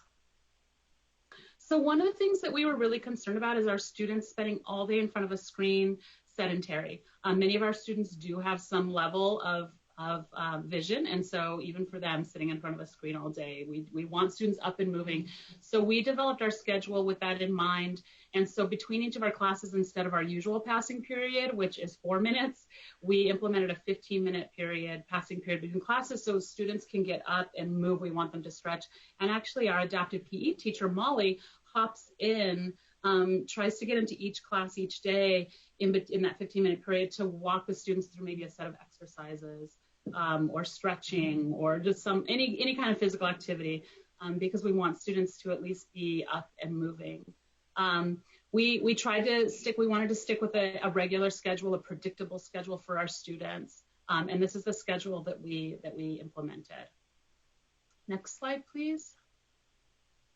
So our classroom teachers that run the classrooms provide 2 synchronous sessions per day with their entire class together. And again, that will vary from class to class depending on sort of the needs of those students. And then they provide a minimum of 2 to 5 individual lessons with each student per week, depending on the student's goals or needs. Some students have an individual session every day. Some students have back-to-back individual sessions with that teacher. It really depends on the students. Our students who are attending our mainstream programs attend classes in the morning remotely at their site. So we have 2 high school programs, one in Fremont and one in Newark, and then a middle school program. And so in the morning, they attend those classes, and then the afternoon, they're working with the CSB staff. We do keep a detailed service log detailing all the instructional minutes and the services. Next slide, please. And then many of our students have multiple related services. So in addition to working with the classroom teacher, most of our students are working with the Braille teacher at least once per day. They'll have an orientation mobility specialist. I can tell you orientation mobility is teaching how to use the cane and learning routes. And I can tell you remotely that has been a challenge, but our O&M teachers have done a really amazing job of working with students remotely. Our speech language therapists provide services, OT, APE. And our school psychologists are doing quite a bit. They're doing a lot of push-in and doing group services. I'm going to talk in just on the next slide about that, but they're doing some group counseling, social skills lessons, that kinds of thing. And then we're continuing to provide music and art. That's also really, really an important thing for our students. Mostly what we're doing is synchronous. We do a little bit of asynchronous, but most of what we do, the vast majority is synchronous lessons. Again, some services are provided in the class, and some are provided individually in breakout rooms or what have you. Next slide, please. So social emotional, we've really put a big focus this year on social emotional. We know that COVID is traumatizing for all of us, but certainly for our students, it's been extremely traumatizing. Social unrest, racial injustice, everything right now. This has been quite a year. And so we really wanted to focus this year quite a bit on social emotional learning and supports for our students. Our school psychologists, our team of school psychs are sort of doing overtime working on this. You know, one of the things that is really amazing about our school is the sense of inclusion that our students feel. We've had students, sometimes it's hard for me to say this without getting choked up, but I'll do my best. We have students who sometimes come to us in their late teen years for transition services. They might be 16 or 17. And we've had students come to us before and they're 16 and 17 years old, and it's the first time they've ever met another blind person in their entire life, which is always so shocking to me, and very meaningful and moving. And so we know that a lot of our students are home feeling really isolated right now because they don't have their friends around or other people who are visually impaired. And so we've definitely been making a lot of focus on the social emotional aspect for our students. Next slide, please. We do record attendance for every single period instead of just daily attendance because we really want to make sure our students are engaged. That was certainly one of the things that we were most concerned about, was keeping students engaged in this new online world. One of the nice things is that most of our classes have a teaching assistant in the class as well. And so if a student doesn't show up for class, the teacher can go on with his or her lesson, and the teaching assistant is able to, like, in real time, call the parent, call the student, say, hey, how are you? What's going on? Class started 5 minutes ago, you're not here yet. And sort of troubleshoot with them if it's a tech issue, is it an internet issue? Did they oversleep? And that's been really, really helpful to help students be engaged. And I know certainly one of the benefits that we have of being able to do that a typical school isn't able to call kids when they don't show up, but we're doing that in real time, and that's really, really helped with engagement. And then for students, we do have some students that have been having trouble. We really try and get on that right away. We get together with the team, with the family. Is it a device issue? Is the student having some mental health issues that are getting in the way? Can the district help out in any way? We do have a student, for example, who lives in an area that is so remote that even we sent him a MiFi device, a hotspot device, and even that won't get him access there. So we're working with the district to possibly bus him to his district of residence school, so that at least he can have internet access and we can serve him in that way. So we really try and troubleshoot these right away when attendance comes up. Next slide, please. One of the big things for distance learning is supplies. And again, because of the diversity of our students and their media needs, we can't just hand out textbooks on the first day of school and say, this is the textbook you'll use all year. We have students where, depending on the font that's in the textbook, for example, maybe a 14-point works one day, but a different font, they need a 24-point font or what have you, or the device that they're using to read it. So we're sort of constantly sending students new supplies, new materials, depending on what they need at that time. And often we have students who are actually dual media users, and they still are able to use some print but are learning Braille, so they may need it in both formats.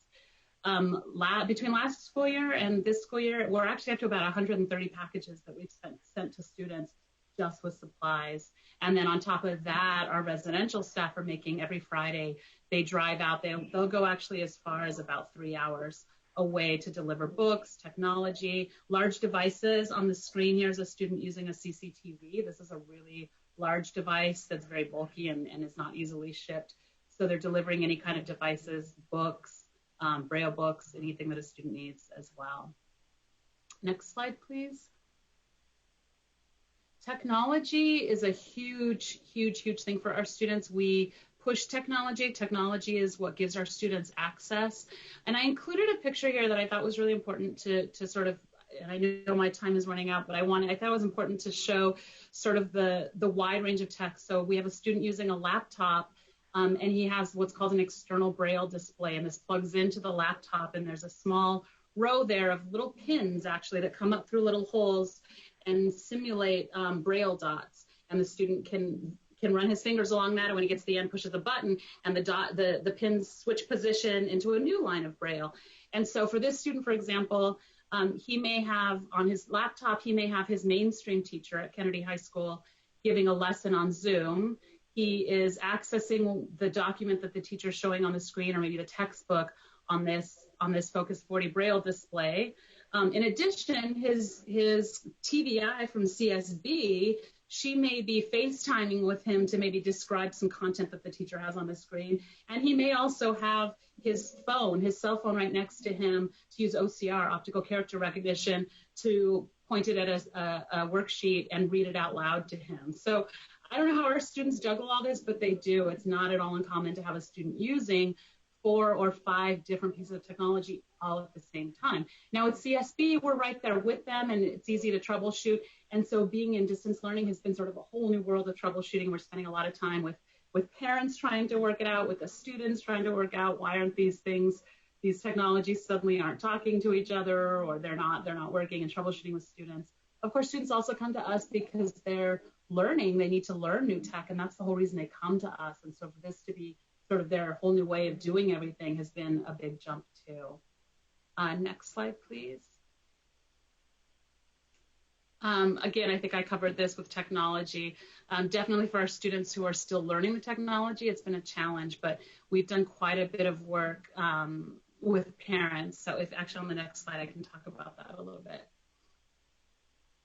Next slide, please. Thank you.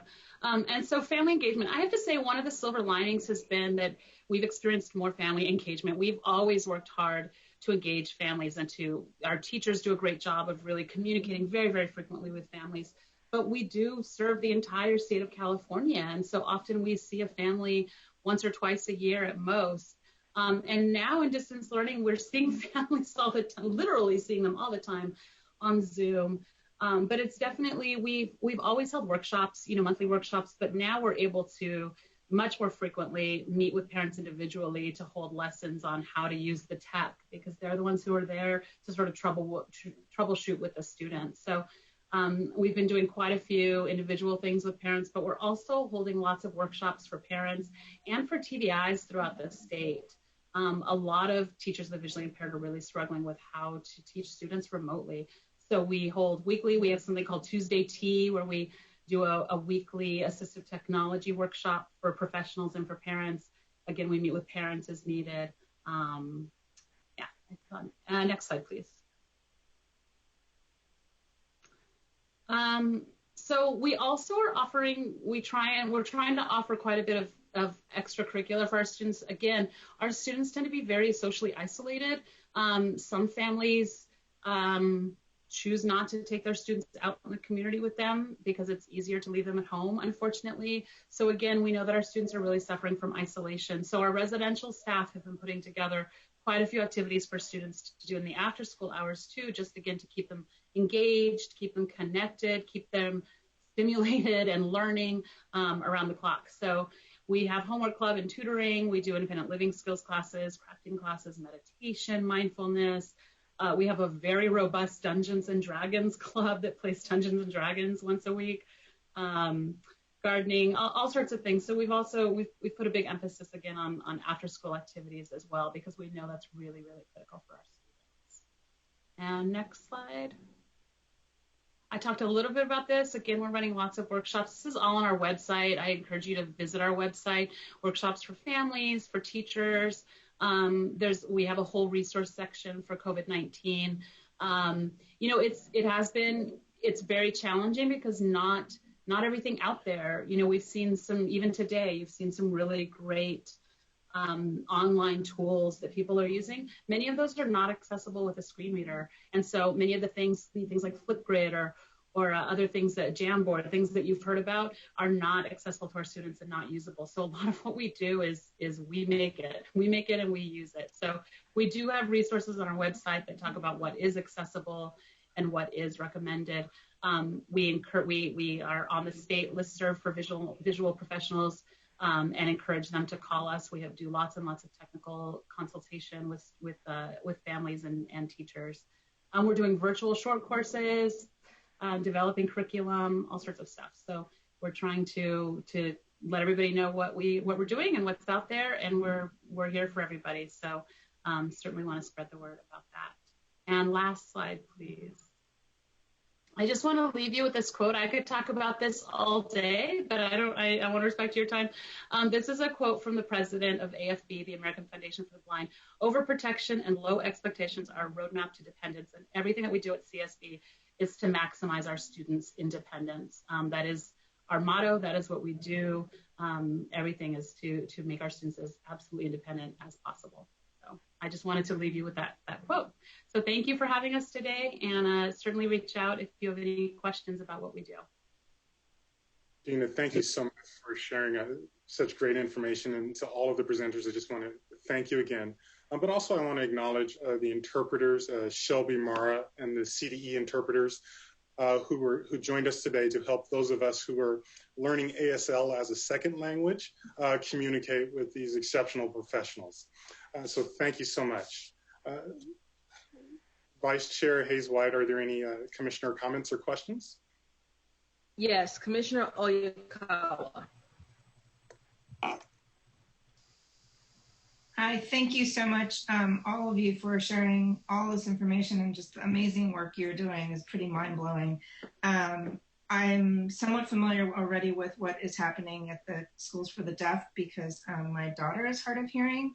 And one of the things I wanted to thank all three of you for is the amount of outreach that's going on to share with families information on your best practices that you've discovered or created along the way on how to work with students in distance learning with these particular challenges that they have, either blind, deaf, even blind, deaf. And it's really been, for anyone who's watching and doesn't already know, there are lots of workshops and guidance that's provided to families as well as the educators out there. And they've been extremely helpful. So I wanted to thank you for that. My husband's friend's daughter is blind, and they are not at the School for the Blind. They're doing it at home, and he said that it was going horribly. So I told him to reach out, to tell him to reach out to the School for the Blind, and now I have specific resources that we can point him towards, and hopefully the schools are also doing the same thing and reaching out. So first of all, I just want to say thank you to all of you. This is incredible what you are all doing. I did have a question, and I don't know, it's kind of what's happening in the next steps. We heard a little bit earlier from the Orange County schools about them transitioning some of the kids in special ed into coming onto campus. And I wondered, our school district, I'm in Davis in Northern California, they're also looking into when they're going to start moving kids onto campus and starting with kids in special ed departments. So I wonder, as specialized schools, I wonder if you have what you're looking at as far as when that transition would happen, what it's going to look like, in particular for your population, with students who say are deaf or hard of hearing, with regards to wearing face masks, or will there be clear masks that are going to be, provided? And then, students who are blind, how do you maintain the social distancing in a population that perhaps is less comfortable with that in their everyday, educational settings? So I wondered if you had already worked on that, and if those types of suggestions will also be shared out to the rest of us as that hopefully comes forward soon. So, but first of all, again, thank you.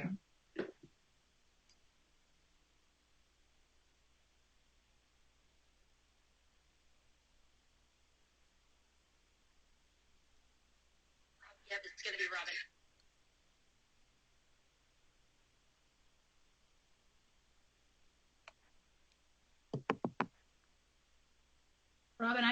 Robin, this is Gina. Do you want?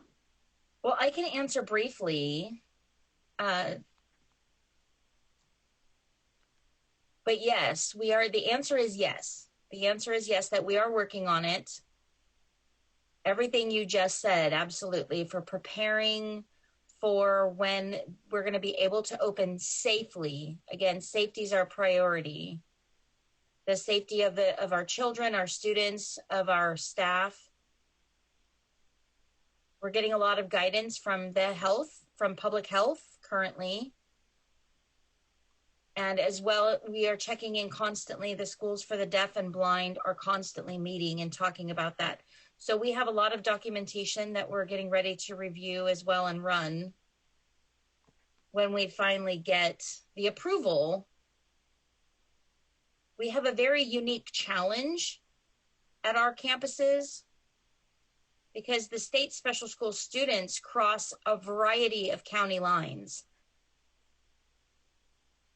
So one county may have determined that they're safe and they're opening, but another county may have decided that they're not ready and they're staying closed. I'm in 2 meetings right now. So this meeting is still going over. So I think they're almost done, but I'm looking. So if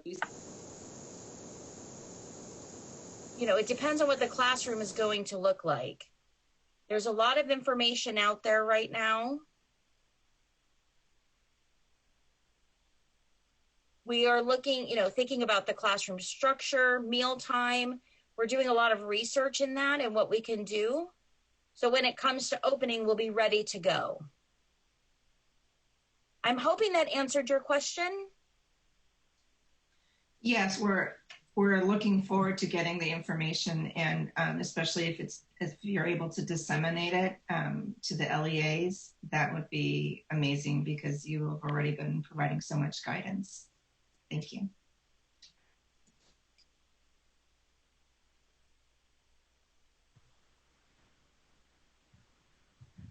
Are there any other raised hands? Yes, Commissioner Solomonson. Just very quickly, I wanted to say to echo what Christine had said, and that is just a huge thank you to the work that you do always, but especially in light of COVID and distance learning, and really taking the barriers that has presented and created a lot of creative opportunities for access. And there was one thing that was shared that I just really wanted to thank you for bringing up, and talking about the idea of carrying over virtual IEP meetings, and seeing that was an opportunity to create better access for parents. That is the third time I've heard that this week from district personnel saying this is actually really working for our parents in creating access, and they're seeing a much higher participation rate in some of their IEP meetings. And so I just wanted to call that out and say I think that's going to be a bright spot from this situation that has presented itself with so many barriers, that it is truly an opportunity to create greater access, not so much for our students right now. We're working really hard on that, but for our parents, it's really been something exciting. So thank you for bringing that to light. I appreciated that.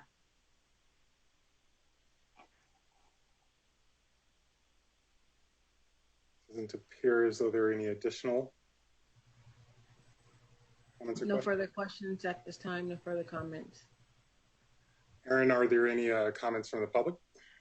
We do not have anybody in the public comment queue. Again, I want to just thank everyone for their time and sharing such amazing experiences and content with us. And something that that will continue to stick with me is, I can't remember who highlighted that students who attend our state special schools are not a homogeneous group culturally, or any of the identity factors, and their disabilities are just one aspect of who they are, and the amazing work that the educators at our state special schools are doing in meeting the needs of the whole child. So thank you all for sharing with us. So, moving on to item 6, and at the conclusion of item 6, we're going to take a brief break before item 7 so that we can all stretch.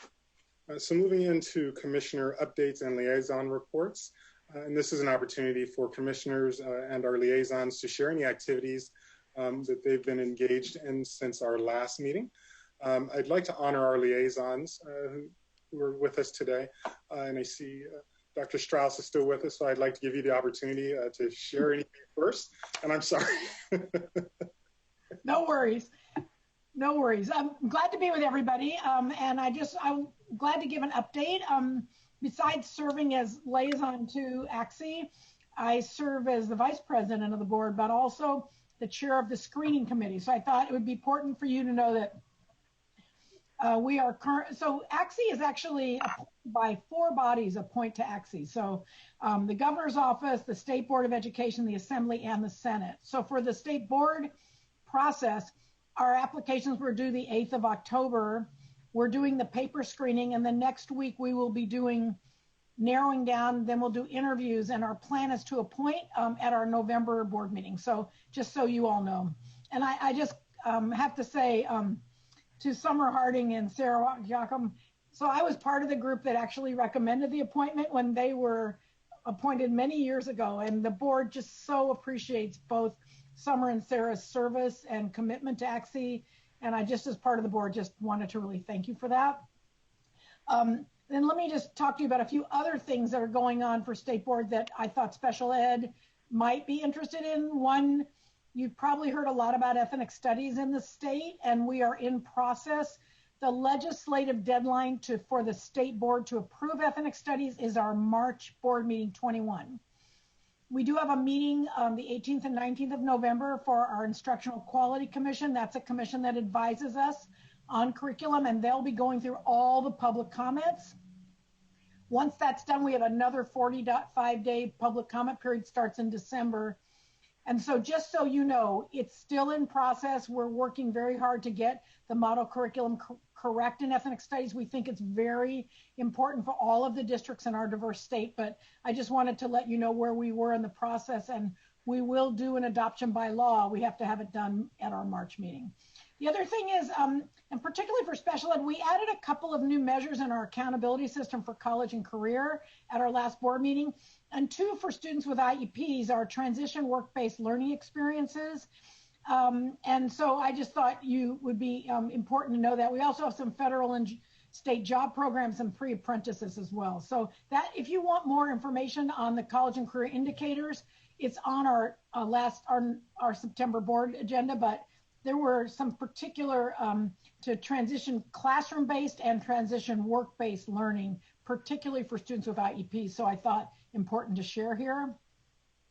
And then the other thing that's important for all of our students that I thought you should know is that we approved the seal of civic engagement for all students in high school to be eligible for.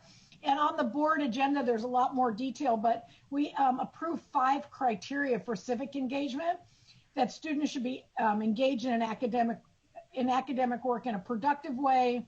They should demonstrate an understanding of the U.S. and California constitutions, functions of government, participate in civic engagement activities. And by the way, our students really are involved in a lot of civic engagement right now on voter rights and ethnic studies and diversity in curriculum. But it's exciting to see that that's being recognized at the state level.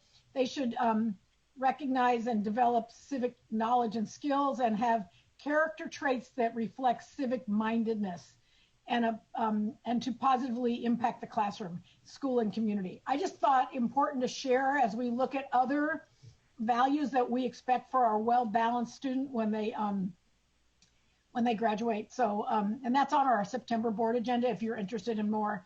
The other thing is that Smarter Balance always updates. That's our state assessment system. Their usability, accessibility, and accommodation guidelines. So there's some updates in that that were done this year that I thought would be helpful. Particularly, we're going to start operation for the alternative assessment for science. So that's going to be happening this year. And we're going to move the standard setting to summer of 21 based on the fact that that COVID and distance learning is affecting our timeline, obviously. And then the alternate LPAC is also being approved, and tools for teachers on how teachers can work with online formative assessments. So These are all resources that are on our agenda and our website, but I thought particularly for ACSE be helpful that I highlighted. So thank you very much. I'm delighted to be with you and just so appreciate all of your work on ACSE. Thank you. Thank you so much for sharing. And I would just reflect back the same comments, the leadership and the work that the state board and you in particular are doing in terms of guiding our state and helping us reach what we've long aspired to in terms of developing one system for all students. So thank you.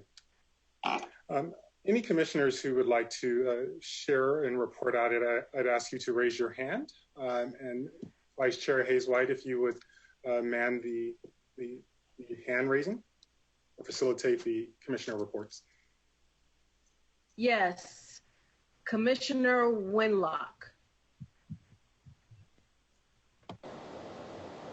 Unmute, there we are.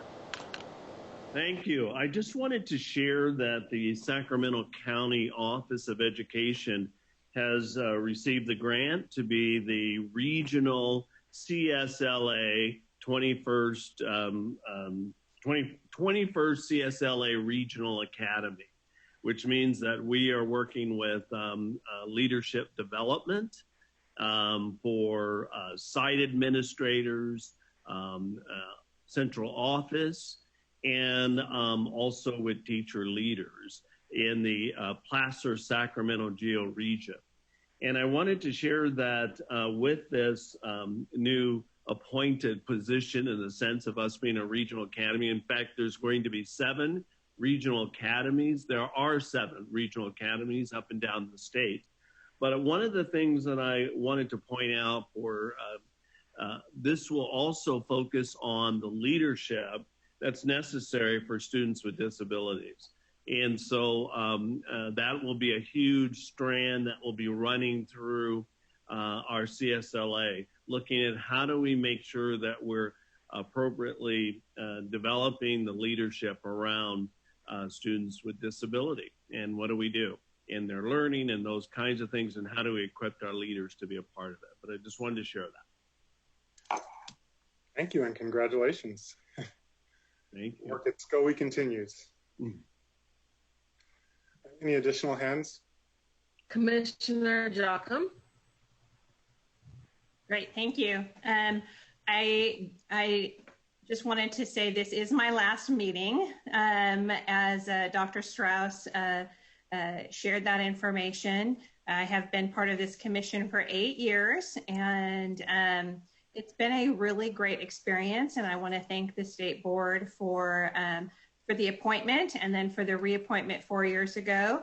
It's been a great opportunity. I would say, Dr. Strauss, that as the state board is looking at other opportunities related to special ed, I am ready, willing, and able to have my voice out there. One of the things that I recall that when Gina was chair, that really has struck me and kind of helped over the years is that really when we take on this role as commissioner, we bring our history, we bring our experiences. If we're a parent, we bring that.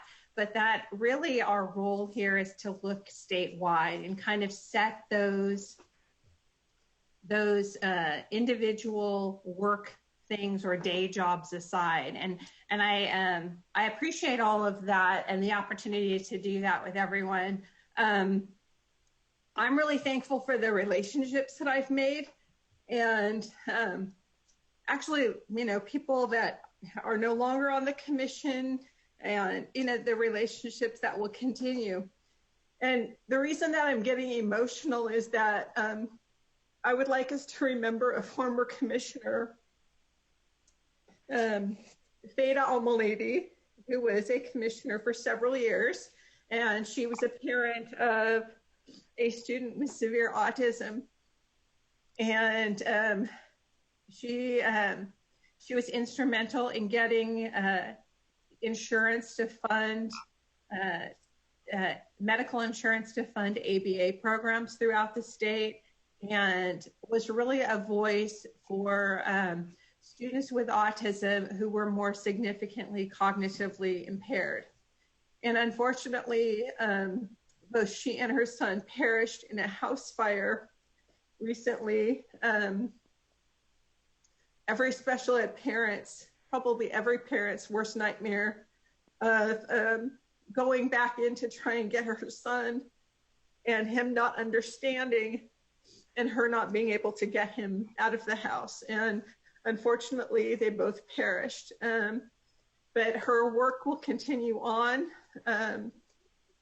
So I would just ask that as we adjourn today, we do it in her honor and the work that she put forward on behalf of kids with special ed throughout California.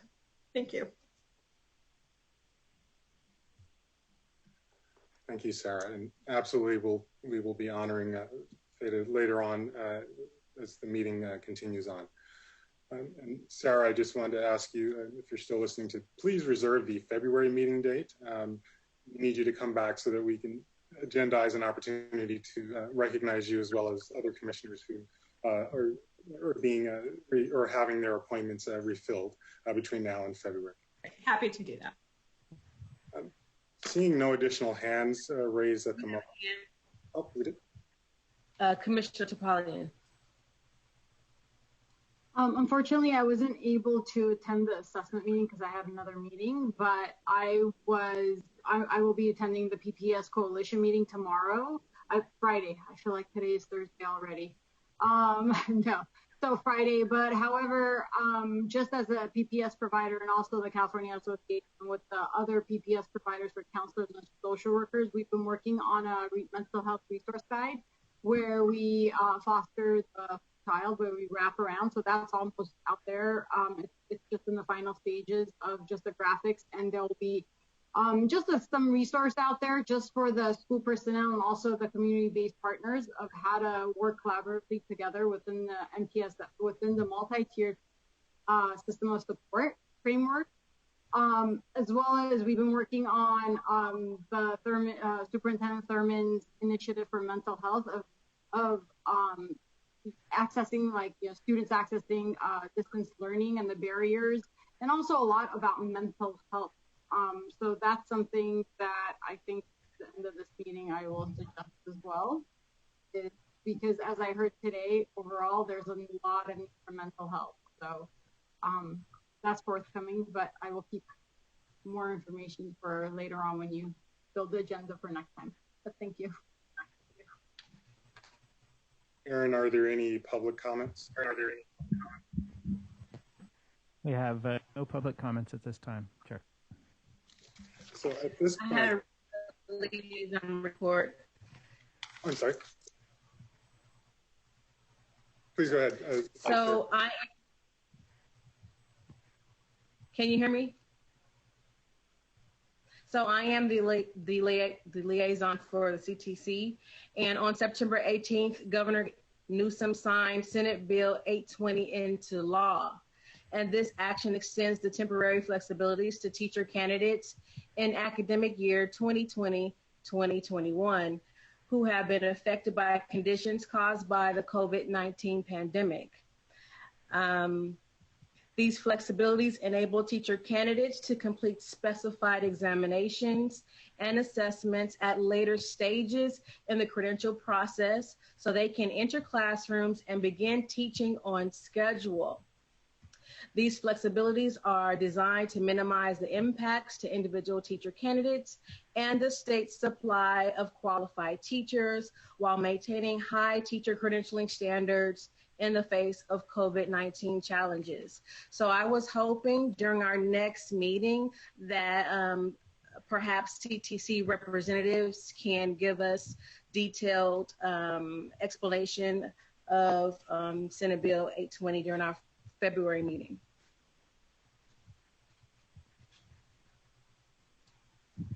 We'll make sure to note that. Any additional commissioner reports?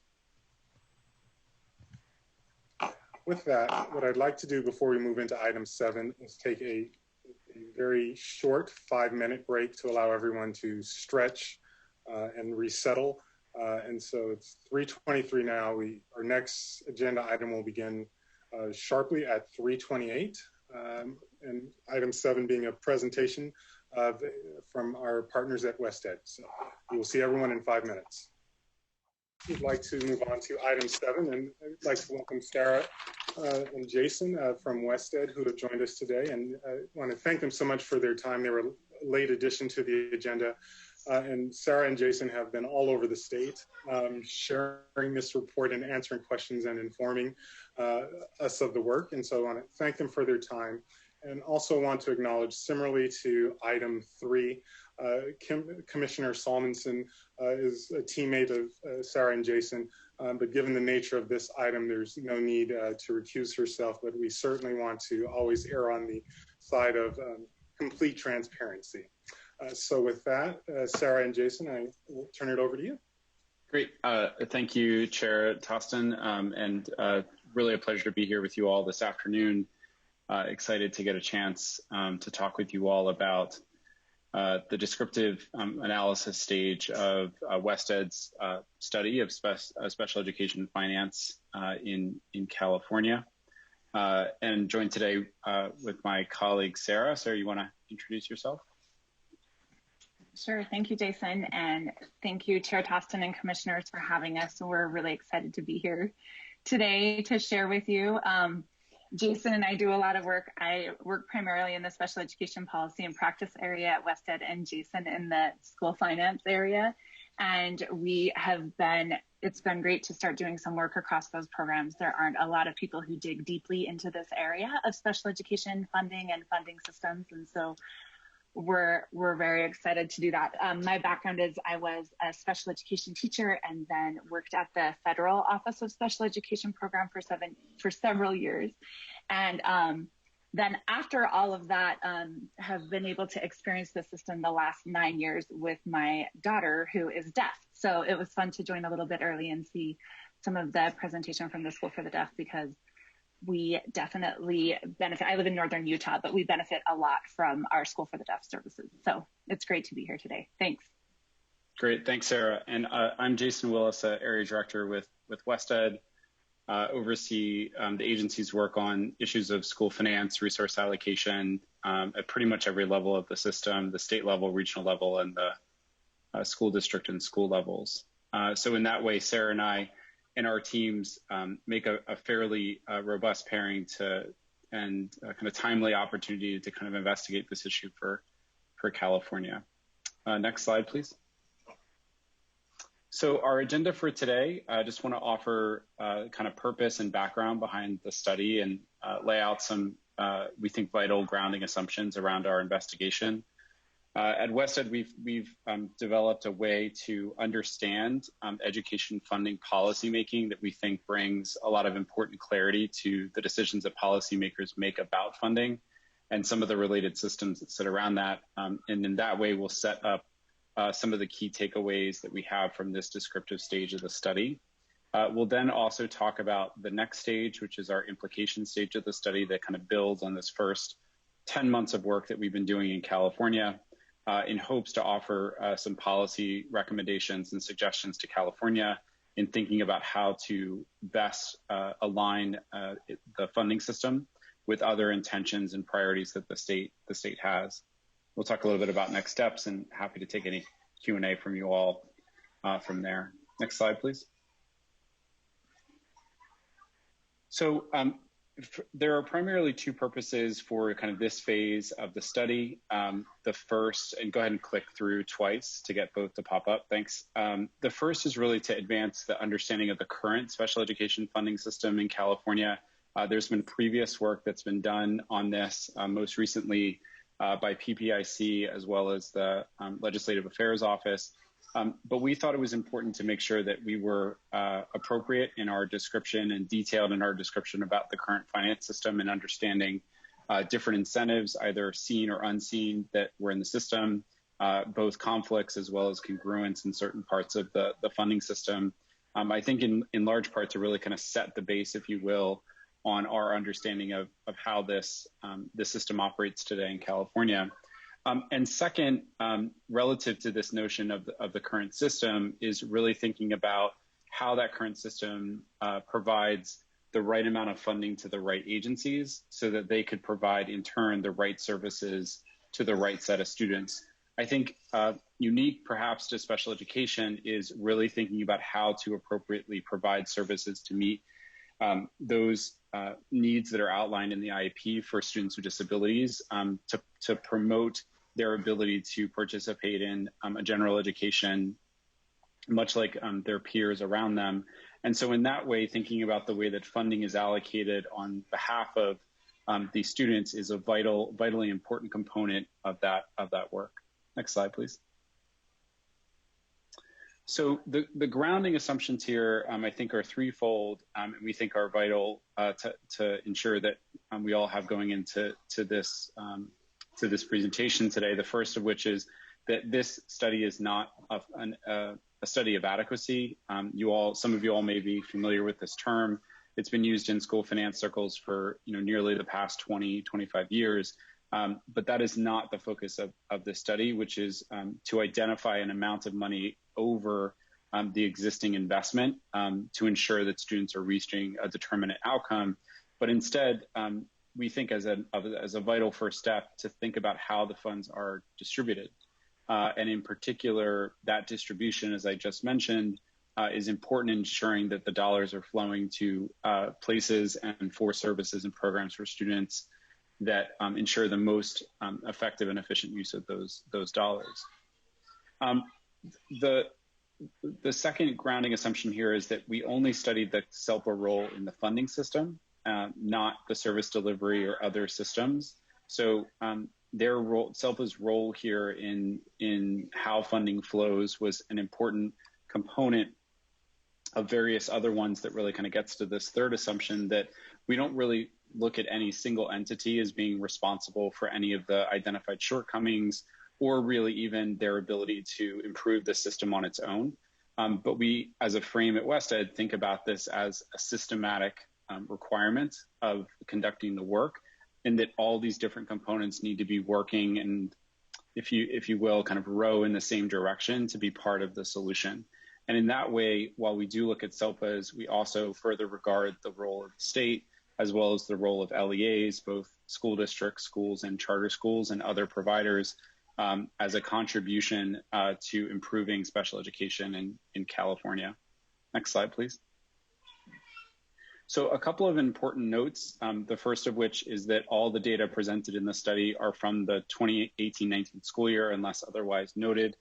This is important to the next note that obviously the pandemic has in so many ways turned upside down our notions of public education, how we think about the delivery of services, and yet California has remained steadfast in its set of changes to the state's special education funding system.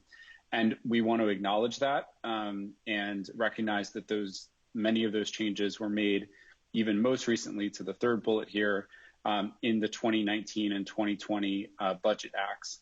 And so while we can acknowledge that the state has made some strides in enacting those changes, they have not been implemented to the place in which we feel comfortable understanding and knowing the impact of those changes, both in regards to the short timeline from the enactment of that policy to implementation, but also obviously the disruptions that have come about as a result of the pandemic. Next slide, please. So one of the important things that when we think about it, any funding study, especially one in special education, is to kind of start with the desired outcomes for that system. And so we felt it was important to identify the things that we were minding as we were going about this investigation, developing research questions, organizing our methods to gather data around those questions. And you'll see that on this list, a lot of these things are fairly consistent, very consistent with existing special education research around how best to serve students in this part of our public education system. And importantly, that these things are, as the state priorities would offer, or the vision of the system in the future would work in concert with one another, providing balance in terms of both, for example, how we're meeting legal mandates, but also ensuring that we're having the most effective and efficient provision of services provided to these students. Next slide, please. So let's get into some of the key takeaways. And Sarah and I are going to split up the takeaways here. I'm going to start with some of the bigger, broader patterns, many of which you may already be familiar with, and then pass it to Sarah to talk a bit more about the role of the SELPA and other systems, and some of the other observations we have, and then take us to close in looking at the next stage of this study. Go ahead, next slide, please. So I think before we jump into those key takeaways, and perhaps a takeaway in and of itself is really thinking about how we organize and talk about the funding formula for special education in California. And this is driven by this policymaking framework that we offer in the paper that we use to organize our thinking with other states, including those in California.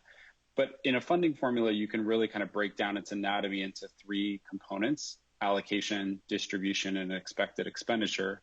Allocation is really done on the basis of the dollars that are allocated if you're using some sort of child count or there's a characteristic of the student in which you're then deciding to allocate the funding, which is different from distribution, which is what we define as the level by which you're sending those dollars. And the vast majority of funding systems in the country, that distribution level is at the school district or the charter school level.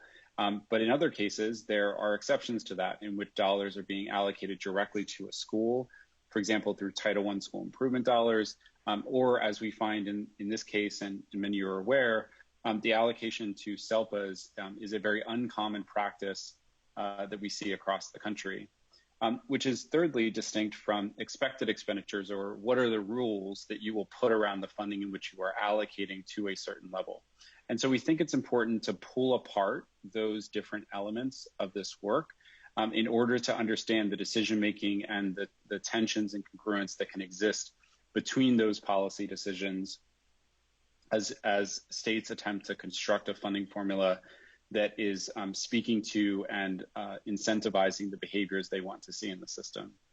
Go ahead and just click to there we go, thank you. So what's associated with this work around the funding formula is the notion of both governance and external accountability, which we think are distinct but also closely related in some form and fashion to the funding formula itself.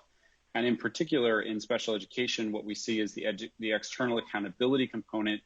If you might imagine those arrows on the bottom kind of pushing back against the governance, that because there's so much federal law, federal case law, and regulation, that it tends to kind of crowd into the space around the type of flexibility and decision-making that practitioners have in the use of funds to help support students with disabilities. And that's an important dynamic as we kind of get into some of these key takeaways that we at WestEd have reflected in the report, but are also thinking through in the next stage of our study. Go ahead to the next slide. And then just click twice, please. So this first kind of key takeaway, I think, in part is a reflection of California's history. This chart here goes back nearly 28 years, looking at the proportion of identification of students with disabilities from ages 0 to 22. We can see two dramatic periods of increase, the first occurring from 1990 up until about 1997, and then the second of which kind of takes off at about 2010. The important part of this notation here is first to observe the obvious, which is that California's special education population is growing, but the second is also to understand the policy incentives and changes that occurred. What we note here is the pre-reform and post-reform of the shift from the J50 to AB 602. And that shift was largely created as a justification to move to a census-based count for students with disabilities in California, which came about what's often kind of referred to as a moment where the state was really trying to tamper down on the behavior of districts of basically seeking funds just because it resulted in greater amounts of money to the district, thereby really kind of manipulating the identification appropriately.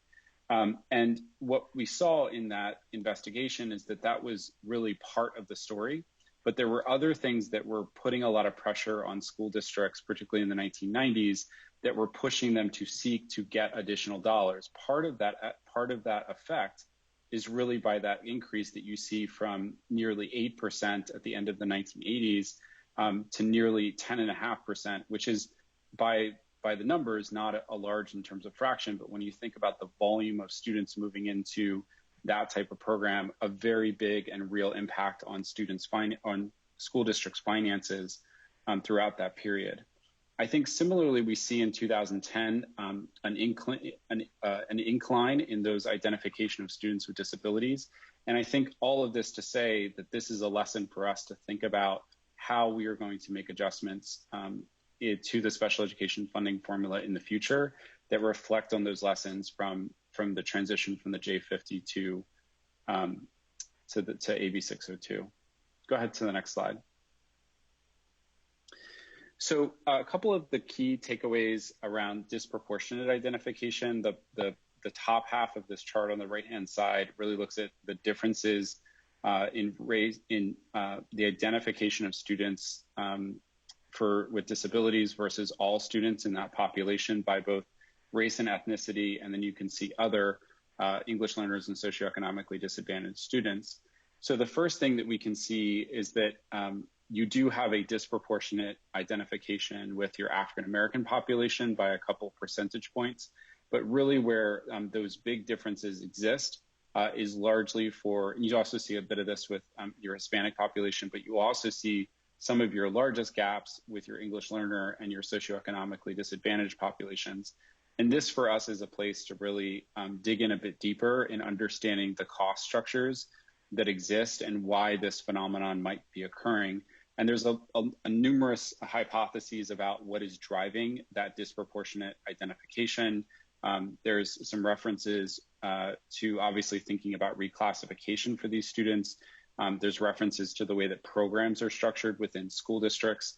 There's references to the strengths of kind of first instruction for all students that help to push and pull on those disproportionate identification rates. I think what's important to us as we think about the next stage of the study here in showing these data is that as we think about the cost structures that are associated with this, what we largely know about EL programs for ELs, socioeconomically disadvantaged, and students with disabilities is that they are largely different and separate programs and funding streams, which may suggest that the costs associated with them are potentially duplicative and potentially stacked on top of one another, as opposed to thinking about how they might come together. And so that's something that we're looking at in this next stage of our work. Next slide, please. So this stacked flowchart basically shows the disability categories by grade in California for the 18-19 school year. And goes from basically kindergarten to 12th grade. Some of you may be familiar with some of these trends, but just to point out some of those very clear ones. The first of which is you see starting in kindergarten a subsequent increase in the proportion of students that are identified with disabilities up until the 5th grade, where it kind of levels off and then tends to gradually decline through 12th grade. That difference between kindergarten and 5th grade is an increase of nearly 50%. So basically what it's saying is between kindergarten and 5th grade in California in aggregate, we identify 50% more kids in the 5th grade for as a student with a disability than we do at the kindergarten level. And some of the hypotheses that sit around this really have to do with early intervention, right? How well organized are our preschool systems to identify these students and provide these services? This also might have to do with the criteria for qualifying a student for a disability, particularly when you look at the approach for qualifying a student into a specific learning disability. You can see, for example, if you look at the green gray, which is your specific learning disability, you see essentially an explosion of students after 3rd grade, which is basically the first year in which we assert testing here in California. So there's a number of things that would basically explain some of these trends. But again, one of the things that we're interested in looking at, particularly as we move into the cost modeling stage of the study, is understanding the costs that kind of underlie the support to these types of students. And in particular, what might we be able to identify that would help to accelerate the outcomes for these students, given the existing distribution of funds in California. Next slide, please. So this chart here shows the percentage of time that students with disabilities spend in different educational environments by disability category. We look at 3 of the LRE categories based on the proportion of time that they're in a regular class. As again, most of you are probably familiar, for some of your higher incidence disabilities, typically lower cost, speech language impairment, other health impairments, specific learning disability, are more largely in regular classrooms as opposed to other disabilities like intellectual, deaf blindness, or multiple disabilities. Let's go on to the next slide. So this slide here shows us a look at that same set of disability categories broken out by charter and non-charter. And so what we can observe here is that charters overall in California are serving more students with specific learning disabilities, other health impairments, as compared to non-charter settings in which you see larger proportions of intellectual disability, autism, and speech language impairment. Nationally, we're still working on this in California, but nationally, by and large, disability categories such as intellectual disability, autism, and speech language impairment tend to have, on average, higher costs associated with them as opposed to specific learning disabilities, for example. And so one of the things we might hypothesize is that you would see a difference in the setting in terms of the cost associated with serving those types of students and other related policies that are basically placing these students in different types of environments in California. Go on to the next slide, please. So the last thing that I'll mention here, and then I'll turn this over to Sarah, is really wanting to look at SELPAs and the way in which SELPAs were playing a role in the funding and funding distribution within California. And as I mentioned at the top of the call, uniquely, and Sarah will go into a little bit more detail about this, SELPAs are uniquely positioned in which they receive all of the state's special education funds, and then in conjunction and working with their governing boards, which are comprised of all of their member LEAs, will make decisions about how those funds are then distributed to LEAs.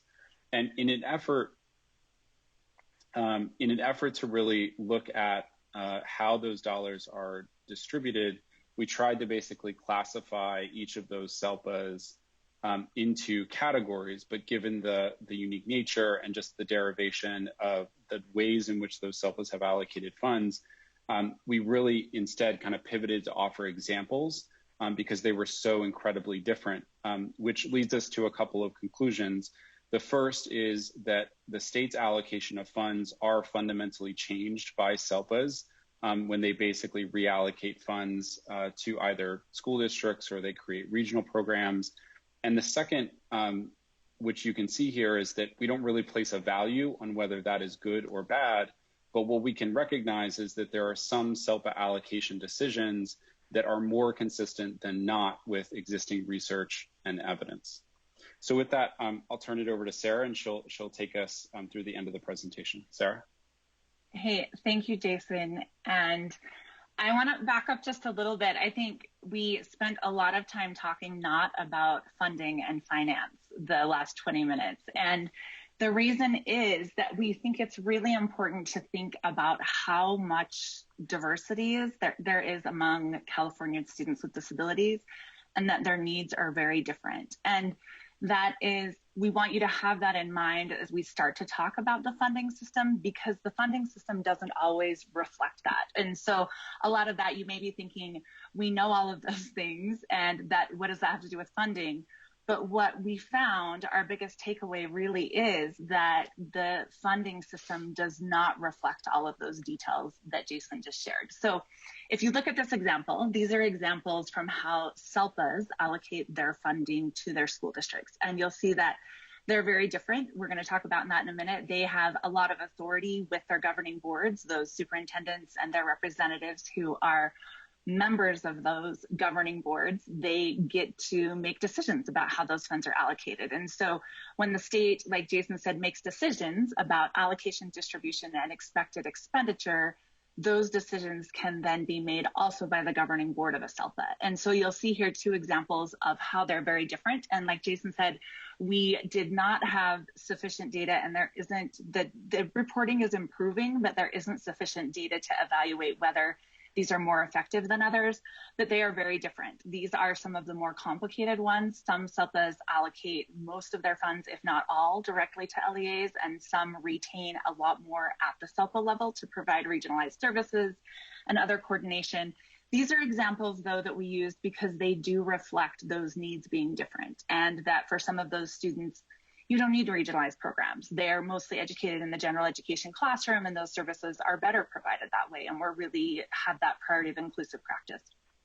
But this isn't necessarily what they all look like, and each one is very different. And so we want you to keep that in mind as we talk through our takeaways, because that's very important as we look at what the state's decisions are. Because if the state makes a decision, but then an intermediary group is able to change that formula, it has implications for the state's ability to communicate priorities through its funding system. So if you'll go to the next slide, some of our key takeaways, and you'll have to click a couple of times, maybe 3 more times, Erin. Sorry about that. Great. So these are some of our key takeaways. And the first is that most of California's special education funding, so the AB 602 base funds, do not differentiate among students with disabilities or types of schools or needs of students. As we demonstrated in the first half of this presentation, when we look at kids in California, there are a lot of differences. The funding formula now, as it's allocated based on the ADA, is getting closer to a common rate. The legislature has done a great job bringing that base rate up to be more similar across SELPAs, but it does not differentiate based on student need and if different types of schools are serving different types of students, or if an LEA is serving a different group of students. It hasn't adjusted to that. California does have high cost pools to help with some of those highest cost students. They are among the lowest funded in the nation. We hear from districts and SELPAs that it's pennies on the dollar, that it's a lot of work to apply for those funds. They don't provide a lot of funding. There are high cost funds, but again, they're the lowest funded in the nation per child when we look at similar states to California. So the SELPAs are making decisions to make up for that, and they really do have a large diversity of allocating and distributing their funds. And a lot of SELPAs have, I think of the 60 multi-LEA SELPAs that responded to our survey, 40 of them have a high cost pool that's related to non-public placements, so the MPS, MPA placements. So thinking about that, again, that's communicating a message like a funding formula does, that there are additional funds. We recognize those students cost something additional, and so SELPAs are choosing to allocate funds in a different way to get to that. SELPAs also can allocate using different formulas. And so if you think about their authority, and again, whether this is good or bad isn't the point of our study. The point is that it can change it. And so the state needs to keep that in mind. But so for example, quite a few SELPAs allocate funds based on child count, based on the number of students with disabilities within the SELPA region, rather than the ADA, like the state allocates the funds. And so that's an example of a change. And again, that actually may be better in the long run. Our other research looking across states shows that states who differentiate funding based on student need, so beyond just the child count, but based on some factor of student need, whether it's or another need variable, it actually has a relationship with an improvement in outcomes for students with disabilities, recognizing that different types of students require different amounts of funding. So again, a big key takeaway, that authority to allocate and distribute at the SELPA level. And then also, while we talk about California having a census-based approach, because of all those supplementary streams, so the low incidence disabilities funds, the out-of-home care funds, the educationally related mental health funds, it's not truly census-based. Most of those are allocated based on census, but we already do differentiate a little bit. So for example, the low incidence disabilities are distributed based on the count of students that are in those disability categories. So some key takeaways there about the funding system. And if you'll go to the next slide. Another key takeaway, and go ahead and click one more time. There's another bullet there, thanks.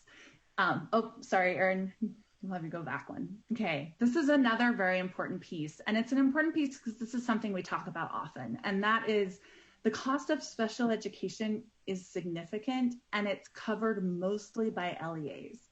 And when we say it's covered by LEAs, in California, 61% or $7 billion of the $11 billion approximately needed for special education in 18-19 were that money came from LEA unrestricted funds or general funds or locally generated funds, that they put that contribution to pay for special education.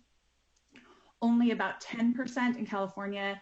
In other states, it's up to about 13% that comes from the federal government. So IDEA, we often talk about IDEA not being fully funded, and that the intention of Congress is to fund up to 40% of the cost. It's right about 10% of the cost. That's all the feds are covering right now. The state currently covers approximately 30% of the cost of special education, but that portion of this pie that is coming from the LEA is growing. That becomes more and more as the cost increases. The federal amount has not increased as a percentage, and the state piece has, but not at the rate that the LEAs have had to. And this actually might be appropriate. Special education in the law, the LEA is responsible for providing a free and appropriate public education to students with disabilities.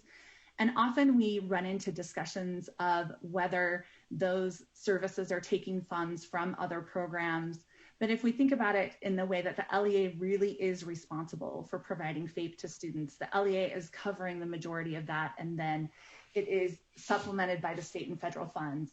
But one finding we made in our report that we think is important is there is a lack of clarity on the responsibility for FAPE. And so this happens partly due to the funding system, because IDEA, which again, and think back to that external accountability Jason was talking about, this is driving, we don't have as much local control because the federal law drives a lot of our special education.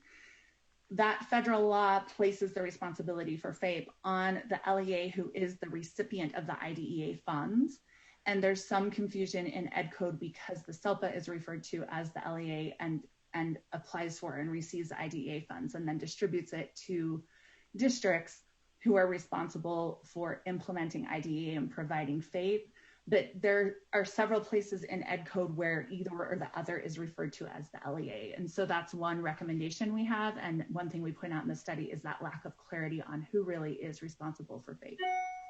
So that's important to remember here, and important to think about, again, that the largest amount of the funds to provide special education are coming from the LEA. And that leads us into our next set of takeaways on the next slide, which are really related to the connection between special education and general education. And so thinking back several slides ago, Jason showed the slides that show that nearly 70% of the students in California are in the general education classroom most of the time. We're aiming toward that. We're aiming to increase their access to general education curriculum, not just the classroom, but we want them to meet those challenging standards. We're trying to help them improve their outcomes on our statewide assessments. They're part of the accountability process. But the special education and general education funding are parallel and separate. And that sometimes communicates a different message from the slide before this with that pie chart, where general education is putting in, the LEA is putting in a lot of those funds, but the special education and general education funding are separate, and it doesn't necessarily encourage collaboration and thinking more creatively about how to use those funds. And California's approach of distributing the special education funds exclusively to and through the SELPAs is an uncommon practice nationally. So we only see this happening in one other state that we know of that does it exclusively, and that state, the intermediary agency, is fully responsible for FAPE and also has taxing authority for its local region. So there's a bit of a difference there. And in California, SELPAs don't have that. They don't have taxing authority. They also are not in the end responsible for FAPE, as has been decided. We see that through lawsuits and other things. The SELPA often is not in the end responsible for FAPE. And again, we need some clarity around that.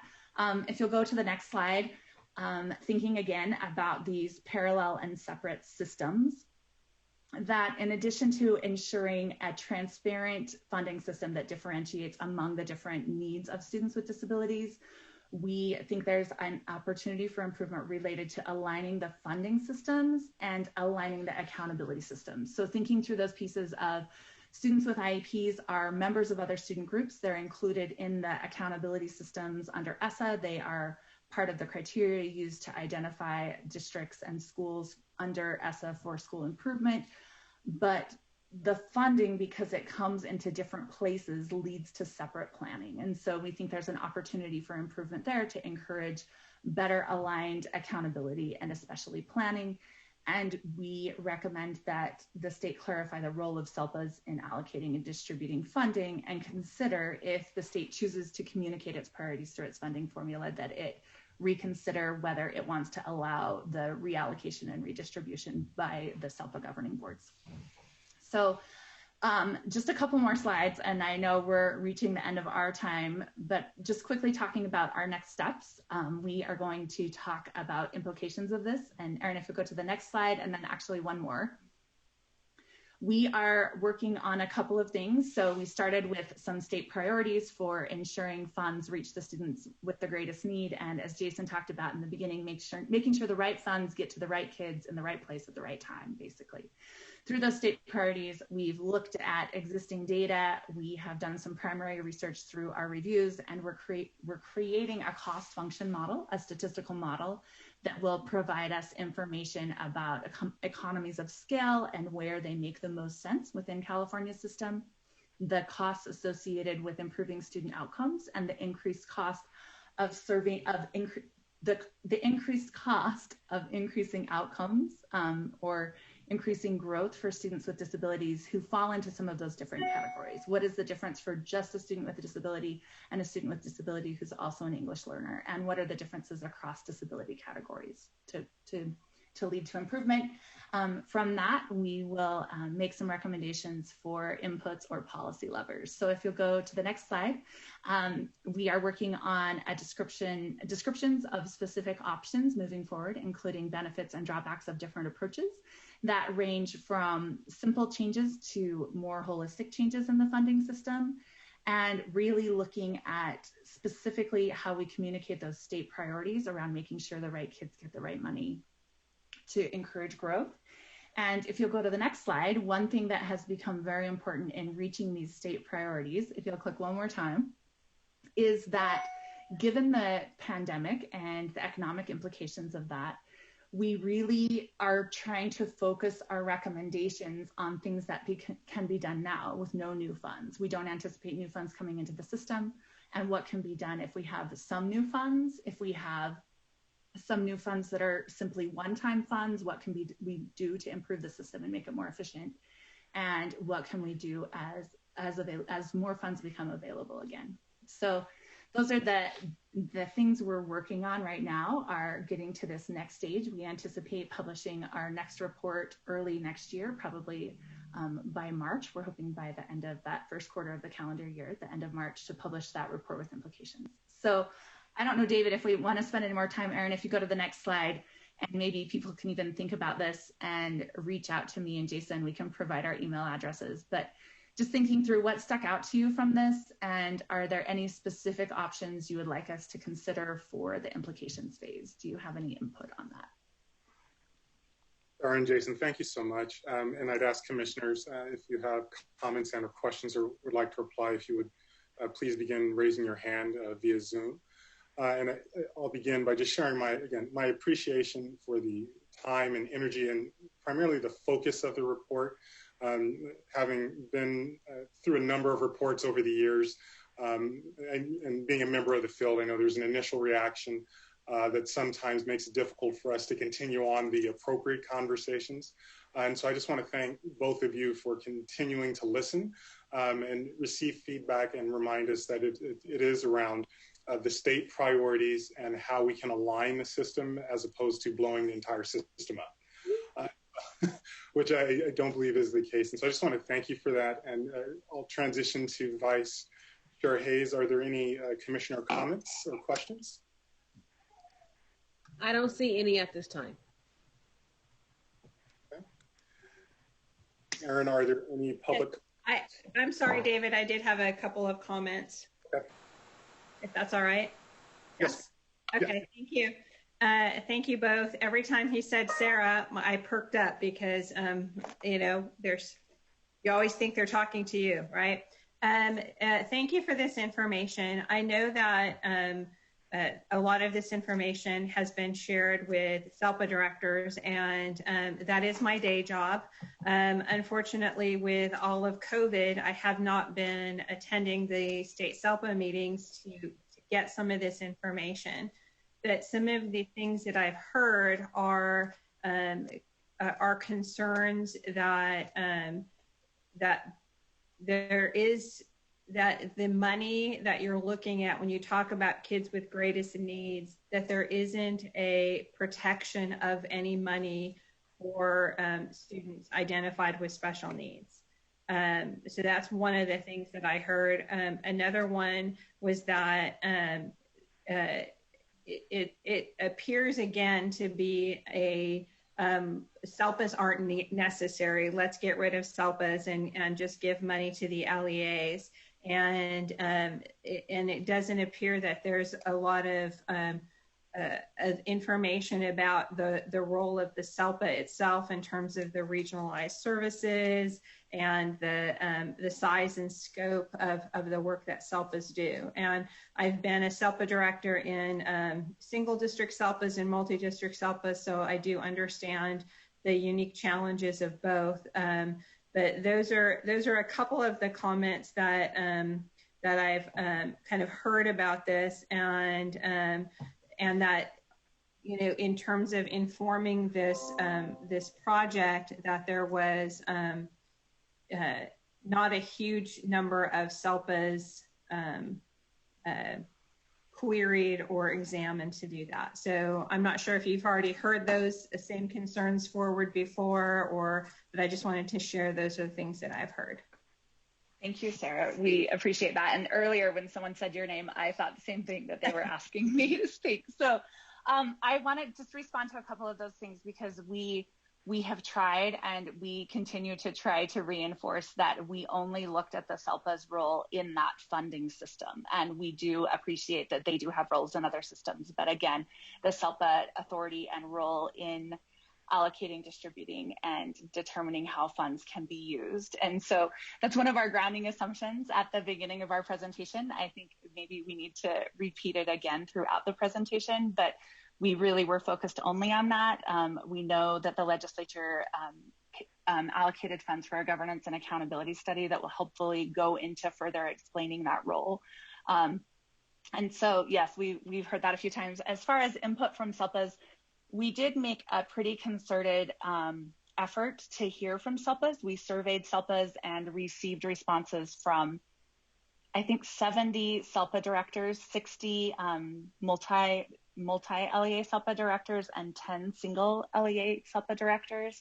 To our survey, we followed up with follow-up questions on those and reviewed both the narratives and the quantitative data from the allocation plans from all 60 of those SELPAs if they provided them. I think it was something like 50-something provided at least one, if not both of those items, and we reviewed every item we received. And so we really did make a pretty concerted effort. We met with the SELPA exec team a couple of times. And I think overwhelmingly one of our findings is not, again, it's not that those allocation plans are good or bad. It's just difficult to understand them and categorize them because they are so different, and there are not any kind of guardrails placed around what can and cannot be done. Although we appreciate your feedback. We did, there was a concerted effort to standardize and to make more transparent the annual budget plan, the annual service plan, all of those pieces. And I'm not sure, I think some of it got hung up at CDE with, I don't know, legal or something. But I do think that's a definite step towards being able to understand different allocation models and how those work. But I think one of the things that, you always have to balance the needs of a SELPA. And I worked in a large multi-district SELPA that had regionalized programs for deaf and hard of hearing and blind and orthopedically impaired. And we were able to do great things with those programs because of the size and scope of being able to do that. So would just hate to really lose some of the pieces that make SELPAs great and provide some of that support. So thank you for your time. Yeah, thank you. And we will have in our next report more information on those economies showing up in the data as the most efficient. So we'll... Commissioner Oyakawa. I thank you. Thank you both for explaining. This is something I really needed, was to get the explanation for better understanding, and for all your work in doing this. Definitely an advocate of being more efficient and using economies of scale and whatnot to make the most out of our dollars. So I'm really curious to see, I think, what the next recommendations are going to come from you. And I guess one of my questions is what kind of states, what other state models are looking like something that would be recommended down the road. And before, I guess, you answer that, I did want to also kind of state the same concern I had with, and again, I don't know what your final recommendations are going to be, but the idea of making sure that our special education funding is protected. I think there's always a concern as a parent with kids with special needs, is that the monies are going to be spread out, and what was already allocated for particular groups or particular programs gets lost if it's not, or especially earmarked for those purposes. I don't know if that's something that how that would be treated. And then also if there's a specific formula that is recommended that be applied across the state, how that would compare or how that would affect different districts in different parts of the state differently. Some are very wealthy, and so maybe their gen ed funds are going to look different from smaller ones. And I just wanted to know how that was going to come up. And then the other thing was when we were looking at the examples of the two different SELPAs and how their fundings were used, I guess when I saw that, it to me spoke to the need for the SELPAs to have the flexibility to make those decisions based on what their program and their district needs were. So I actually thought that kind of indicated that we should keep them in a position to make those decisions at a more local level. So I guess I wanted to ensure that that there is consideration for the flexibility for the SELPAs and their expertise on what their students need, that remains a part of this formula or the equation that comes forward. But again, thank you for your time. Those were my questions and comments. Yeah, thank you, Commissioner. I'm going to try and hit each of those. I was kind of furiously writing down those bullets, so let me try and hit each one by one. So as far as the state examples go, there are a couple of other places that we've looked to across the country. Prior to our work here in California, we actually just completed some work last winter in the state of Maryland that were looking at similar types of questions in terms of how to change their funding formula to best serve or to better serve students with disabilities. And it was in that research that one of the components, the subcomponents of that research, is we were looking at a national panel data set of students in a sample of states and looking at how a state's funding formula, particularly classified as a single weight or multiple types of weights, had an impact on outcomes for those students. And that was one of our kind of first big indications that the way that states structure their allocation of funds, importantly, that they provide some type of differentiation, something more than a single weight for students with disabilities, was important in helping them to achieve better outcomes for those students over the long haul. And so it's those kinds of both either direct research that we're doing at WestEd or other types of research in this area that form the basis for our investigation in California, and not to, directly draw a line and say, this is what it was in another state, and so this is how it applies in California, but recognizing that that is something that we know has an effect, a positive effect on outcomes for students with disabilities, but then allows our primary research in California to adjust for factors that are unique to California. Let's start with the fact that 725,000 kids have disabilities in California, which is a larger student population than the vast majority of states. So the requirement of thinking about the complexity of building a system that has structures that allow for the regionalization of services, that allow for the most effective use of those resources is not lost on us as we kind of walk into this work in California.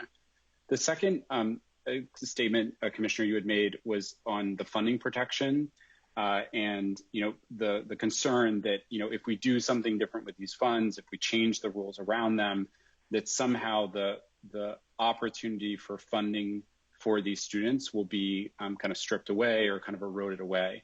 And I think that we would, Sarah, myself, and the team would actually say that, special education is actually in the opposite place, that the funding protections for service and service delivery is actually the strongest for students with disabilities and is not as legally and regulatorily protected as you would have for an English learner or a low income or even a foster youth student. And so what's important there is thinking about the allocation of funds and the incentives that you are creating when you allocate those funds in combination with other components of the system. Other components meaning, what's the accountability rules that you build around the use of those funds? What are the monitors, either from the state or the regional level, or supports that you provide to practitioners that allow them to progress? One place that I would point to, and this, coming from a 10-year veteran as a CBO in California school districts, is the way in which both the general ed and the special education side of a curriculum instruction house in a school district actually come together to work together. And largely in my experience, those systems have been separate. We haven't thought about those systems as working together to kind of create that opportunity. And even in those circumstances, you still have the IEP is the anchor, right? It allows you to tether yourself to the funding and the support and the services that are going to support those students. The third question, Commissioner, that I caught from you was really around the formula output. And I think right now we would describe this as being in the middle of our study. So we're getting some signals that are coming from this descriptive stage. And I think it's in our next stage in which we're developing some of the primary research using California's own data to look at the relationships between cost and outcomes and other types of variables that will allow us to provide what we think is an evidence-based, research-based approach to the way the formula should be constructed in the future. I think, as Sarah said in the presentation, it isn't lost on us the current environment economically and financially that California is in. And that's why it's important that in the framing that we don't lose the momentum that the state has been taking advantage over the last couple of years to push policy changes in this area forward, in recognizing that, one, they can still do things today, even given the fact that perhaps no new funds might be available for this effort, but that the state should continue to walk on this path of coming to an ideal state or an end state about how to construct their funding formula.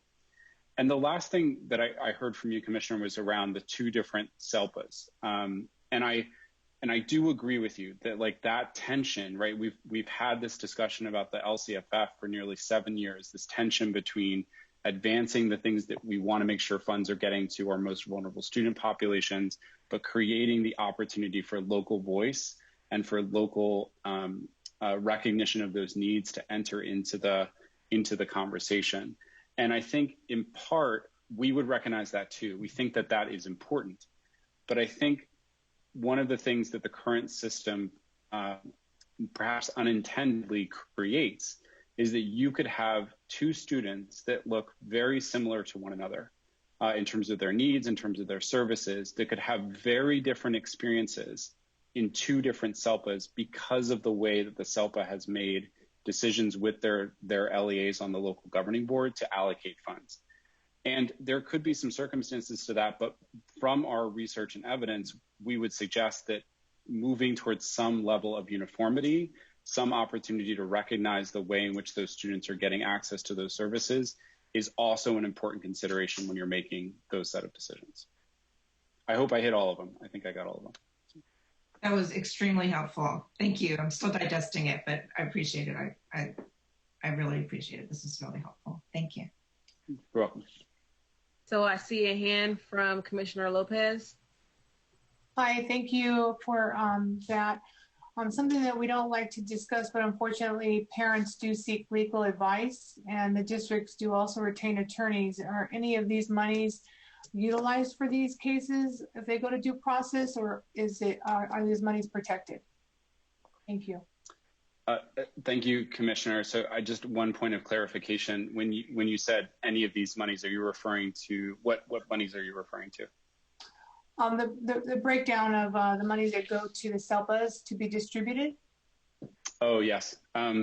Yeah, so in our investigation, as we were analyzing the allocation plans, analyzing the spending that does go to SELPAs, that districts contribute also to special education, we did identify some funds that were set aside for legal expenses, and that is an element of California's special education environment that I think is fairly unique to other states, in that in the state of California, when a parent wants to seek some type of change and they don't come in agreement with the LEA to that change in the IEP, they can take legal action, and there's a series of steps that can lead all the way to court. And in California, the lawyer or lawyers that are representing the parent can actually seek to have their fees reimbursed as a part of either the settlement or the costs associated with the court. And that has led to a environment in which school districts, SELPAs, and others that are providing services for those students are having to set aside funds, and sometimes they're not always used, but they are used to basically resolve those situations in which there is disagreement with the parents.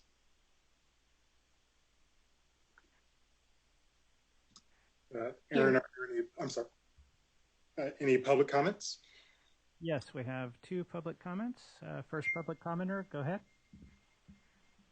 Hello, this is Judy McKinley again. I'm part of the CAC for Pasadena Unified.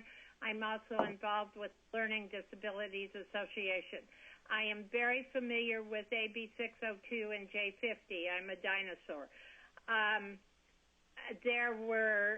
There was much opposition to 602 when it was started. The J50 system was actually working quite well. You brought up the issue of kids being identified up to 3rd grade. Very many school districts in California deny kids access to special ed until they are failing, which sometimes hits at 3rd grade. It obviously is specific to specific learning disabilities, not other handicapping conditions. The justification for the different levels of funding for AB 602 are awful. I'm extremely concerned about the fact that funding protections. I was participating in the previous financial, I can't remember what it was called. It is extremely scary to think that the funding is not going to be directed specifically to special education, because what will happen is it will be lost in the mix with all the other money.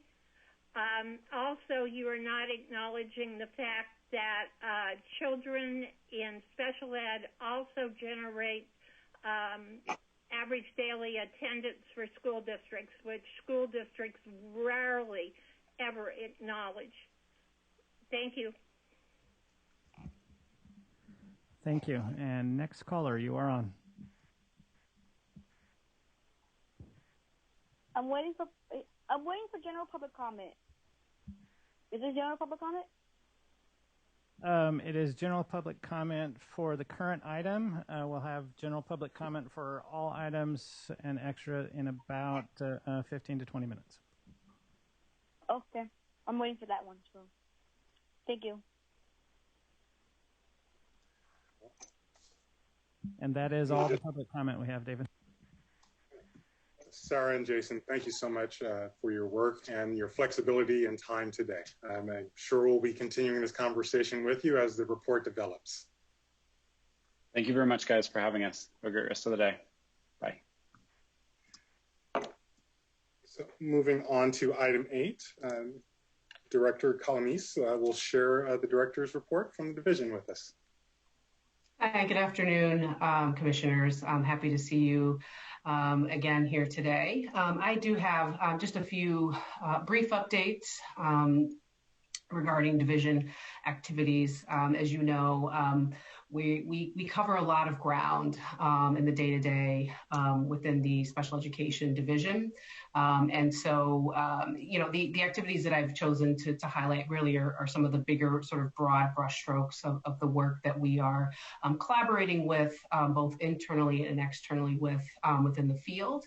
But certainly I'm super excited for the work that remains ahead of us at this point in time. You know, is a sort of a brief sort of segue is I've spent a lot of time I think internally within the division as well, and really learning systems and processes and people, you know, within my role. And so, you know, I think it's critically important that we are internally aligned, obviously, to the work as well. And so always really pushing towards, you know, engaging in activities that will not only align, but also ensure consistency across our units, and then also I think maximum effectiveness of our work and impact out in the field as well. And so I'll be stepping into several sort of really internally sort of driven, you know, processes and procedures to really determine what's our course of action over the coming year and coming years ahead. And I look forward to sharing that publicly, as I think that's critically important that you know, we are transparent and clear in terms of the way we go about our work and how we're involved in future meetings as well. So expect that to come up. A couple of big activities for us in the division have been engagement and involvement with the SB 75 related work groups. The first of those work groups being the Part C to B work group, and the that work group actually met last week over the course of 2 days, and that work group, which recently has an interim progress report published and available for public consumption, is really dedicated to improving the transition of 3-year-olds with children with disabilities from our regional centers to LEAs to help ensure continuity of services for young children and families. So that work group is in full force and full swing. Super excited about, I think, the second is in schools, and so that work group has an upcoming meeting November 2nd and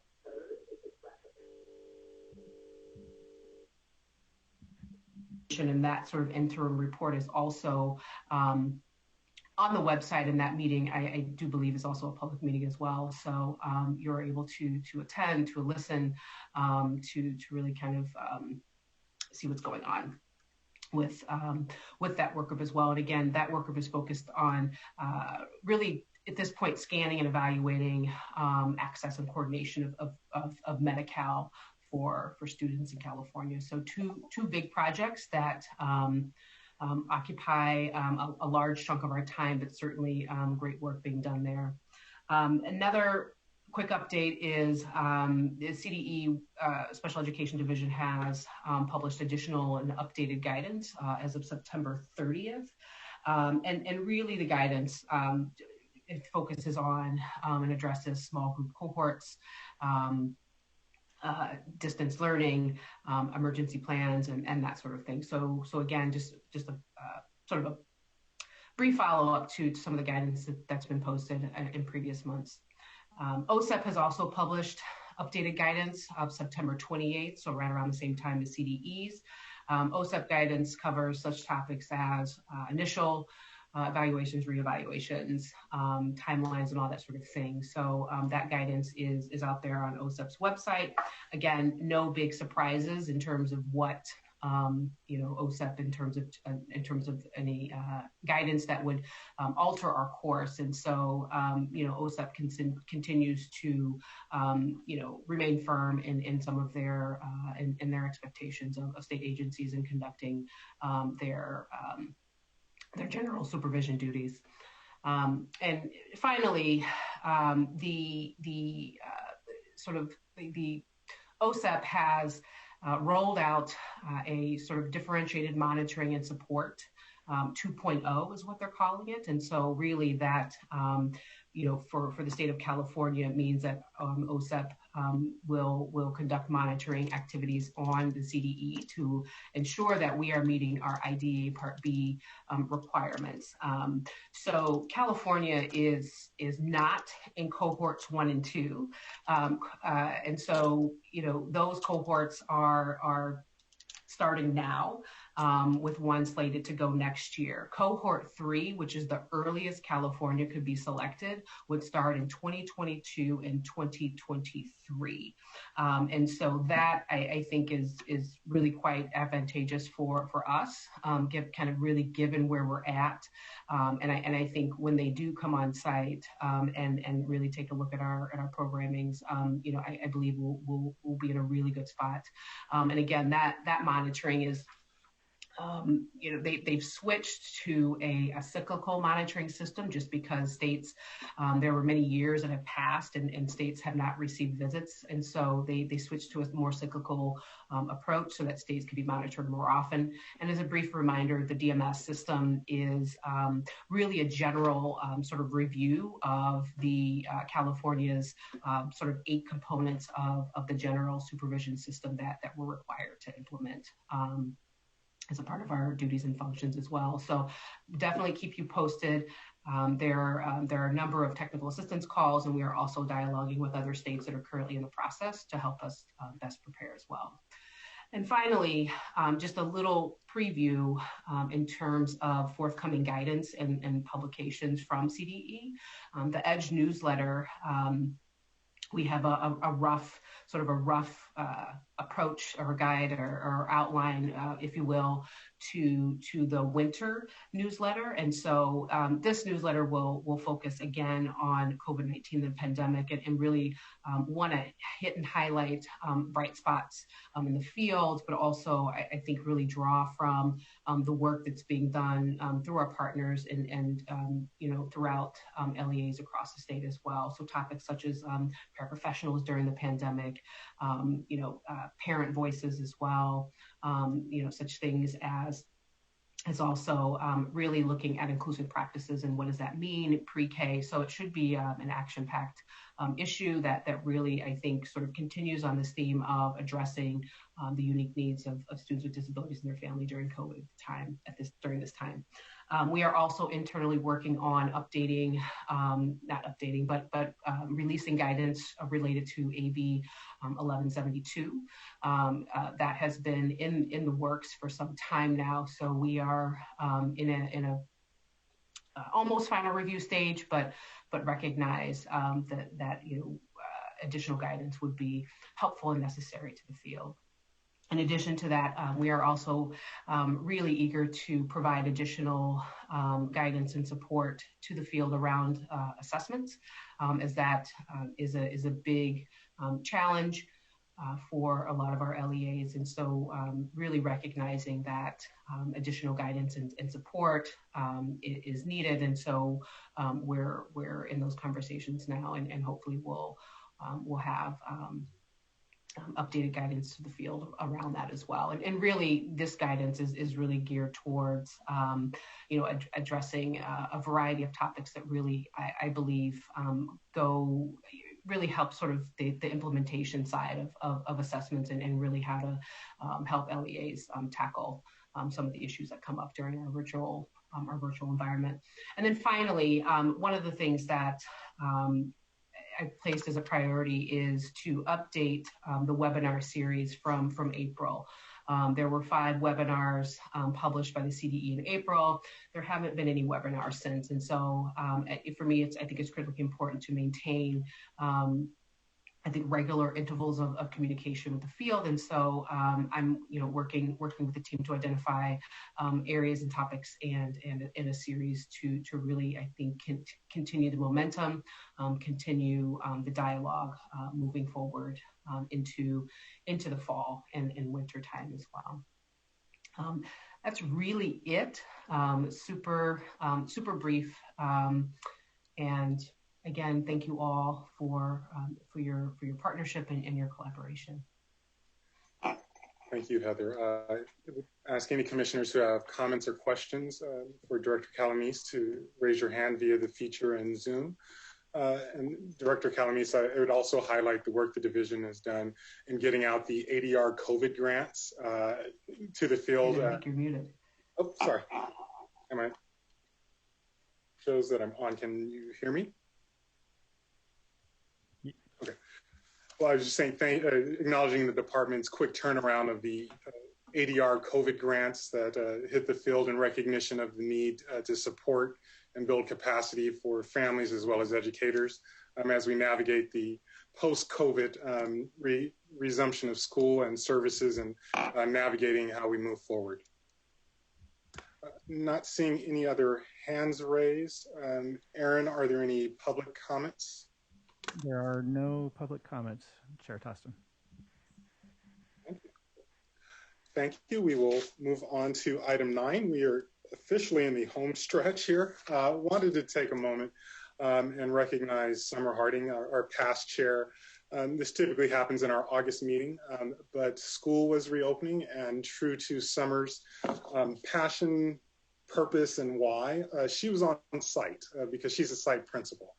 And I thought it was just a perfect way to close out Summer's term, because as she began her term, her vision was to highlight that if we are going to meet the needs of students, all students, not just students with disabilities, that we need to move away from our categorical programs and really work as one system. And her focus on the role of the site principal and how we can support site educators really was the theme for us last year. And some of the other highlights that I remember from Summer's tenure was obviously the conversation from Joe Xavier in the department from rehab that still gives me chills. The conversation that Summer facilitated around the LRE indicators, where we ultimately decided to set higher standards for ourselves as a state as it relates to inclusive practices. And then most importantly, Summer has the distinction of being the first ACSE chair to host a meeting virtually as we transitioned as a result of COVID. And Summer pivoted with an ease that you would expect from a site principal in terms of accepting our current reality and then focusing on the needs of students and families.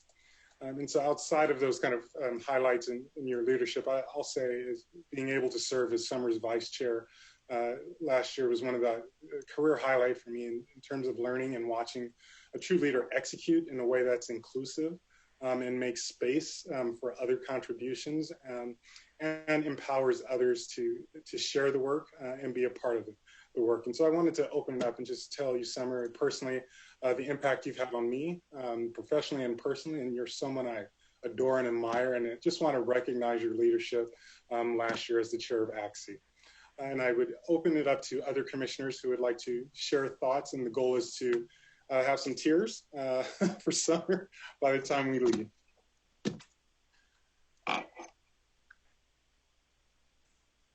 Vice Chair Hayes. Actually, I will take over. I see Commissioner Andrus has her hand raised. Yes, I just want to say, Summer, I cannot tell you how much I respect your intelligence. You are so insightful, and you bring this kind of rare mix of experience and everyday down-to-earthness to kind of deep insight on a lot of complex issues. And I just really appreciate that, and your sweet sense of humor. So I just wanted to say you're going to be missed, and I really appreciate it every time you shared with us. Thank you. Commissioner Oyakawa.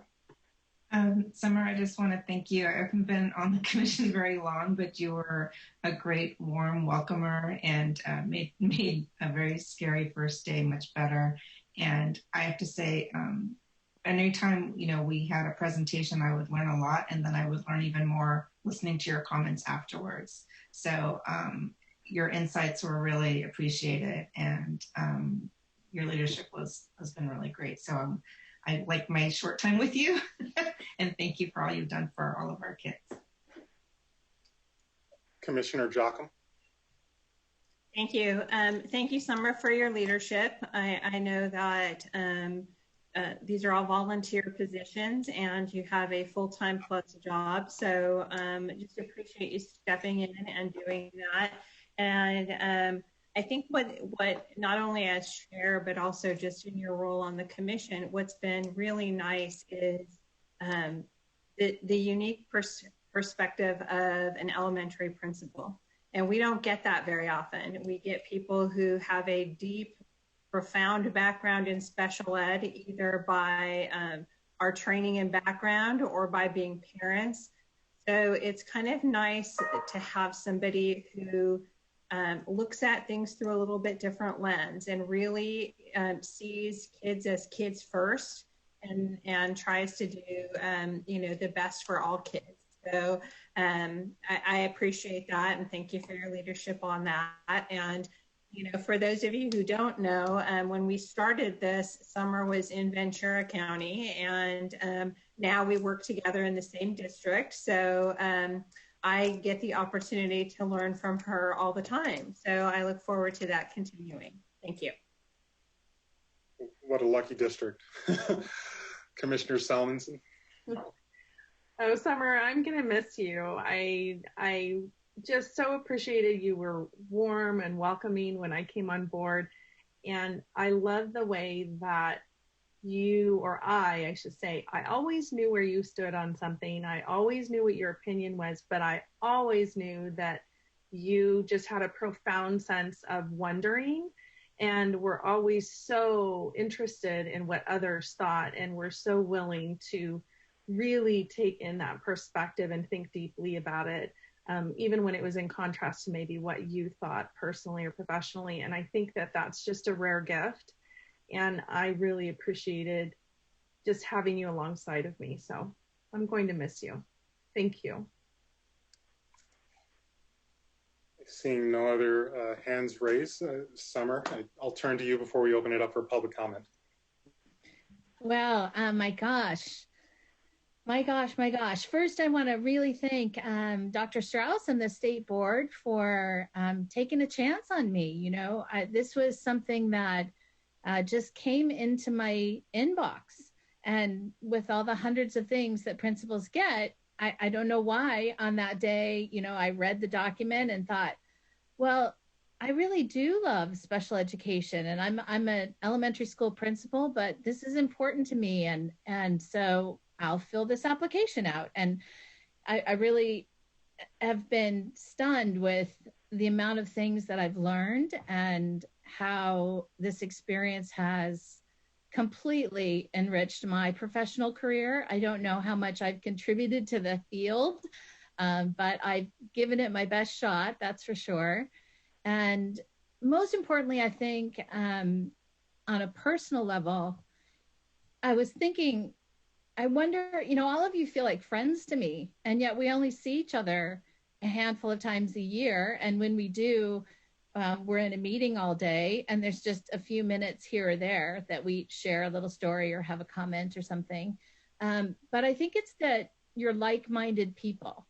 And whenever you're in the company of like-minded people who are also very smart and very caring, well, that's just the best foundation for a friendship. So it really doesn't surprise me that all of you feel like such good friends to me. And thankfully for social media, I get to see your grandchildren and I get to see where you go on vacation. And I feel like I haven't lost touch with Barbara at all. And, all the good times that we have in our lives seem to be able to be shared through this joint experience. And it's really been a joy working with this group and meeting all of you. And I'm going to get emotional now. shared it. I thought I could get it through it without starting to cry, but you know, the losses that we have had, which we'll close the meeting with thinking about and reflecting on recently with the loss of Fada, really reminds us that you just can't take a single day for granted. And every time any of us have a loss, we remember that. But we can't remember it often enough, because this year has been just staggering in the amount of change that we've all had to cope with and endure and respond to. And all we know is that we're given this one day. So I just really appreciate having gotten to know all of you, and I care about all of you, and I will continue to follow the work that you do. And thank you for how you've enriched my life. That's it. Erin, any public comments? We do not have any public comment. Thank you, Summer. Moving on to item 10. At this point, I'd ask any commissioners who have any suggested agenda items for our February meeting, if you'd raise your hand, or please make your suggestion in the chat box. You know, Janine had a suggestion earlier. Janine, if you'd like to, I have it in my notes, but if you'd like to just quickly. Oh, just about mental health and what that's going to look like as we, you know, go back into schools, or even during this time, right? So just being able to have that process of what are we going to do while we prep the families, the schools, the students, everybody, and also what it's going to look like when we go back into the schools. Because I think some school districts have already been, they started the process already of going back. So I think those are conversations we really need to have. And I'm not sure, but I know that we used to Mildred, when Mildred was around, we had the mental health ad hoc committee, right? Subcommittee. Are we thinking about doing any of that or bringing it back? Because it seems like it's such an important committee to have at this point. So great question. And the plan is that the February meeting will have an opportunity to look at committee assignments. Once we've had the other commissioners assigned or appointed to ACSE, then we'll have a full complement of teammates. Got it. Thank you. Commissioner Andres. So I was just going to tell Janine, hey, if you're interested in doing the mental health subcommittee, I'm good to go, and you'll have a partner in that. I really missed that subcommittee. I had a lot of wonderful input from outside agencies and some other people with a lot of amazing expertise. And I agree with you. We are inundated with the social emotional referrals, inundated. So that's great. And then also I can give you some more information offline about this, David, but I have a friend who works at a place called Performing Arts Studio West. It's basically a performing arts program for students with autism and intellectual disabilities, and they are professional actors and musicians, and they have training. It's quite amazing and impressive. And I thought at some point, whether it's our next meeting or one in the future this coming year, it might be nice to have a presentation so more people can know about that. They are working virtually with all these kids now. It's Regional Center Vendor Program. Thank you. Commissioner Oyakawa. I just wanted to second Janine's request for having both the mental health issues addressed, as well as kind of what, it's hard to know what February is going to look like, but I would imagine we've been focused on distance learning, but now going to like hybrids or small groups, and, kind of what are best practices. If we can get more information that we can share out, I think, like I had been asking about the specialized schools for the deaf and the blind, something along those lines of how they're sharing out their information, something similar on a broader scale for special ed in general, looking into what kind of best practices can be shared with everyone across the state for both parents and the schools and LEAs. Appreciate that. Thank you. Seeing no additional comments from commissioners. Erin, are there any public comments? No public comments at this time. Okay, with that, we will move to item 11 and open up for general public comment.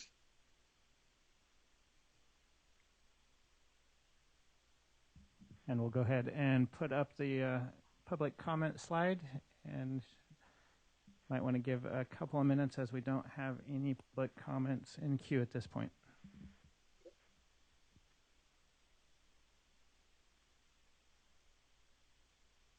While we're waiting for calls to come in, if there are any, I encourage everyone to take a 20-second break and look away from your screen and just refresh your eyes. We will give it a minute longer.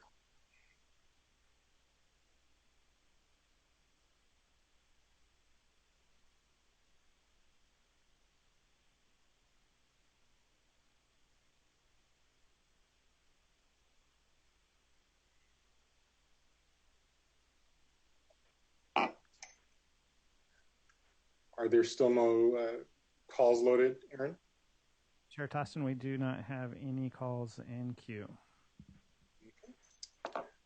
With that, I will close the public comment. And before I call for adjournment, we wanted to close this meeting in honoring the life and contributions of Feda Almalti and her son, I believe it's Mute.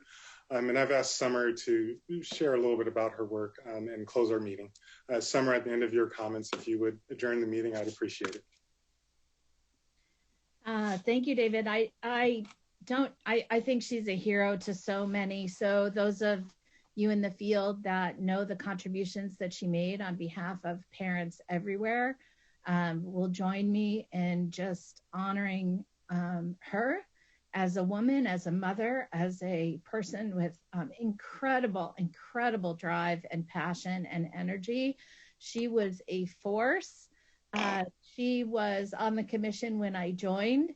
I didn't quite know what to make of her, but she was powerful. You knew it. She was just a force field. And her issue was driven because of the love she had for her son and then the love she had for all children. And she just fought and fought and fought for them. And, you know, there are sometimes you get news that someone has passed and it's always a shock. And then you seem to be able to process it. I know I cannot be alone in that this seems to be very difficult to process. But I do know that she died in a tragic way in a house fire, but she also was doing, I'm sure, what she knows she needed to be doing in that moment. And I feel tremendous love and support for all of her friends and family in her personal life and those that she worked with closely on a daily basis. I was not one of those people, but I had just wished her a happy birthday and we had a nice little chat together, and then woke up a couple days later to the news that she had left us. So I think that this commission was a voice for her, not the only one. She works in various different agencies and groups, and by reading about her, you can see how tirelessly she fought for her son and for all children with disabilities. So with that, I just ask that you reflect for a moment on her and her efforts and her mission and her passion, and take just an ounce of that with you to whatever you do in your life as you go through the next weeks and months until we get together again. So David, if you want me to adjourn this meeting, that's what you said. I will follow that direction and adjourn this meeting. Thank you, all of you, for today. And David, thank you for your chair. Havania, you too. And I wish you all a lovely evening. Thank you all. Good night. Good night.